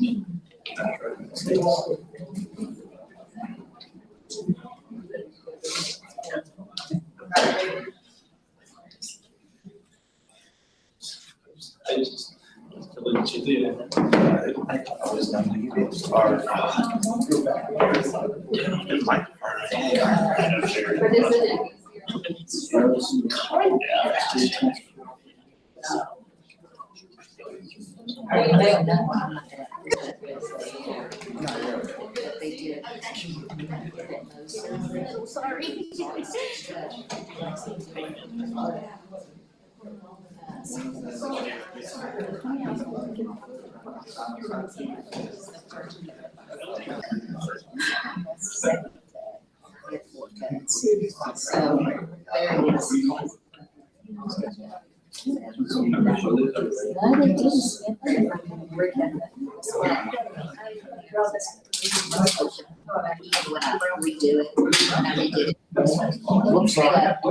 Can y'all hear me? Mr. Bishop, can you speak for us again? Yes, I'm trying. Can you hear me?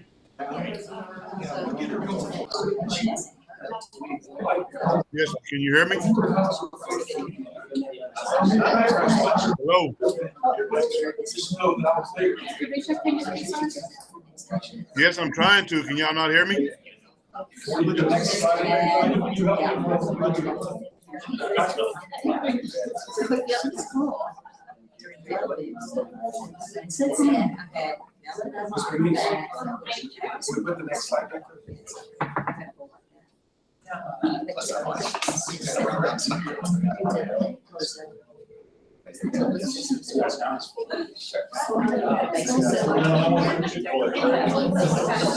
In 15 minutes. Yes, ma'am, I'm trying to speak. Can y'all not hear me? Commercial. Oh, thank you.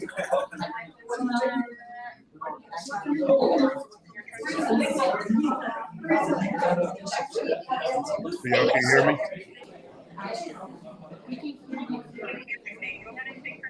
Okay, can you, hold on, I'm gonna put you on mute. Okay, can you hear me? This one just. Can you hear me?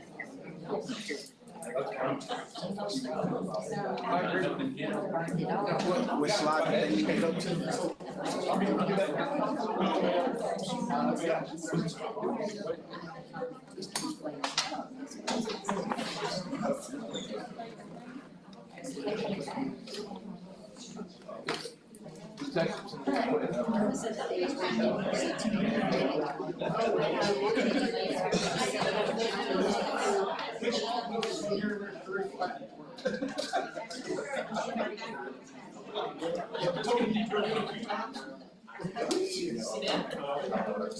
And I love beach.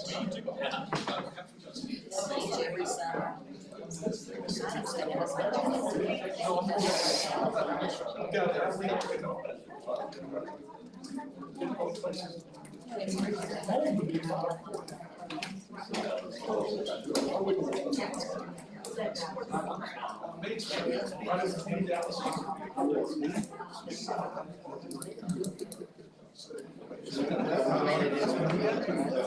Problem with Tommy talking.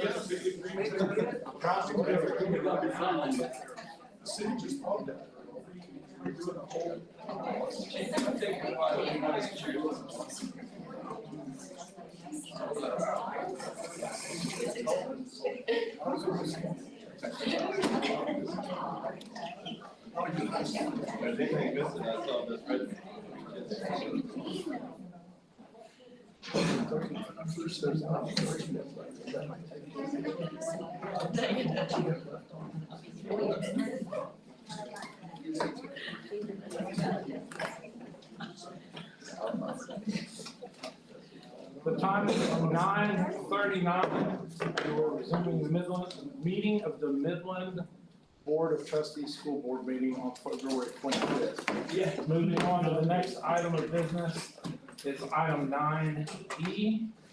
Action item 9E, discussion of and possible approval of membership to engage member services with T Texans for Excellence in Education. John Petrie will be presenting with T. Mr. Petrie, welcome. Thank you. Thank you for having me out tonight. I want to be very efficient with my time because I know these board meetings, by this time of day, you're ready to be done. So thank you for having me here today. I really appreciate it. My name is John Petrie. I'm the president of T. Just a little background about me. This is my 30th year in K-12 education. Been a teacher, administrator. I've worked at education service centers for 15 years. Part of that work, I was actually here at Region 18 for 7 years as their chief academic officer. I did a lot of work with Midland during that time. It was a very special time. I had to reminisce and go back. I worked with Bob Nix, Sil Pettis, Ryder Warren, and also Dr. Howard. Back at SJ, we did a ton of walkthroughs together back in the day. And that was back before we had technology. We carried around these big manuals and looked up standards and all that kind of stuff. So lots of good work with Midland. I also want to let you know that I lived in Midland for 7 years also. My kids went to Emerson, Midland Freshman, Midland High. So Midland's a very special place for me. Let's get into a little bit in talking about T. I already pushed the wrong button. What is T?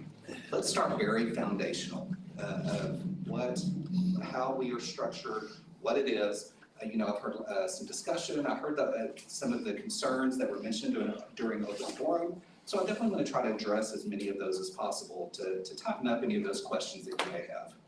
First and foremost, we are a nonprofit organization. I want to give you some very specific dates on that. We were incorporated on December 28th, 2021. And our nonprofit status was granted by the IRS on May 19th, 2022. But it was retro back to our incorporation date of December 28th, 2021. So happy third birthday to T. We're 3 years old as a corporation and a nonprofit. We are committed to helping school board trustees better govern their districts and provide all children in Texas a high quality education focused on core competencies. Before I go into some of the services that are offered to districts like Midland, I want to talk about some of the overarching themes and guiding principles that we live by at T. First and foremost, we believe with our whole heart that you are the elected official, you are the governing body of this school district. Hands down. You are you are entrusted by the taxpayers to set the vision and to carry out the mission of this school district, to set that mission. You then entrust to your superintendent to carry out that mission and vision. And that is the order of operations that's set forth in the Texas Education Code and in all the ancillary supporting codes that set up public education. As Mr. Hodges said earlier today, you're a separate legal entity. You are not the school district, you are a separate legal entity. That has very unique balances between you and the school district. And I think as more boards start realizing that, they're seeing, they're perceiving their role a little bit differently. One of the things that comes along with that is this mindset of local control. That, we don't need a lot of outside input coming to us as board members. We don't need people in Austin telling us every little thing that we need to do. We know what's best for Midland ISD. John Petrie doesn't know what's best for Midland. Other associations don't know what's best for Midland. The trustees sitting in this room know what's best for Midland. You've hired a fabulous staff. We've heard all night amazing reports from principals, all these things that are going on and opportunities for improvement. That's what needs to be happening. You are the experts on Midland ISD, and we need to leverage that, not fight against it. A big core competency with us is we absolutely no way, no how engage in taxpayer-funded lobbying. It's against our DNA at T. We don't do it. And we're seeing this supported now, even legislatively. You haven't seen SB 19, State Senator Middleton filed just recently, banning taxpayer-funded lobbying.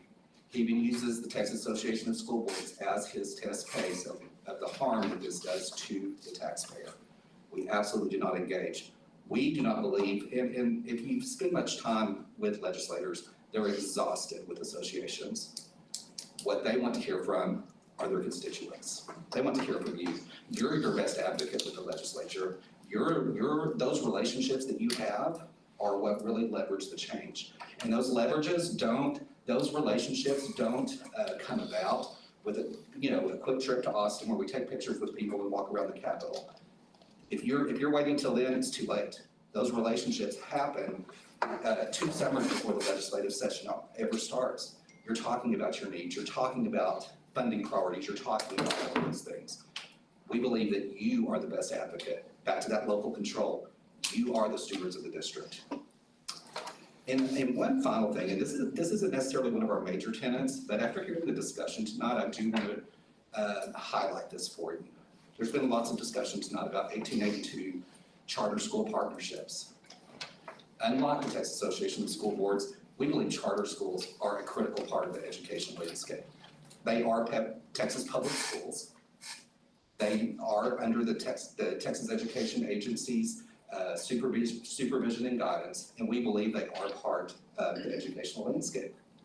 And it's nearly shooting yourself in the foot when you are members of associations like the Texas Association of School Boards that actively, every session, actively lobbies against charter schools, and then to turn around and implement them in your school district. We've heard success stories of those tonight. They are a critical part now of your landscape. So I want you to tuck that away as you consider where your funding is going. You are actually paying and enabling organizations to lobby against your efforts here. Those are some big global things that I wanted to let you know as we launch into looking at some of our services. This is a summary sheet. It's been a very my background in working with education service centers, worked on many projects and leveraging services and creating those. It's been so exciting for our team to come to the market with superb, excellent services to offer our clients. Currently, we're engaged with about 12 different school districts with an additional 12 in our pipeline. We ended the year 2023 serving districts representing about 8,700 students. We closed out 2024 representing 250,000, and we're well on the road to being 300,000. We are engaged with three of the largest top 10 school districts in the state, with talks with a fourth. So T's coming on. We're coming on and we're making those relationships. And what is being meaningful to our stakeholders are our services. As much as Dr. Kell mentioned earlier today, there's so much noise out there. That noise is statewide. And I shared this with Dr. Howard when we had a call earlier. I'm not about the noise. I'm about providing services to this school board. We have to remember, this is a school board association. This isn't an administrator association. It's not a teacher association. This is a school board association. This is to serve you and your needs. It's in the name. That's what we need to keep focused on. You see there, I don't need to read to you several different policies. You'll see other policies listed throughout this. These are some of the ones that are most used typically by school districts. Let's dive into a few of those. When you gain membership with T, right off the bat with your membership application or process that you're going to be considering later tonight, one of the things that happens to that is you'll gain access to our Member Connect portal.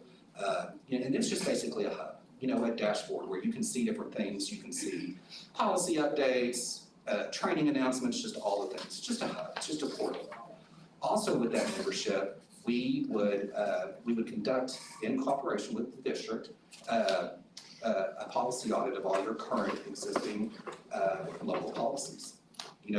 As we sat here tonight and you considered your CSA policy, I kind of had to chuckle because that's part of our base policy. That would have already been in place. You would have had that done. Had T conducted your policy earlier. That's one of the things that we take care of. After your membership, after we get through that membership level, we do look, let's talk policy now. We call it T-Policy Connect, and it encompasses a lot of different moving pieces.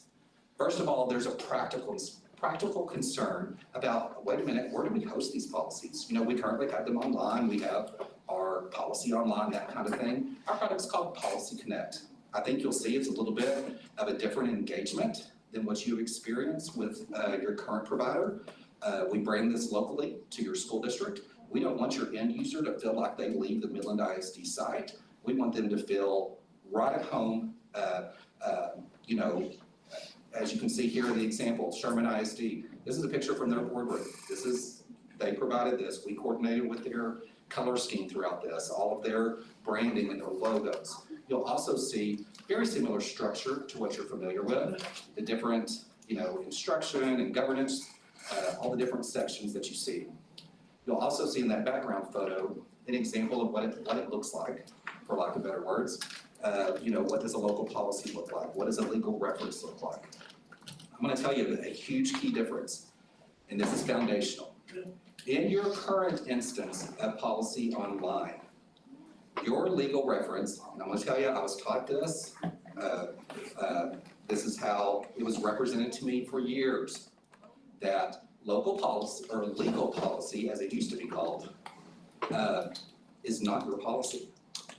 You have not adopted that, you don't own that, it is purely the law.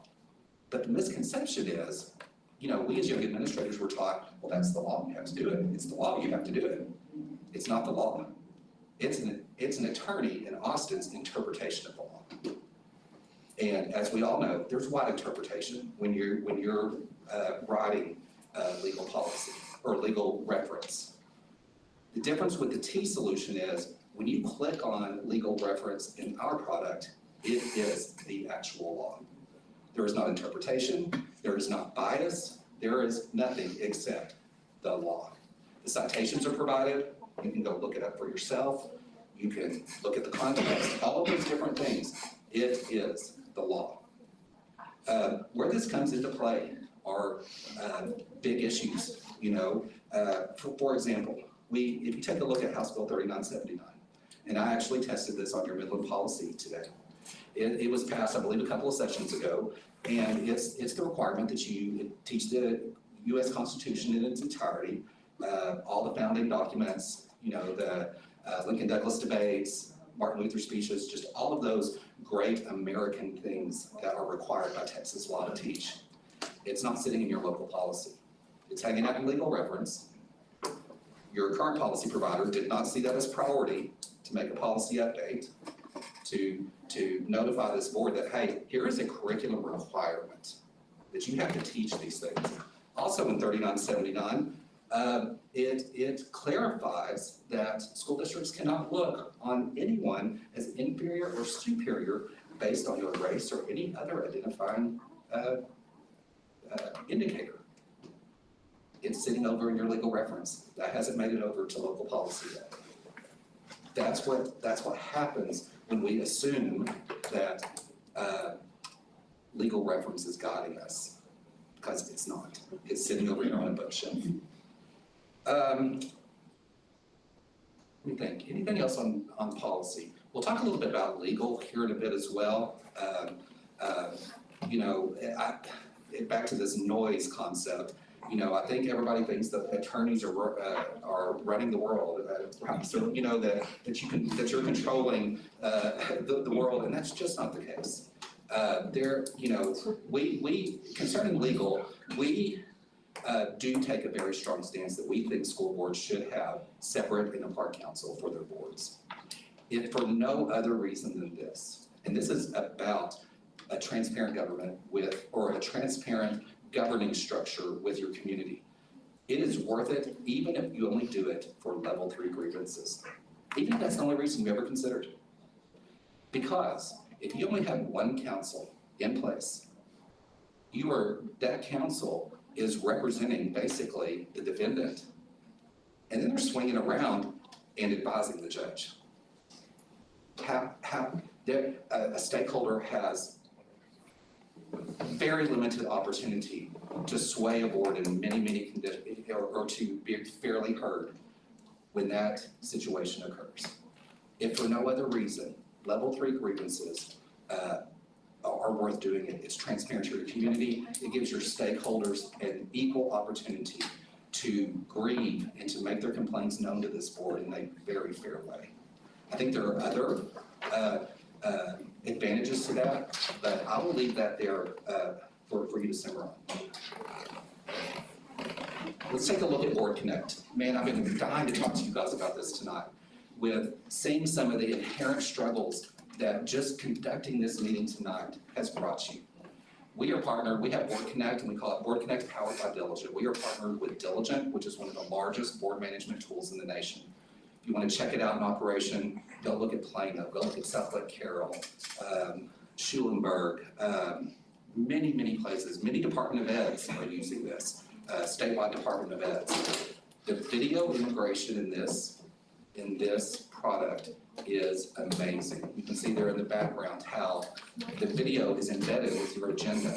And as the meeting runs through, the tracking with the agenda occurs also. Your video is also time-stamped. And so when you go back to watch it later, you can click on an agenda item. It's going to take you right to that reference point in the video. Now, this is a product that has many tiers of purchase. You can buy just a very basic level that's very comparable to what your board book is now. But I wanted to make you aware, because being able to witness this meeting tonight, that you do engage in some technology-based meetings. This might be something you would want to consider in the future. Training Connect. Of course, we are TAA credentialed to deliver all levels of board training that are not required by an education service center. That includes, every level up and down of the various board training requirements. We offer that in face-to-face and also online. I know several of you here in this room have taken courses with us. I've seen your names on our rosters. Since its launch, we've had about 300 learners go through various courses. We've had great feedback on those. Let me tell you things that you're not going to find, though, in our training. And this is a contrast. You're not going to find us offering any sort of training that is going to limit any kind of public involvement in school board meetings. It's not going to happen. That's what's out there with other associations. You're also always going to see us affirm in your training that you are accountable to the taxpayers. First and foremost, that is the foundation of it. And you will never have us, and this goes back to our lobbying stance, you will never have us advocate through our training anything that would put as a pawn any things like teacher pay or benefits or anything negative that would endanger the well-being of your staff. HR services, this is something on the administrative side that they do take part of quite regularly. We are very fortunate to have one of the most robust HR teams around, vetted, retired veteran at a very large school district out of the Metroplex. She's lived this, the vice president that oversees this has lived this, for a couple of decades, knows how to do this kind of work. I won't go too much into that, other than to know all the required forms, job descriptions, there's compensation options, staffing studies, efficiency studies, just all kinds of things that happen in the HR world. Next, insurance.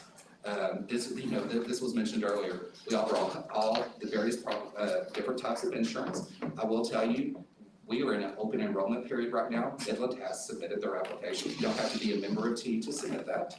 We don't see insurance as a association-based item. We want to, offer that opportunity to any school districts that would like to participate. Something that is different with us, though, that I'll draw a contrast to you with, we're not an all or nothing like other associations. Other associations require you to take all of their insurance or none of their insurance. We are a la carte. If we can offer you a good policy in one area, but maybe you get it better somewhere else, fine, that's okay with us. School finance, we've talked a little bit, I've heard some discussion today about, budgetary issues. This is also a key contrast for us. We do offer comprehensive school finance services, and those services are a little bit different. They're not necessarily geared towards your administration, they're geared towards the board. Again, we're a school board association. We want to help bridge a gap for you in your interpretation of the reports you receive from staff, in your understanding of all those finance concepts as you're preparing for different meetings. So just know that's available as well. I'll run through a quick list of our ancillary services: legal, purchasing, energy, fuel, and also a trustee mentoring program. I think that's a critical program. We've seen great success with that, partnering new trustees, new board presidents, et cetera, with folks that are doing this, that they can have just that mentor relationship as you begin your role as a school board trustee. Next steps, it's pretty simple. Start with the membership agreement. That gets things rolling. I will tell you that it's our typical practice. We do not charge for your first year membership agreement. We don't stay true to our mission about being good stewards of taxpayer funds. We know you're already under contract with other associations. We don't want to charge you additional money to start experiencing the T difference. So after membership takes place, you can start reviewing different service agreements. Hey, here's some things we'd like to try. You know, I would like to see what could this product offer. You know, wherever that leads us, you know, this has not looked the same in any two districts that we've worked in. We'll implement those services and then you start enjoying the difference. Our contact information is there. And as always, thank you for considering partnering with Texans for Excellence. We are excited at the potential opportunity to get to support you. I'm excited about the work that I hear going on here in Midland. It's very exciting to see a district and a board take their role so seriously. I'm available for questions if you have any clarifying questions. Otherwise, I will not take any more of your precious time here tonight. Mr. Freeze? Yeah, I got, so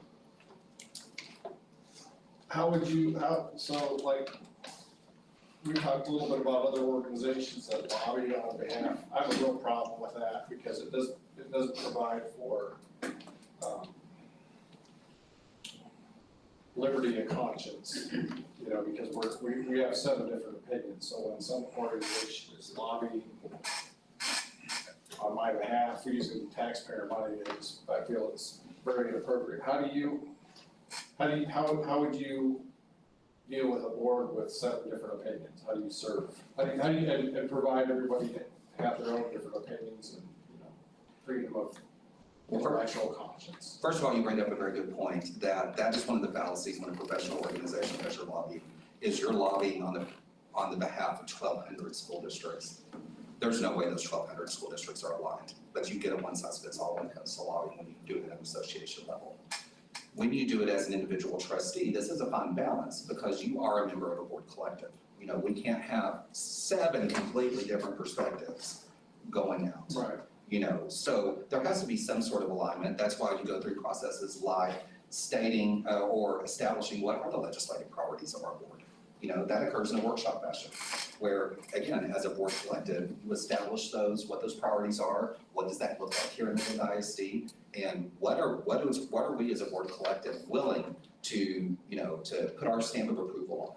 Now, the practical part of that is, you know, and we do, I call them kind of like ride-alongs that we go with those individual boards, facilitate those initial conversations with legislators if needed. Some of you gotta have great conversations already with your legislators.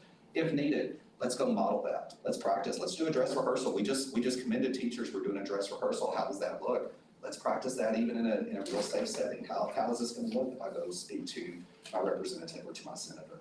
And again, everything in this business and in the legislative process comes back to relationship. That's really where you have to invest your time. If you don't have the relationship in place, then a lot of what you have to say is probably gonna fall on deaf ears. And the Team of 8 training would be another example, right, on that? Does T provide T training as well? Or not T training? Team of 8. Team of 8? Yes, we do. In fact, I'm leaving here and headed to Conroe ISD to complete their Team of 8 next to my agenda. I'm all over the state today. I've been to Austin, now I'm in Midland, I'm heading to Houston next. So, but yes, to answer your question, we do a lot of team building. We just this year we had done Team of 8 with Katy ISD, we're going to do in Conroe, we've done Sherman ISD. Yes, to answer your question. Anything else? Thank you. Anything else, Mr. Freeze? Ms. Carlson? Well, I know you're here to sell it to us, so that's why you're talking about TASB so much, but I wish you just talked about what T was gonna do. Because the guiding principles are all the same as what TASB does. They're the governing, they say that we're the governing body, we set forth the superintendent for the mission and vision, we're a separate entity. We have local control over everything that we want to do as a school board. I was just there lobbying and they did the same thing you said, a walk along. They didn't say one word, they just introduced to people, et cetera, so, they're not here to tell us what to do either, it's local control. So, I mean, I'm glad to hear that that's what yours is too, but TASB also does that same thing. I want clarification, that we're going to do both. Yes. We're not exiting TASB. That's what I want to We are intervening. In the future, if the board so votes to bring T on, they will be another vendor with TASB and all the vendors, right? They're just coming along. And our goal tonight is to use T for a policy audit. And I don't, for time restraints, right? We've talked, I wanted it out, yes, but it's right now is the policy audit, and I don't wanna get into it for time restraints, but I believe we've been lacking on policy, and I wanna bring in competition who can drive excellence on both sides. I want more people competing for our work than less. That's fine, but I just wanted that out in. Yes. Did that answer your question, Ms. Burleson? Yes, for now, but I just wanted out there that we are using both. Who elects your governing board? Well, very interesting question. In forming a new company, or a new nonprofit, there's no one to be on a board. So when I came in, that was part of my, one of my initial activities is I had to figure out, how are we gonna satisfy the requirements of being a nonprofit, because you do have to have a governing body that oversees that.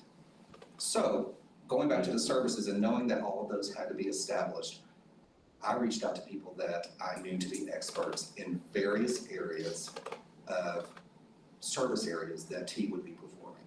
Because I knew they would be inputting into the formation of these services. You'll notice we have curriculum people there, we have legal people there, we have people that have been at education service centers, we have people that have been in charter schools, in public schools, a wide, a pretty wide range of ability. I do foresee that to evolve as T grows and as more of that structure. I don't know what that looks like. I think that is yet to be determined, but for now, it is an advisory board, it's a non-paid position. None of our board members receive any type of compensation. They believe in our membership, they believe in our mission, they believe in our mission, and they give up their time to advise me as the president, to keep us, informed of what they're seeing on the market and the needs that they encounter in their day-to-day work, Okay, so how is your organization funded? Because you don't have enough membership to really be funded. Well, we have been the recipients of many grants and foundational level things. I can't recall what those things are, what the names of those are off the top of my head. We do receive services, fees that we have, so it's a mixture of different funding sources. So I kind of looked it up online to see, is Vanguard Charitable Endowment one, Communities Foundation of Texas, and National Christian Foundation? In all transparency, I could not confirm or deny. I would need to look that up. I would not feel comfortable saying that right here. And could we get a list of the school districts that you work for? I know Conroe just took you on because they had a new election, and then I know you do Katy, I know you do Carroll. In all, You do Keller. in all, we do have an agreement with Keller, but the only service, I'll go back to, the only service that we have engaged with Keller on, we don't do any policy work or anything like that. It's this policy here, it's the school finance. Yeah, and it was just, it was primarily an education piece. In respect to other boards, I don't like to talk about agreements that are there, but in what's transparent to the public, that you could go PI offer them if you wanted to see an agreement, you're going to see financial consulting with the board, you know, helping, doing a lot of education. What does this mean in my budget? Those kind of things. Okay. And who's your who do y'all use for counsel? For counsel, we use the Jackson Walker Law Firm. And a variety of attorneys there.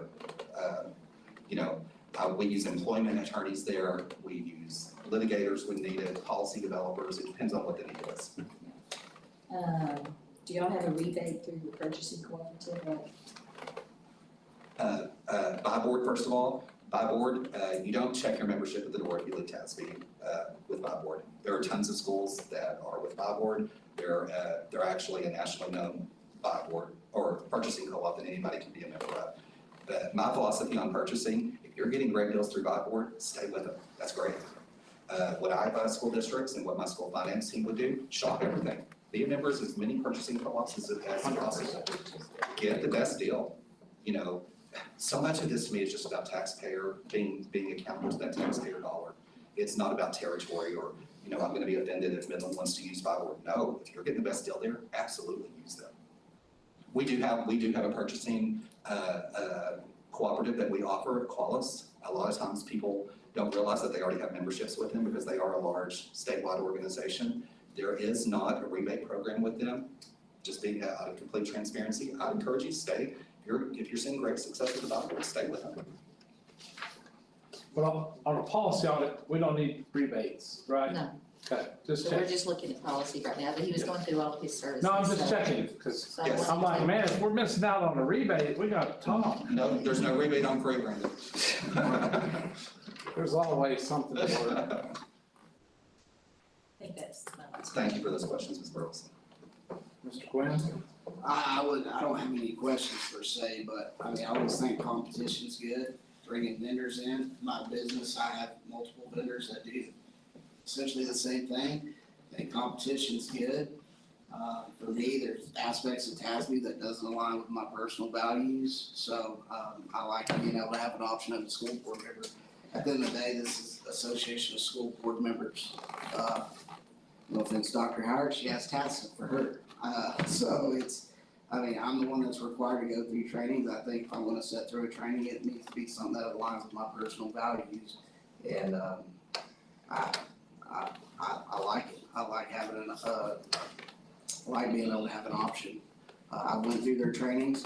I'll be proud to say that I am the first, I think, setting school board member at MISD that did my required trainings through T. I met with, visited It turned them in right away. yeah, I mean, I met with John Petrie, last year before I was even elected to the school board, visited with him. Because I haven't been around TASB forever, right? Ms. Burleson is very well versed in TASB, I'm not. So it's one of those deals, I learned what I do my own research on. I haven't sat through one of their trainings. But, you know, you hear both sides of it, like, okay, they're this, they're that, you know. My biggest deal is they do lobby against partnership schools, you know. I mean, that's no secret, and that's just, you know, I tend to like school choice and give options, you know, so, I'm excited that we do have an option here. If anything, it's gonna double check the work TASB's done for us over the last several years to make sure that we are on the right track, or we are up to code on our policies. You know, last thing we wanna do is get caught, you know, with our hand in the cookie jar and not be ready, so, I'll just leave it, that's Just all I have have. one thing to say, because when Dr. Harlan, when you arrived, I mean, we were way behind on policies. I mean, that's, they were sitting in the queue or whatever. So, I mean, we've been adding them as we can. You can't do them all at once, but that's 3 years of different people not doing what they needed to do before. Well, in all, Dr. Howard and I have had that conversation. She was very transparent, saying we are catching up. Yep. You know, and she has identified those areas and wants to she's working diligently to get those caught up. So I just want to give kudos to her that she's already identified that and is working on that. Yeah. Dr. Freeze, hold on, Dr. Freeze, I didn't know he's been waiting patiently. Talking a bit. So I'd like to add my perspective on this. I'm in medicine, I'm a physician, and I can tell you that our organizations, the AMA in particular, has completely taken the profession down the toilet. The TMA is a little bit better, And, the NASB, the TSB got, they kind of split because the NASB wasn't being held accountable. So when you start adding different groups, you start adding accountability, and I'm all about accountability. I wish we had a real competitor for the AMA, because I think healthcare delivery in this country would not be where it is. And same with my specialty specific, we have their own groups, and it's the same thing. We've seen the federal government, I mean, look at the mess that some of these agencies are getting themselves into. It's ridiculous. So these big bureaucratic organizations, they become self-serving. They lose their mission, they lose their focus, and the only way to hold them accountable is to have competition. And so I'm very excited that we can have a competitive environment here. And I think it's very, very healthy, so that's my 2 cents. Ms. Burles? No, Mr. Gwen. Yeah, I just want to, this isn't one of those deals, it's like, we're gonna do a policy audit, so we're gonna say, caught you, right? We're talking about a huge organization, like MISD is the biggest business in Midland, right? I mean, we got HR, we got cafeteria, we have, IT, we have teachers, we have principals. There's so many aspects, so many things that go into our day that, we have to know if we are up to code on policy. There's just so many different legal aspects that we can find ourselves in a true bind if we don't know if we, so I think this is very important. My view on it, and I appreciate you being here. There's been a bunch of noise, and there always will be. If I'm around, there's gonna be noise. But we're talking about systems, and we have to develop putting systems in place that aren't based on personalities, right? So the only way that we can achieve that mission long-term is it's policy driven. It doesn't matter what our opinions are as separate board members. It matters on what we vote on as a board of corporate and go on the record. And it has to be put into policy to have equitability across all of our student body to make sure what one gets, others have the opportunity for in a public school system by definition, since public schools came to be in fruition. And so I believe that because we're behind, and I might have a different opinion, respectfully so, on this, but I do think that the reason I want them to come in and do this policy audit is to, not saying that you can't do all things and you are superwoman, right? Like I'm not taking anything away from you when I say this. But I think, and with Robert Cedillo, I had a conversation with him today about the policy meetings and all the things that we do. I think that you and Robert and your staff are at a level like strategic, very important strategic pieces of leading this district. And this isn't a gotcha thing. This is going, and no offense to you, but this is going, we're gonna give the low-hanging fruit to these folks over here to handle this policy audit so we can focus on the very, very, very critical things that we know are gonna effectuate positive change on student outcomes and increase the velocity on that impact, because we're not moving quick enough. And I think it's for me, it's twofold. One, it brings in competition, which I think is good for everybody. And the second thing that it does is it allows y'all to have some freedom to use y'all's expertise and y'all's superpowers on things that are worth y'all's time. This is a cumbersome, who the hell wants to go through all that shit? Stuff. Yes, Lord. So that's why I am grateful and wonder. It's about competition, and it's about freeing up our strategic leaders to go off and focus on mission and critical important things that they should be focused on, and it's not about pushing paper. Mr. Hernandez?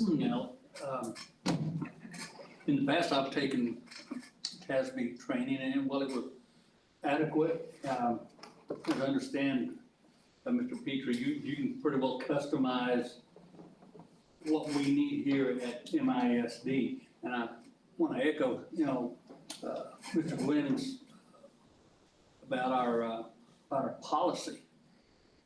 It's needed an update. It's needed to. We're kind of way behind on it, if I'm not mistaken. And I'm thinking if we can get that out of the way, in conjunction with using both TASB and T, that would be probably a win-win situation there. I got a question for you, and I'm sorry, I'm interrupting. No, go ahead. Okay, before I forget, I apologize. Are you good? Because I'm I good. am known to interrupt, and I'm sorry, but I'm lying. What's our timeline for, say, the board, in a future date, if the board decides to hire y'all and y'all accept and we sign all the contracts, how long will it take for you to, be implemented into the process, start working on our policy, and then deliver us the end result deliverable of going, we have your policy update done? Work would probably begin next week, sometime next week. I'm gonna say that that's probably a 30 to 45 day deliverable. Okay. That's just off the top of my head without looking at my, assignment list that we, current projects that we're working on. That would be my best estimate. $500 rebate for every week that you're past 45 days? This policy update or audit is gonna cost me big, I think. Okay. All right, thank you. No problem. Mr. Hernandez, back to you. I'm sorry, Bishop. I think Tommy's got. Mr. Bishop? Yeah, can y'all hear me? Yes, sir. Yes, sir. All right. I guess just listen to everyone talk from a standpoint of probably 3 of the 4 or 4 board members have probably never even been to a TASB convention or any type of training.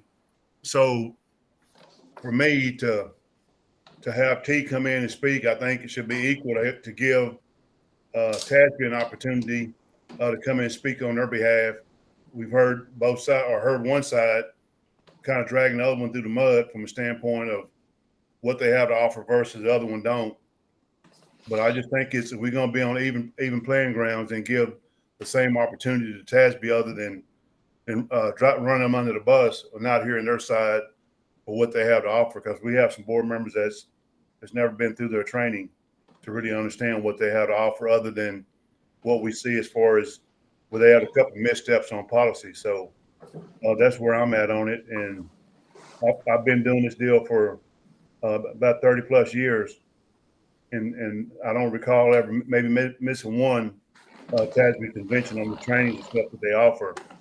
So I would rather, if the board's going to listen to them or listen to T, then I think the same option ought to be given to TASB for them to come in and give the same speech and let the ones that hadn't been to TASB hear what they have to say as well. Well, Mr. Bishop, we're not exiting TASB though. I know, but I can see what the future holds on something like that. I think it's a great idea. I think bring them in. I think that's a good idea. I mean, we can bring them in, but I just want you to know, this isn't a vote to get out of TASB. This is a vote to I bring still T. understand that, but still give them the option to come in and give their part. And as far as not being at TASB, on my personal day off, Friday before last, I drove on my personal dime and spent 8 hours with TASB in a financial meeting with somebody that helps MISD as well. And they just sent me a $2,400 invoice that I'm paying on my own. So I'm well versed in TASB and TASA. And I again, this has to do with the policy, but to make assumptions that none of us should be throwing anybody under the bus. And I think that Mr. Petrie probably could have used some different word after listening to Ms. Burleson, probably could have chosen some different adjectives to use on it. And looking back on that's, it's water under the bridge. But we can bring TASB in to present at any time, but that's a separate matter than this vote right now. I understand what you're saying. You've been there, but there's several others that haven't. So I'm speaking for the whole board on that aspect of everybody getting the same information versus, if you want to go down, which is your choice, and I respect that, but I think everybody else ought to have the same opportunity to be able to hear the other side. I'm not saying picking one over the other, but I still think they ought to have the opportunity if they choose or asked to do so and they come or not. Agreed. And so we will invite TASB or somebody from TASB to come present on this at another date, but unless there's a motion to change this, we're going to vote on allowing T to come in here, because if it's the will of the board, we'd like to get them started on an audit, on a policy audit sooner than later.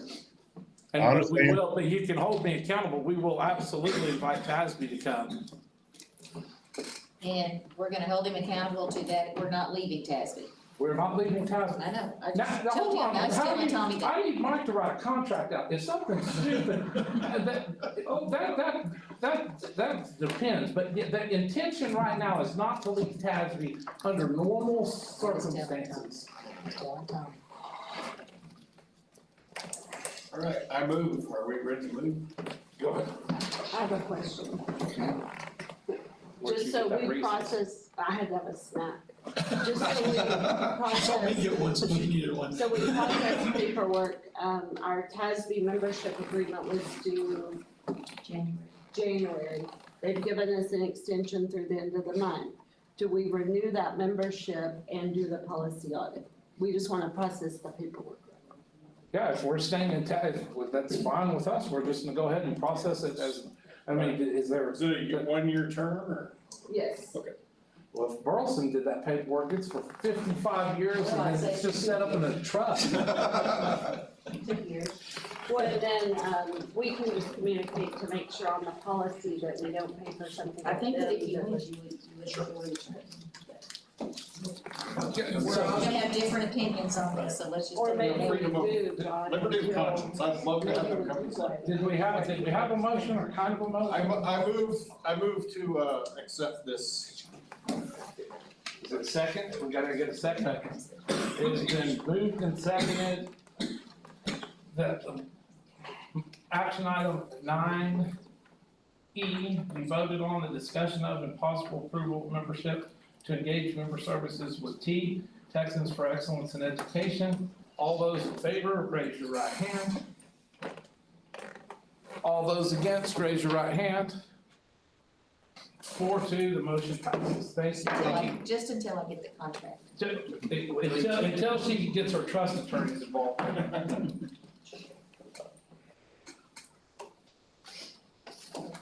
Moving on to action item 9F, discussion of and request for approval of budget amendment number 7.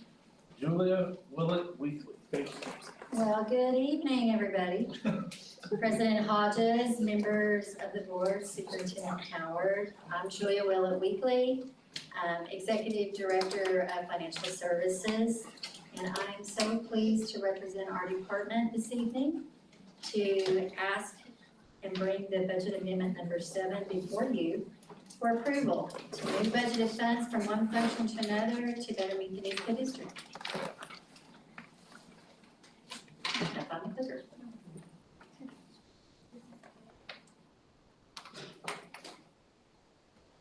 It's tired.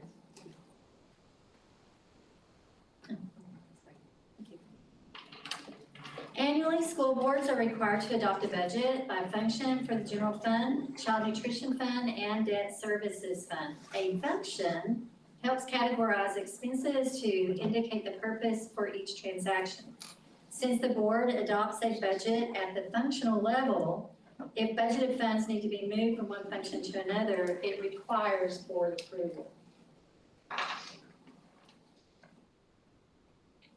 How come she can push it and it goes right where it's supposed to? And then I push That's how it. technology people There it work. goes. Okay, perfect.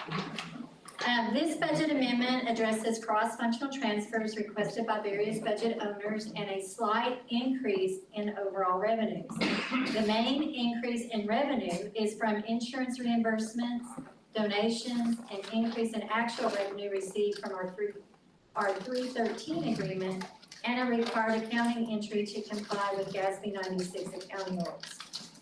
As previously mentioned, the CNS fund is using available fund balance to address capital needs of the department, but you'll notice a slight increase in revenue, which is attributed to a donation made to cover unpaid lunches.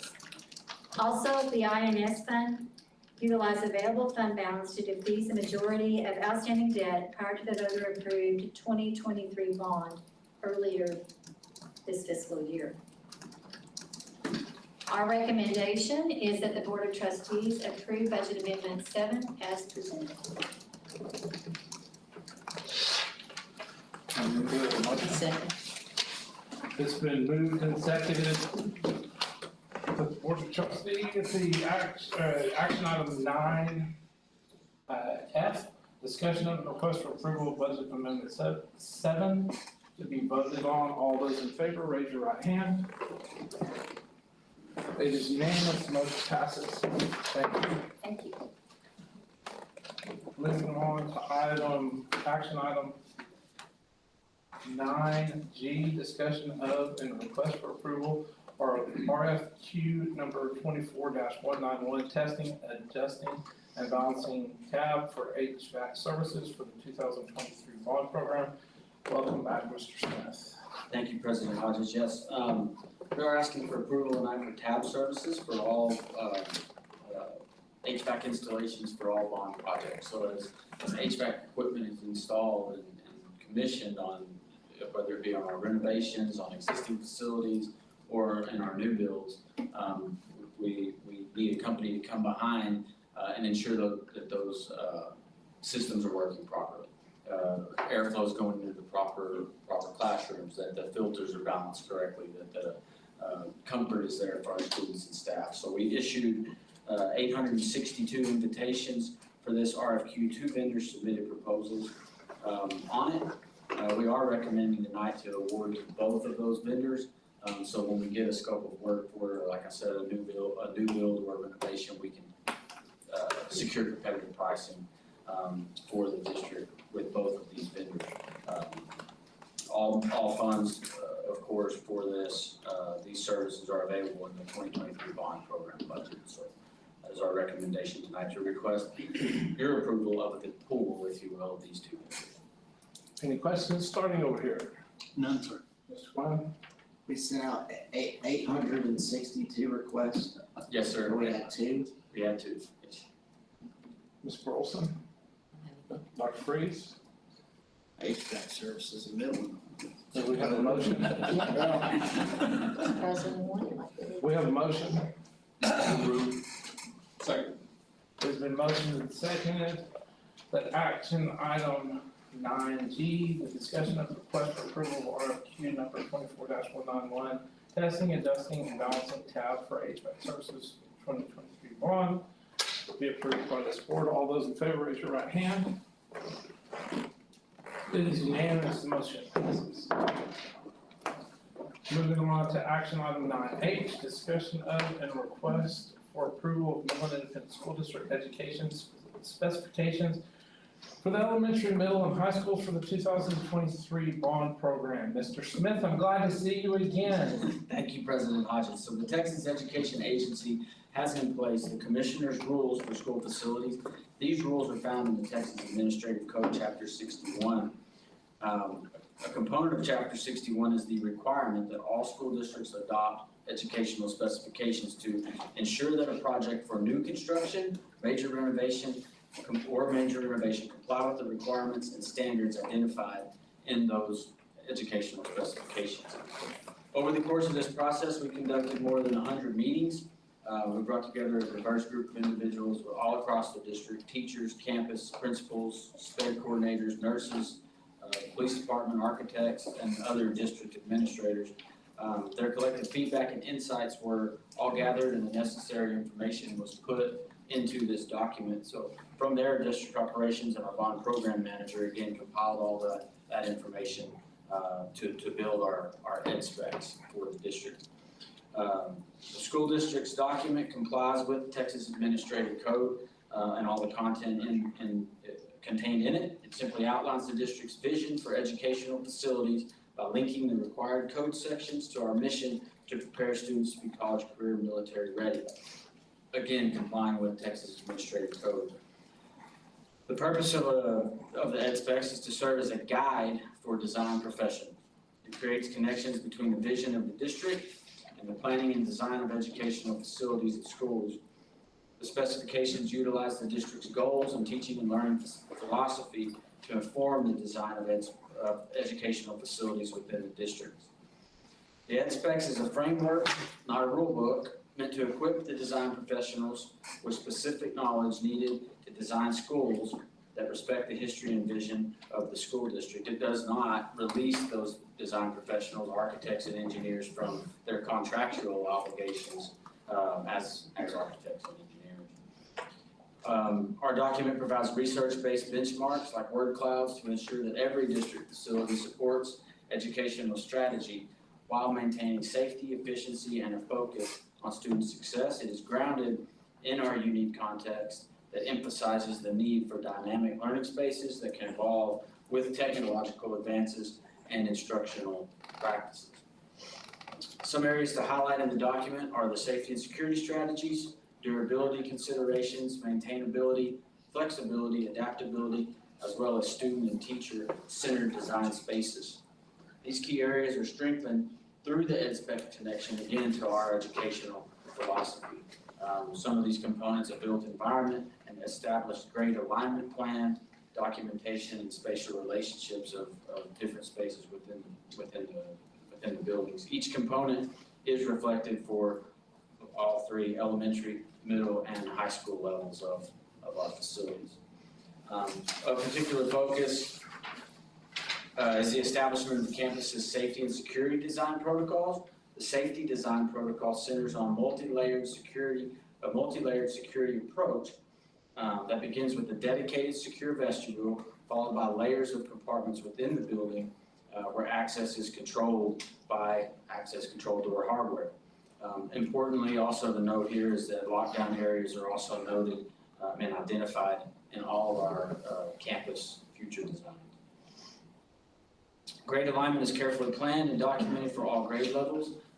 As we all know, and it's been discussed tonight, MISD is implementing our strategic grade realignment in 2028, in which elementary campuses, of course, will be made up from pre-K through 5 kiddos, middle schools 6 through 8, high schools 9 through 12. Each grade level campus in the EdSpecs document is planned with functional capacity in mind, ensuring that all classrooms, labs, and shared spaces effectively support student learning while allowing for growth and adaptability. The campus capacity studies considered current campus scheduling, staffing ratios, and industry utilization factors. These capacities set a minimum expectation for new construction projects. The EdSpecs reflect our future school design for creating more flexible and engaging schools that support STEM, blended learning, makerspace activities, and other MISD instructional strategies. The document is intended to incorporate MISD's strategic goals while being flexible enough to allow for future educational initiatives and school design. The EdSpecs appreciate that it is only the possibility by ensuring MISD's new construction and renovation projects have the proper technology integration. So again, all school districts in Texas are required to have an EdSpecs document approved by their board of trustees. This document, in conjunction with other MISD standards, will serve as a reference for future architects, engineers, and district leaders when it comes to construction and renovation projects, not only for this bond of 2023, but for years to come. With that said, we do plan operations in conjunction with project manager and other district leaders do plan to update this document every 5 years and bring it back to the trustees as learning strategies and things evolve. So this evening, we're recommending the approval of the EdSpecs document. Dr. Finley is here. He helped build this document, compile it, like I said earlier. So we are recommending approval of the document this evening. I would like to just say that I think y'all did a wonderful job with this. This is really good. I especially want to emphasize the terms adaptability, because we don't know what is going to come down the future. You know, it may be that we need great technology in 20 years. It may be that that's all the teachers are trained in 20 years. But it may be that the data shows that traditional ways of learning are better. So I think adaptability is very, very important. Durability is very important. I think we can get the highest quality materials we can for these prices. I think, you know, that we want this to last a long time, especially with the deficits that schools are looking at across the state, nation. And then also ability to maintain it, I think, is very important. And I really like how this, and how affordable it is to maintain it. I think that's very important, because we're seeing other districts that have built big bond projects and they're having to cut fine arts now in other parts of the state. It's very, very sad. I don't want that to happen here. So I hope y'all, I think this is a great document. I like that it's gonna be updated every 5 years, and I want to applaud y'all for using evidence-based stuff, lots of citations, and it's very well done. Thank you. Thank you. Ms. Burleson? Mr. Gwynn? Mr. Hernandez? Mr. Bishop? I don't have anything. I recommend approval of the Carolina ISD educational specifications associated with the bond. It has been moved and seconded. Action item 9H, discussion of and request for approval of Midland Independent School District education specifications for the elementary, middle, and high school for the 2023 bond voted on by this board. All those in favor, raise your right hand. It is unanimous, the motion passes. Moving on to action item 9I, discussion of and request for approval of IFCB invitation for competitive bid 25004181, category 1 and 2, Ms. Munoz. President Hodges, members of the board, Dr. Howard. Tonight I bring the invitation for competitive bid IFCB 25004181 for your consideration and approval. This will secure E-rate funding for Federal Communications Commission program to enhance telecommunication and internet accessibility for our district. The funding provides 80% discount. For category 1, we're seeking approval for these fiber vendors and also for 120 bus Wi-Fi services. For category 2, we're looking to utilize the remainder of the 2021-2025 E-rate allotment for network infrastructure upgrades. At this time, I'll be glad to answer any questions. Otherwise, I request your approval for IFCB 25004181 for category 1, UPN Star Fiber, Verizon for bus Wi-Fi, category 2, CDW for switches and 3-year license agreement. Starting with Ms. Burleson, do you have any questions? Are these, is that for every bus that we own or just some of them? Some of them. Okay. So, yeah, so last year we did the hardware piece. This would just be services. Ms. Gwynn, or Mr. Gwynn? No, you might just talk about a little bit about what we talked about in the agenda review, where, as people see the bids, they go, well, why do we go with the middle one, where this bid was cheaper? And I believe you said you're having some, just the quality of service was not there. Correct, and so when you look at both bid tabulation, CDW has been one of the vendors that we have worked with, including the network infrastructure that we selected for this bid.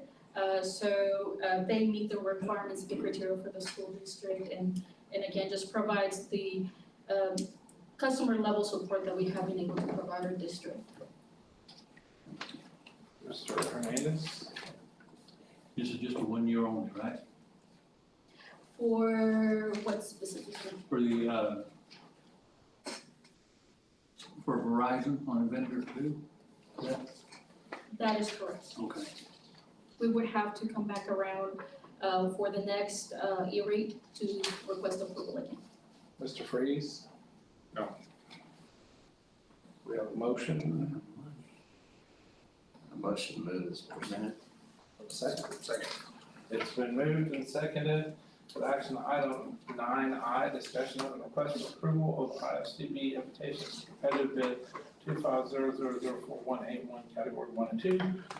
Come to this board for approval. All those in favor, raise your right hand. It's unanimous, the motion passes. Moving on to action item 9J, discussion of and possible approval for the school board to hire an attorney, presenter Dr. Matt Freeze. Can I just do it from here, right? You can go from there.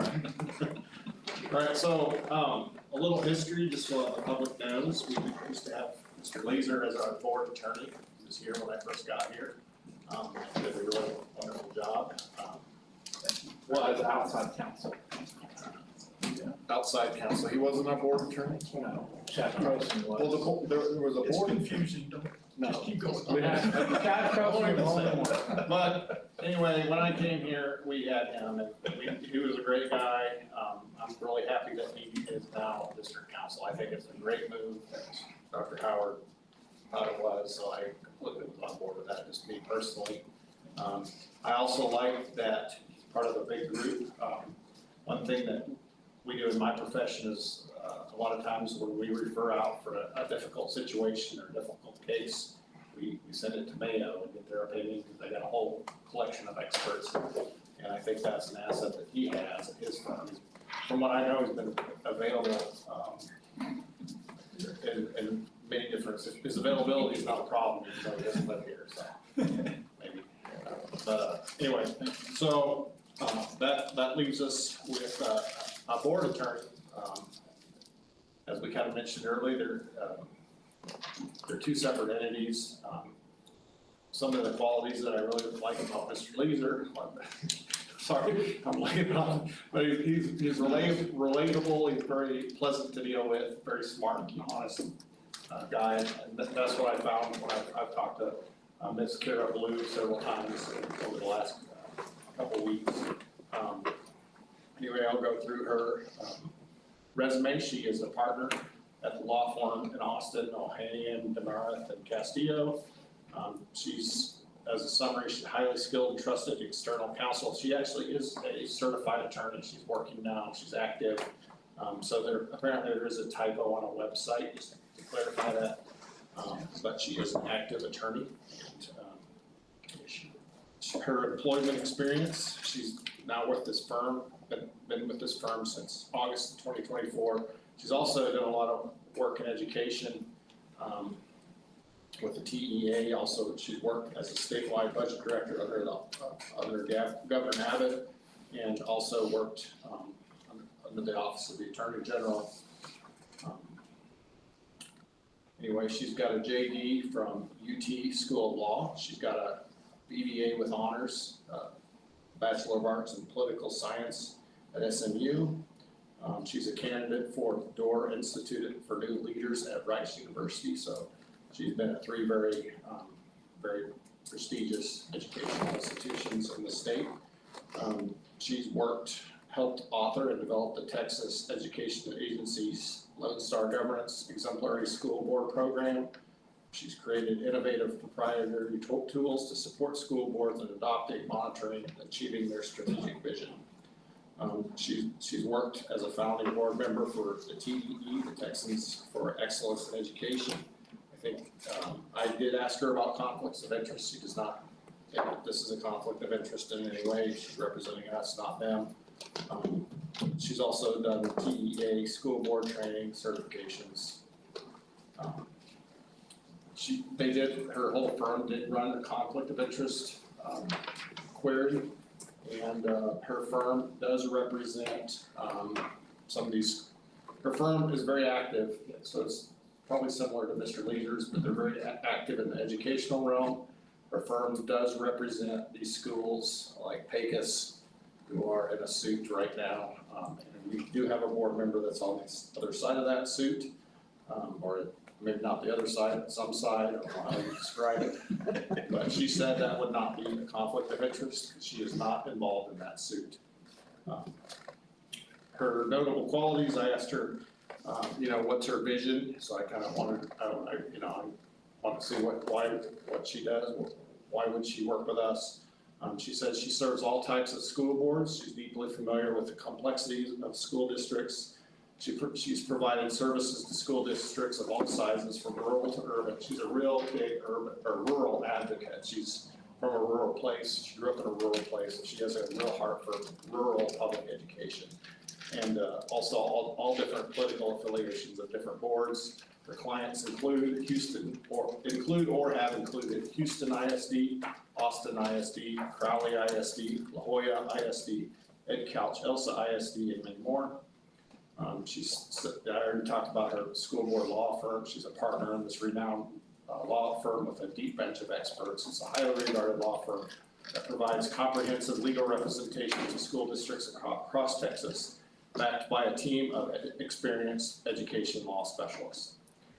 She works effectively with board collaboration and mediation. She works closely with individual school board members to balance viewpoints with the board's overarching priorities, fostering informed and unified decision-making.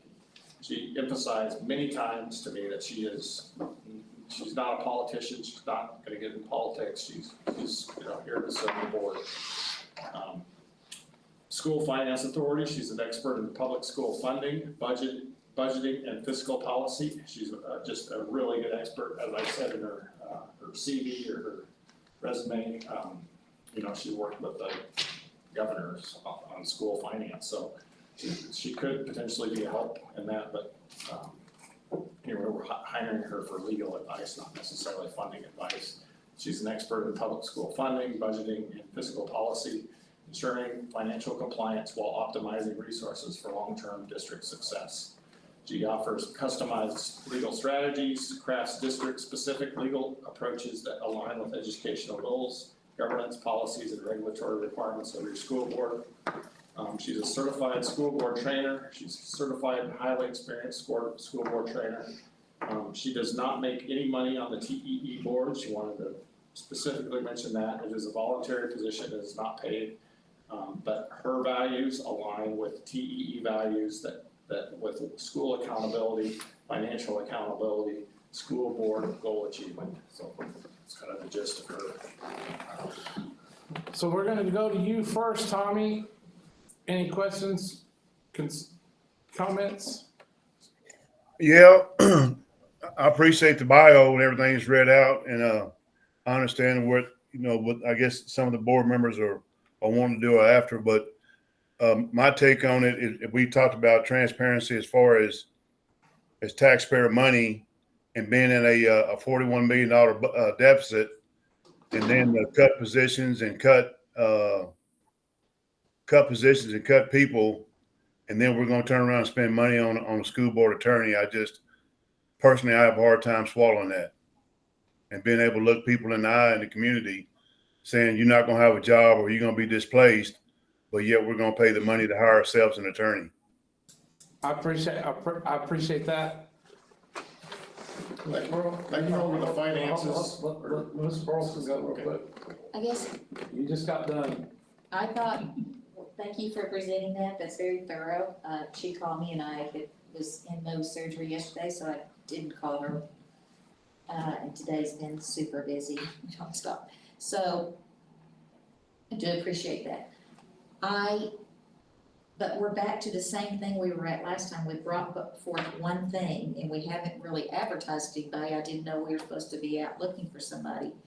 And I would like to see 2 or 3 brought in separately if we're going to hire somebody that's gonna be for us to call. I would like to look at 2 or 3 different people. I mean, and can Leeser's law firm do a separate lawyer for us? And it's not that many times that we're gonna need somebody. I mean, are we looking at it for level 3 grievances? Are you looking at it to call on a daily? You looking at it to call any, what is your? I appreciate it, and the reason that we're looking for a lawyer to support the board is because for the last 30, 40, 50 years, people have misread the state statutes, and it's just become a custom. And Mike is here, and he's certified licensed attorney in the state of Texas. The school board of trustees is a separate entity than the school board, like the MISD, than the district. We work together on it. And so we have different vested interests. For example, we just got an email, I believe, yesterday, and I can't go into too much detail on it, right? Yes. But we found out that we were in a federal lawsuit, right? There's a court case going on, correct, and so I go, nobody knew about this. It's been going on since, 2023? Talked to Dr. Howard about it. She was unaware of it as well. So the board not having its own, and it's not on this is to the public. This is not a reflection on MISD's outside counsel. He is a wonderful. We did not know about it. Right, but the fact that the board of trustees for a system and a governmental entity in Midland, Texas, that's in the middle of, is the epicenter of the world energy of the entire globe.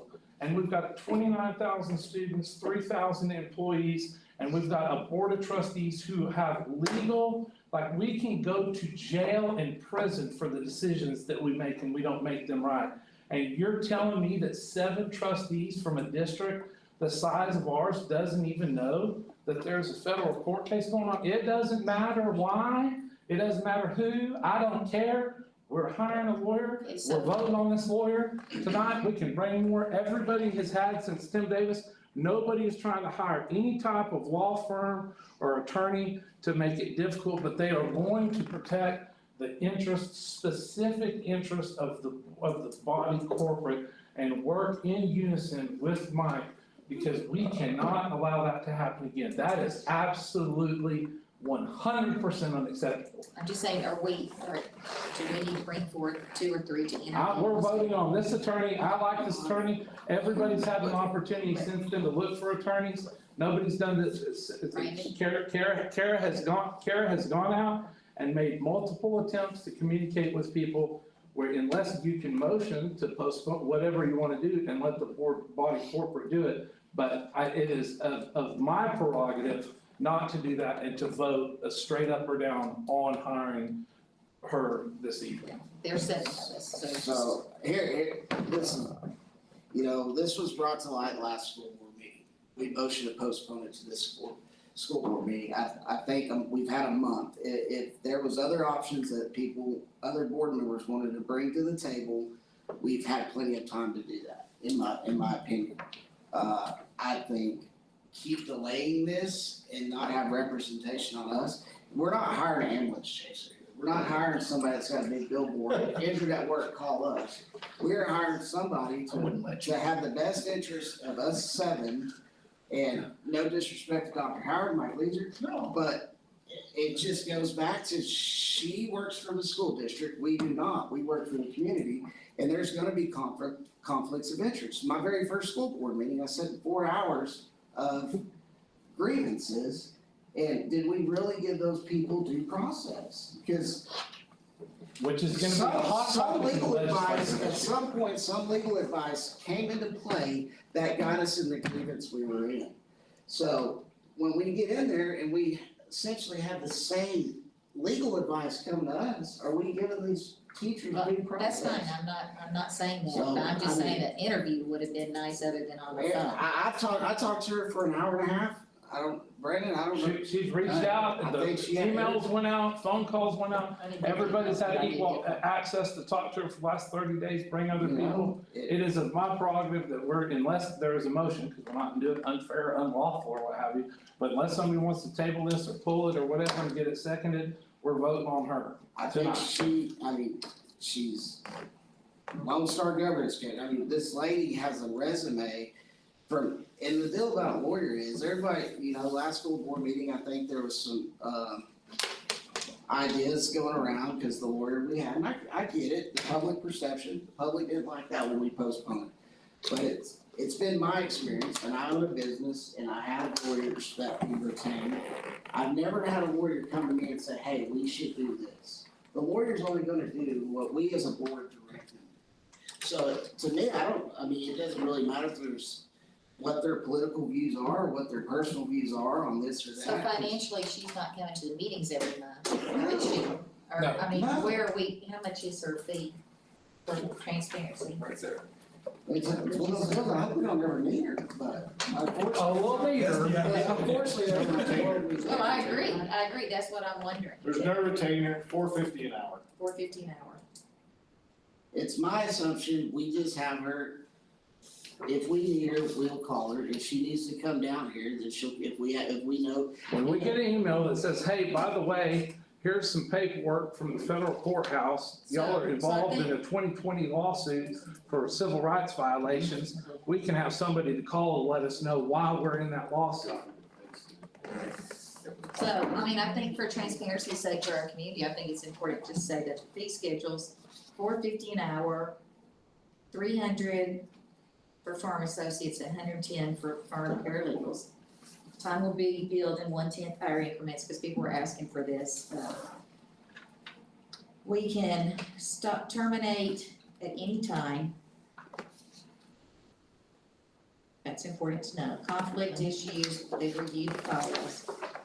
This letter agreement is governed by the laws of the state of Texas and binding upon yours to the benefit of both you and these firms in respective areas.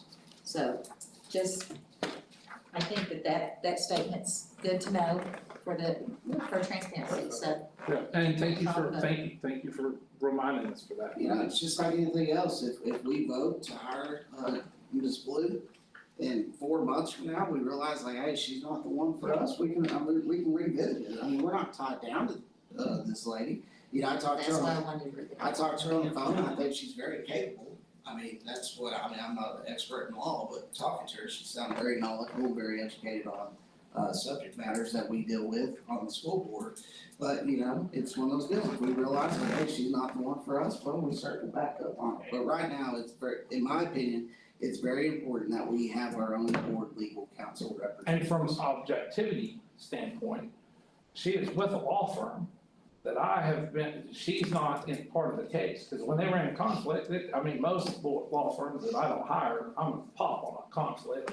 But so it comes up because in trial court, and then we're about to go to the appeals court right now in Austin, it's 5:15, and we're on opposite sides of it, we see it differently. So it's not like we're hiring somebody who, like Brandon or the board or Brandon's mentees or whatever is looking to drive this deal. This is a legitimate, I don't look forward to having to use her, okay, because we gotta pay for it, I'm cheap. But I do look forward to the opportunity of you and Mr. Bishop and Booker and Dr. Howard meeting and Mike, meeting her, because she really is a wealth of knowledge on school finance. She's worked specifically for 2 different governors, no, that's neither here nor there. And she also was the deputy director of Texas Education Agency, and she knows how to help us, what would be the best way to say this? Grease the skids at the state level to help get some focus or help locally here in MISD. But this is not what, again, social media has made it out to be. And I truly appreciate you, Ms. Burleson, bringing up the fee schedule and talking about, thank you for bringing that up, I appreciate it. Mr. Hernandez? I deal with lawyers every single day and you don't get that kind of sweet deal. And $4.50 an hour is on par with what they're charging nowadays. And I spoke with Ms. Ballou, I asked her some questions. Shit, that's cheap. You don't wanna know what I charge them. No, you know what, rebate, let's talk rebate. Yeah, that's confidential. Since we got that email yesterday, let's talk about rebate. It goes into overtime after 10, right? All right, let's call for a vote. I move we. Anyone have any more discussion on it? No. Mr. Bishop, did he have it? He went first. Okay, that's right. All right, I move we hire Ms. Blue. The law firm, you gotta say the law firm name. All right. I put a little more, don't send it over there, Doc. Presenting Graham Reynolds, not this. I move that we hire the law firm, Ohanian, Demarest, and Castillo. Second? For board adjourned. Second? Second. It has been moved and seconded that on action item 9J, the discussion of and possible approval for the school board to hire the attorney from Ohanian, be approved by this board. All those in favor, raise your right hand. All those against, raise your right hand. It's 5-1, the motion passes. Moving on to action item 9K, discussion of and final recommendations or motion for Lone Star Governance. I'm presenting it. There should be a little deal somewhere I had uploaded to Board Book or whatever with the calendar somewhere. On Board Book, they sent over, Cynthia, I sent that over to you for Board Book. Tracker. Yeah, the tracker. The tracker, yes, sir. Yeah. Can we show that tracker? The gist of it, while we're waiting for that, is the tracker is gonna show that there's not been a school board president since Rick Davis that signed off on the quarterly trackers since 2020. So we started it, and I think about 2016, we started using Lone Star Governance. Lone Star Governance is an overall framework. It works very well in a lot of instances. We have not used it consistently or with fidelity since 2020.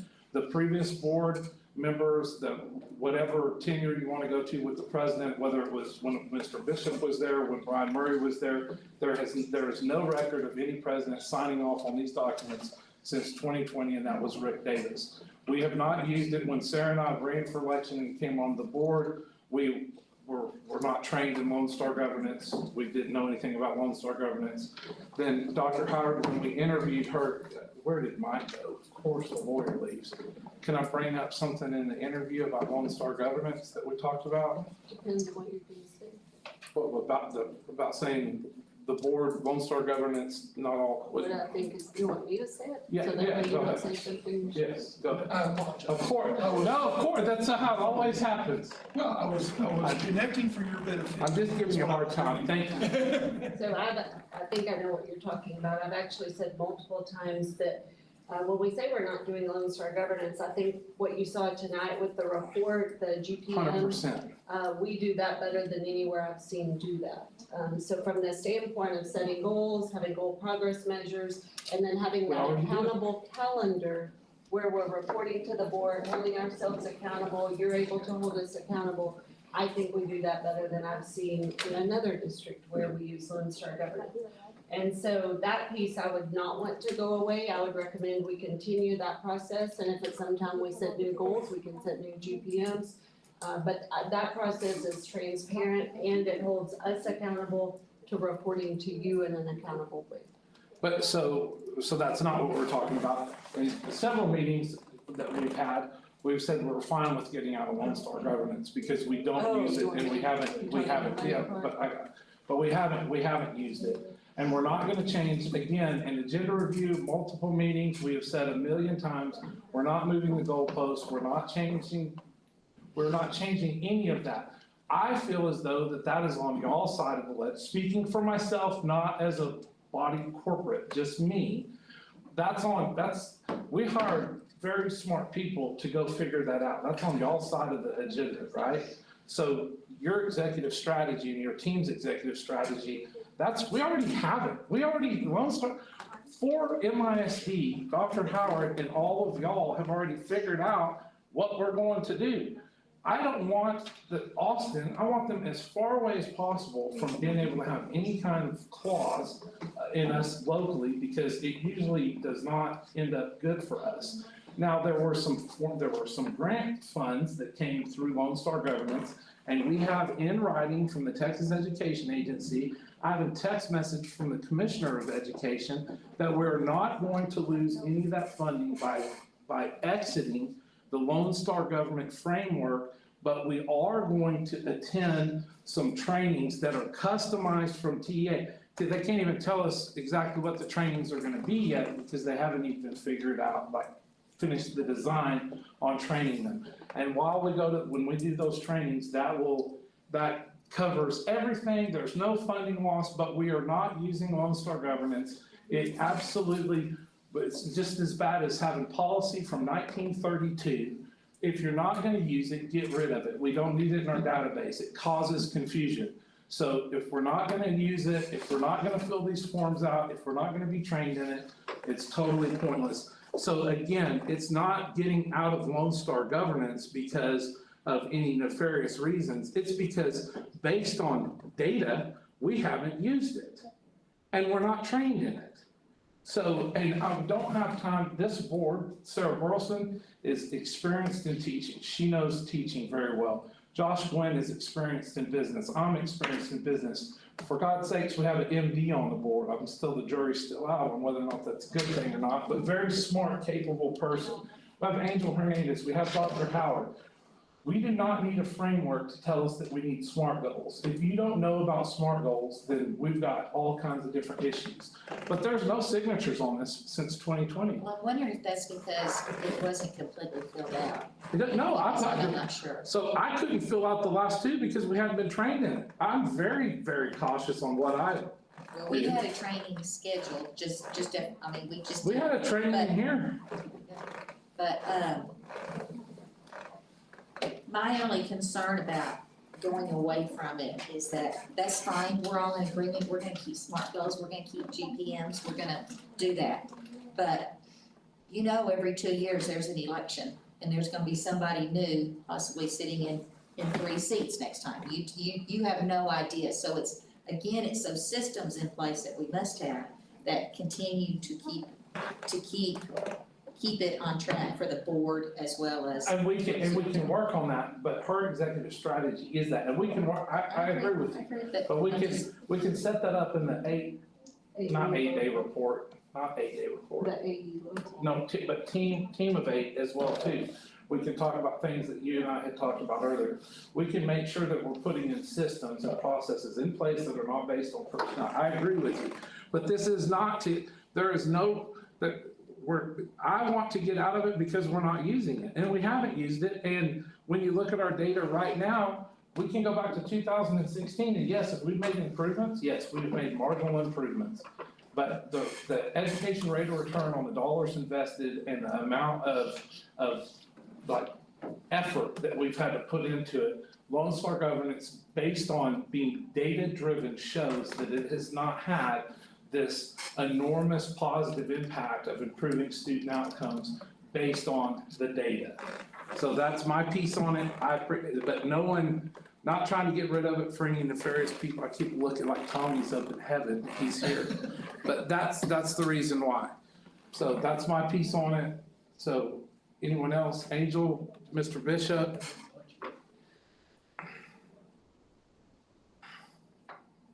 No, I don't have anything. It sounds like you done spoke for the other people. Okay, perfect. Anyone else? Dr. Freeze? No, sir. Hey, anyone want to move it?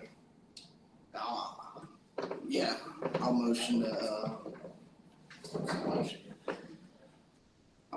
approve to exit Lone Star governance. Second. It has been motioned and seconded that action item 9K, discussion of and final recommendation or motion to leave Lone Star governance is approved by this board to exit Lone Star governance. Keep on record, keep the KPIs, not move the data, not move the goalposts. Do I need to cover any other words on it, or we've got the general? Reporting calendar.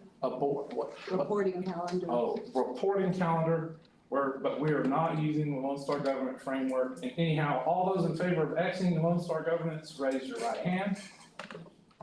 All those against, raise your right hand. 4-2, the motion passes.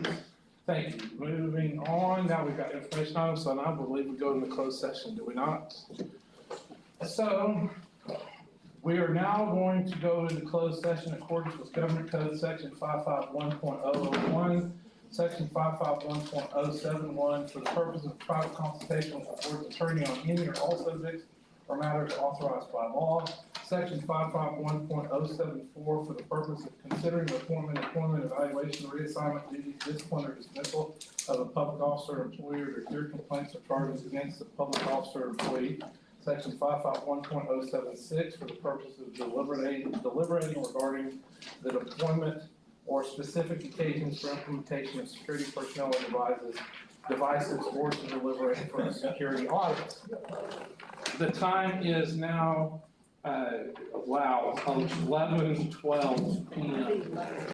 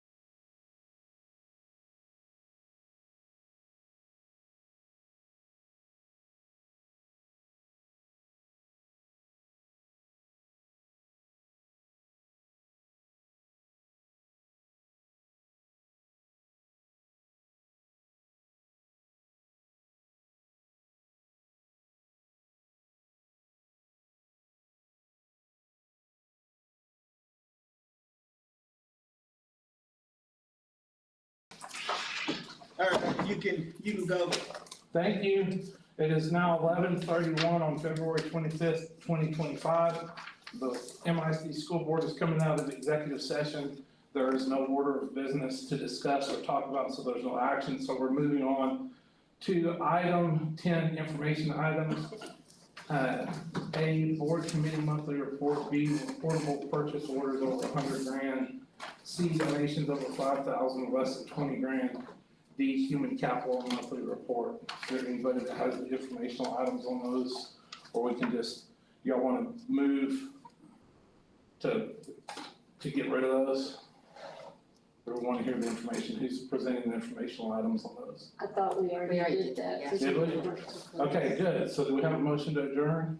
Motion to adjourn. Second, it's been motion to adjourn, that this meeting be adjourned of the Midland Independent School Board. It's February 25th, 2025. It is 11:32 and this meeting is adjourned. I need to finish, please. You know what, son?